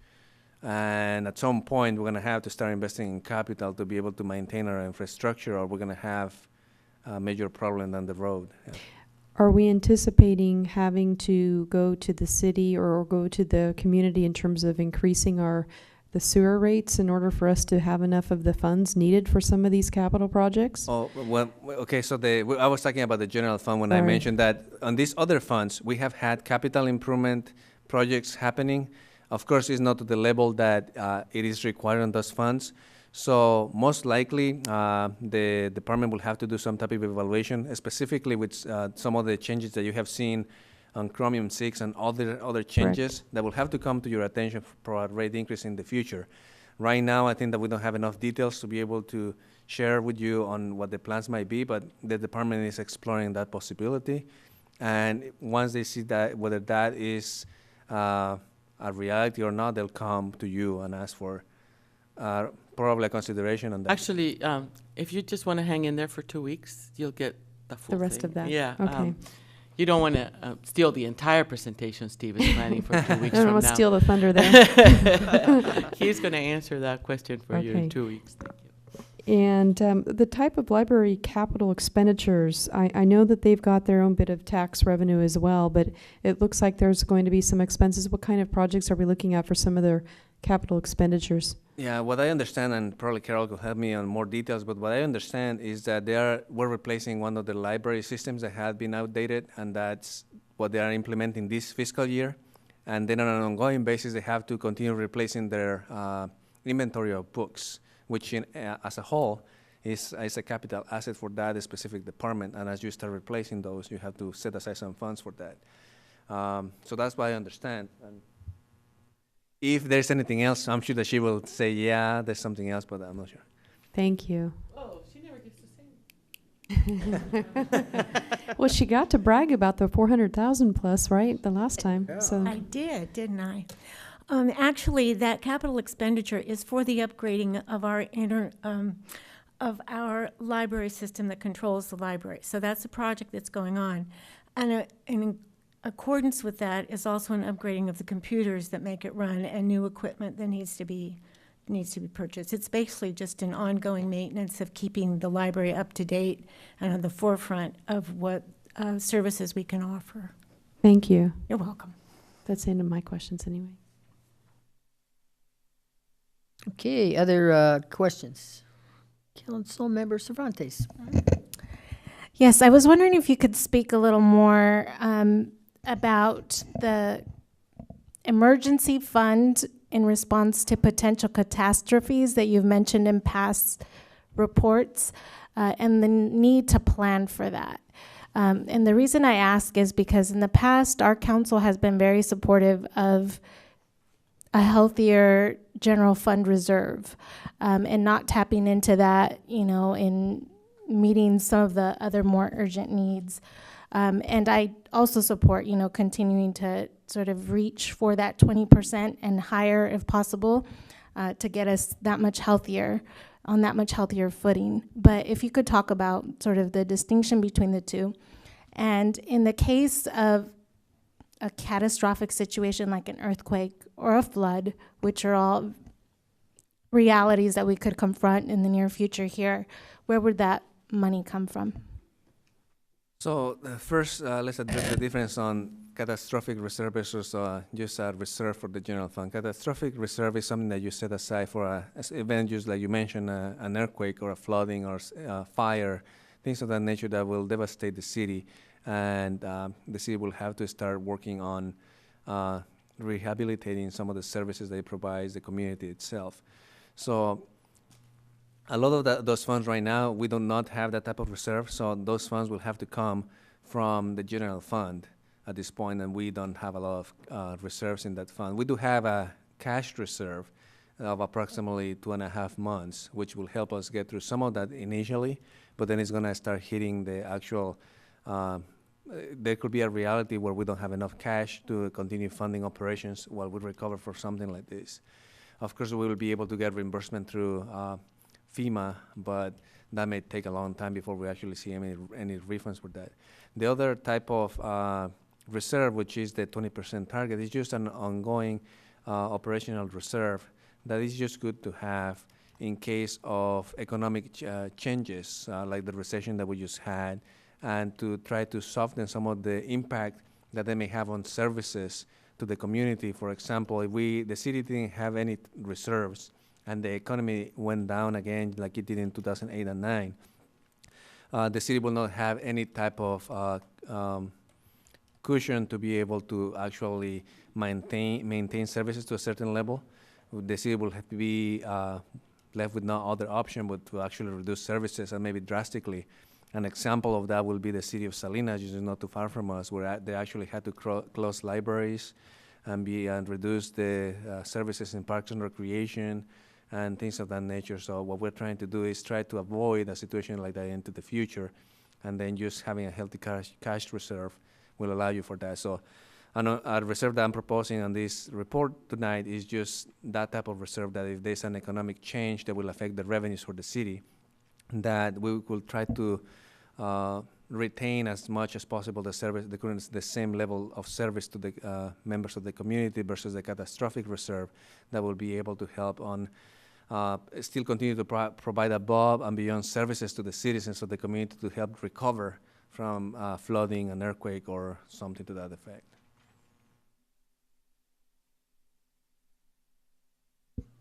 Other questions? I do have a comment. I don't know if you want to go ahead. The comment that I have here is I understand that we need to do the reserves, and I'm sort of caught between reserves being very conscious to what we need to do there, and then also the asset that we're looking at putting into that position for the long-term reserves. The Porter Building is an asset that the community has had here, and to be able to reinvest in an asset such as from those funds being reallocated to another long-term asset are a concern of mine. I know that we need the reserves, which is right now saying, yes, let's put it there. But I also know that there's been dialogue with regarding a fire station and being able to use assets from one to maybe use and invest in another project that is a long-term asset. So I want to make sure that we still continue the dialogue of the feasibility of moving forward on some of that project, or being able to have some planning stages put together for the possibility of doing another location for a fire station. And whether that's that particular asset or not, that's where I'm coming with. I agree that we need the reserves, but I also, in my mind, that is a long-term asset, and I'd like to see something with a long-term asset, put that into fruition in the future here when we can. Correct. And right now, what you have, with the recommendation that you have in front of you, you'll have that flexibility to actually be able to do that into the future if that's what you wanted to do as a council.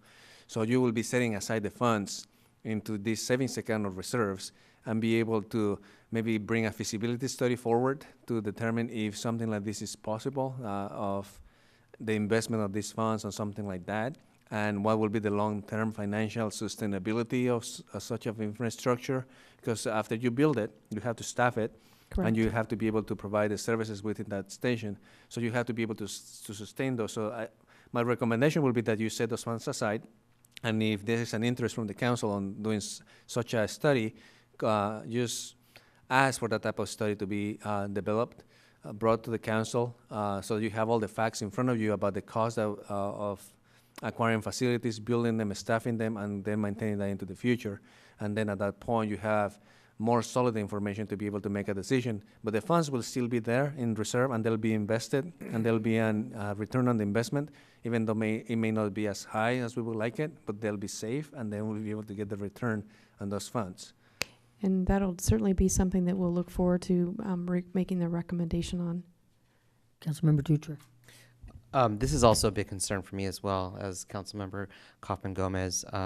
You know, I really do believe that we should be reinvesting the money from the sale of the Porter House.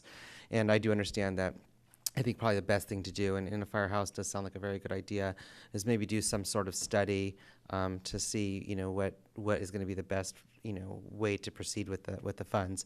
But I do think it should be protected. Is there a way we can make sure that it's not going to be, you know, that it's not spent on anything else?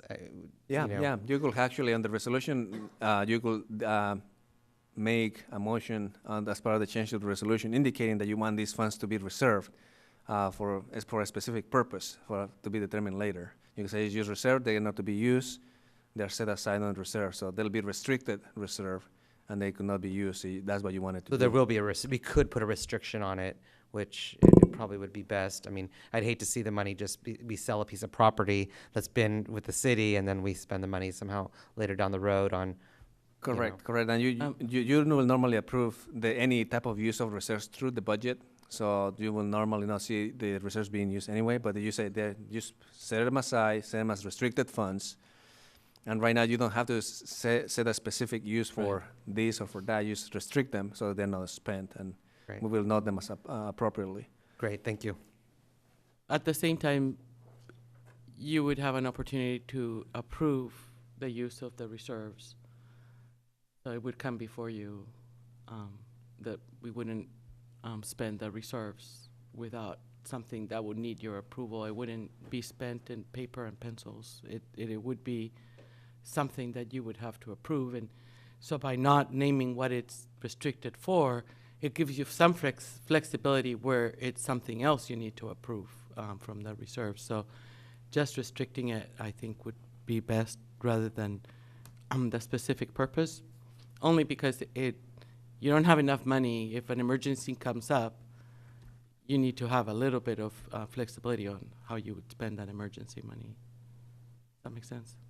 Yeah. Following on what Councilmember Cervantes spoke about, which is the catastrophic fund that we don't have. So restricting them is a good idea. Restricting them for a named purpose may be more than you need to do right now.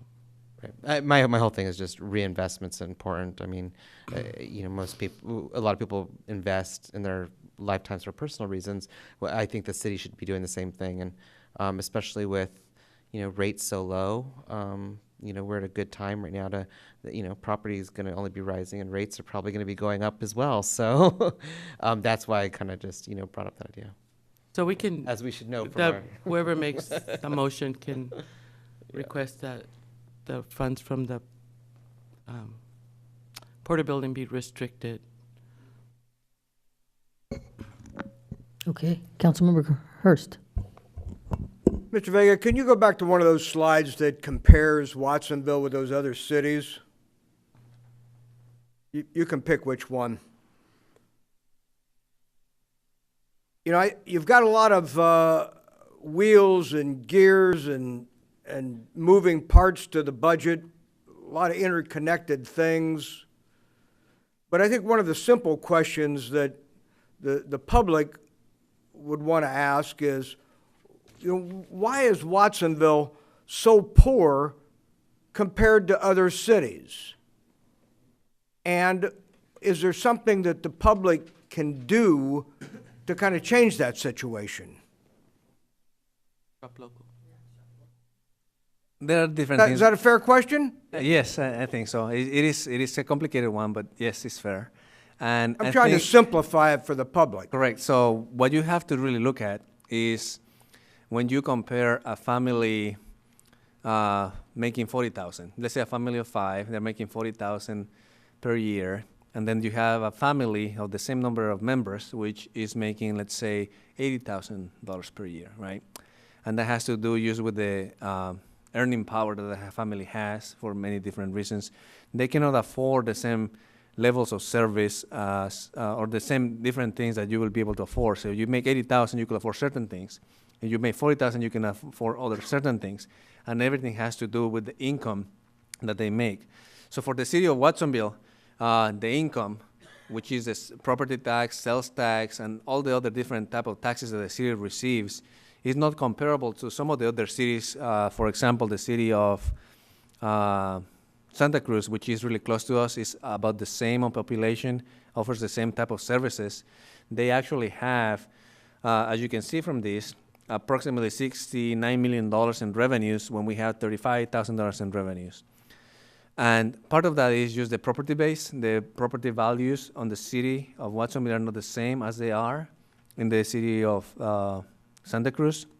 The same thing has to do with sales tax. They have a lot more sales tax sources. And in addition to that, one of the biggest differences is that they have a lot of tourism money going into those areas because some of the infrastructure that was built many years ago to be able to bring tourism to those areas. The same applies to the city of Monterrey, Gilroy, and some are just some of the differences that apply between community to community. Now to the other part of your question, what can citizens do to be able to improve that situation? One of the things that they could do is just encourage them to shop local so that we have more of the revenues that are generated from the city of Watsonville citizens stay local to be able to provide services to the local citizens, and just be able to continue to maintain maybe their properties, to be able to keep them to a standard that actually maintains the property level to a certain standard, be able to be proactive in the community, be involved in what you saw maybe like you saw earlier in sports and community activities that will actually make the city of Watsonville a destination and improve the value of the properties overall. So I think those are some of the things that the everyday citizen could do. So is it fair to say that it's not overspending or misallocation of revenue or resources or expenditures, that it's really a lack of revenue that makes us so poor? I think when you look on a comparative basis, the revenue that the city of Watsonville gets is not the same as some of these other places that are doing a lot better than we are on a per capita basis. And I think that we had a per capita chart, right, that could illustrate that point. So I think that is the main reason, just the revenues are not the same as they are in other places, and we are trying to control the expenses to live within those means. So if I only make $40,000 a year, I need to be able to control my expenses to be able to spend within my my means. So the same applies to the city. And is it fair to say if we had a less demand on first responders and public safety, that we might have a little better balance sheet, less crime, less demand on Yeah, I think that public services? To a certain extent, I think to a certain extent that will be true. So it will help alleviate some of the overtime issues on some of those departments, because if you have less crime, less resources that have to be deployed in overtime to be able to respond to those issues. To some extent, yes. Would it also be fair, as you said, that if the population shopped in town rather than going to Salinas or Seaside or Santa Cruz, Costco, Walmart, Best Buy, if they bought those materials and supplies locally, that we would be in better shape? The city will have more revenue, so definitely that will be a positive for the city. Well, I think that's a message that needs to go out to the public and the populace, and when they examine this report, that they can kind of think about, why we are the way we are, what makes Watsonville special and unique, and what can the citizens do to improve the situation. Thank you. Thank you. At this time, I think we're going to ask the public if there's anyone who would like to speak on this item for the public hearing. Seeing none, we'll bring it back to council to finish our discussion. Council Member Garcia. When you receive a financial support, as you have presented to us, it's always great to see positive balances. So thank you for that. And so with that, I would like to move the first resolution amending the 2014-15 budget for fiscal year. Okay, Councilmember Kaufman Gomez. I'd like to see if we can also add to a friendly motion of that for the restriction of the assets from the Porter Building to be reconsidered. That's the second resolution. Second part. Okay, I'm looking at F. I guess I'm just Yeah, jumping ahead. I'm just in the first resolution. A lot of times we do E and F together. That's. Oh, you want to do both yeah. of them together? Okay. Okay, we'll do both resolutions then. Okay, we can do both, and then you would like a friendly amendment? Yeah. Do we have a second to that? I'll second the motion with the friendly amendment. Okay. Yeah. So it's been moved and seconded. Discussion? Let's call for the Council Member Hurst. Yeah, I'd just like to thank Mr. Vega and Mr. Hayes particularly. He's behind the scenes for decades, making things happen here and keeping us afloat. And, a lot of this stuff is way beyond the control of the council as to what occurs in emergency situations, who shops here and who doesn't shop here, what we have to deal with on an emergency or a public safety basis. So I think we've got a good team assembled, and we need to thank the team and appreciate our unique situation, and everybody try and make it a little bit better somehow. Okay, thank you. Comments, Councilmember Yes, Cervantes? could you clarify what the restriction is? It's restricted for not a named project. Or not a named project, so it would have to come to council before they could be touched. The 900,000, whatever that Porter Building revenue is, would be restricted, and council would need to approve the use of that money. Okay, so it would sit in the reserves before then. Yeah. I think that I'm going to approve the first part, but not the restrictions piece, because I do think it is a reinvestment in a healthier community when you have a healthier general fund reserve. And so to me, it is, there's a lot of discussion about ending furloughs and staffing all of our departments fully. We're not even there yet. So that would be sort of my priority over restricting these funds. Okay, well, we have a motion and a second, so let's call for the vote, Cervantes, the whole thing. Yes, with the exception of the reserves. So I guess I would vote no. no on both. No on the It's one restriction motion. on the reserves, correct. But there's 5 different parts to it. Kaufman Gomez, Yes? Dutra, Yes. Garcia, Yes. Hernandez,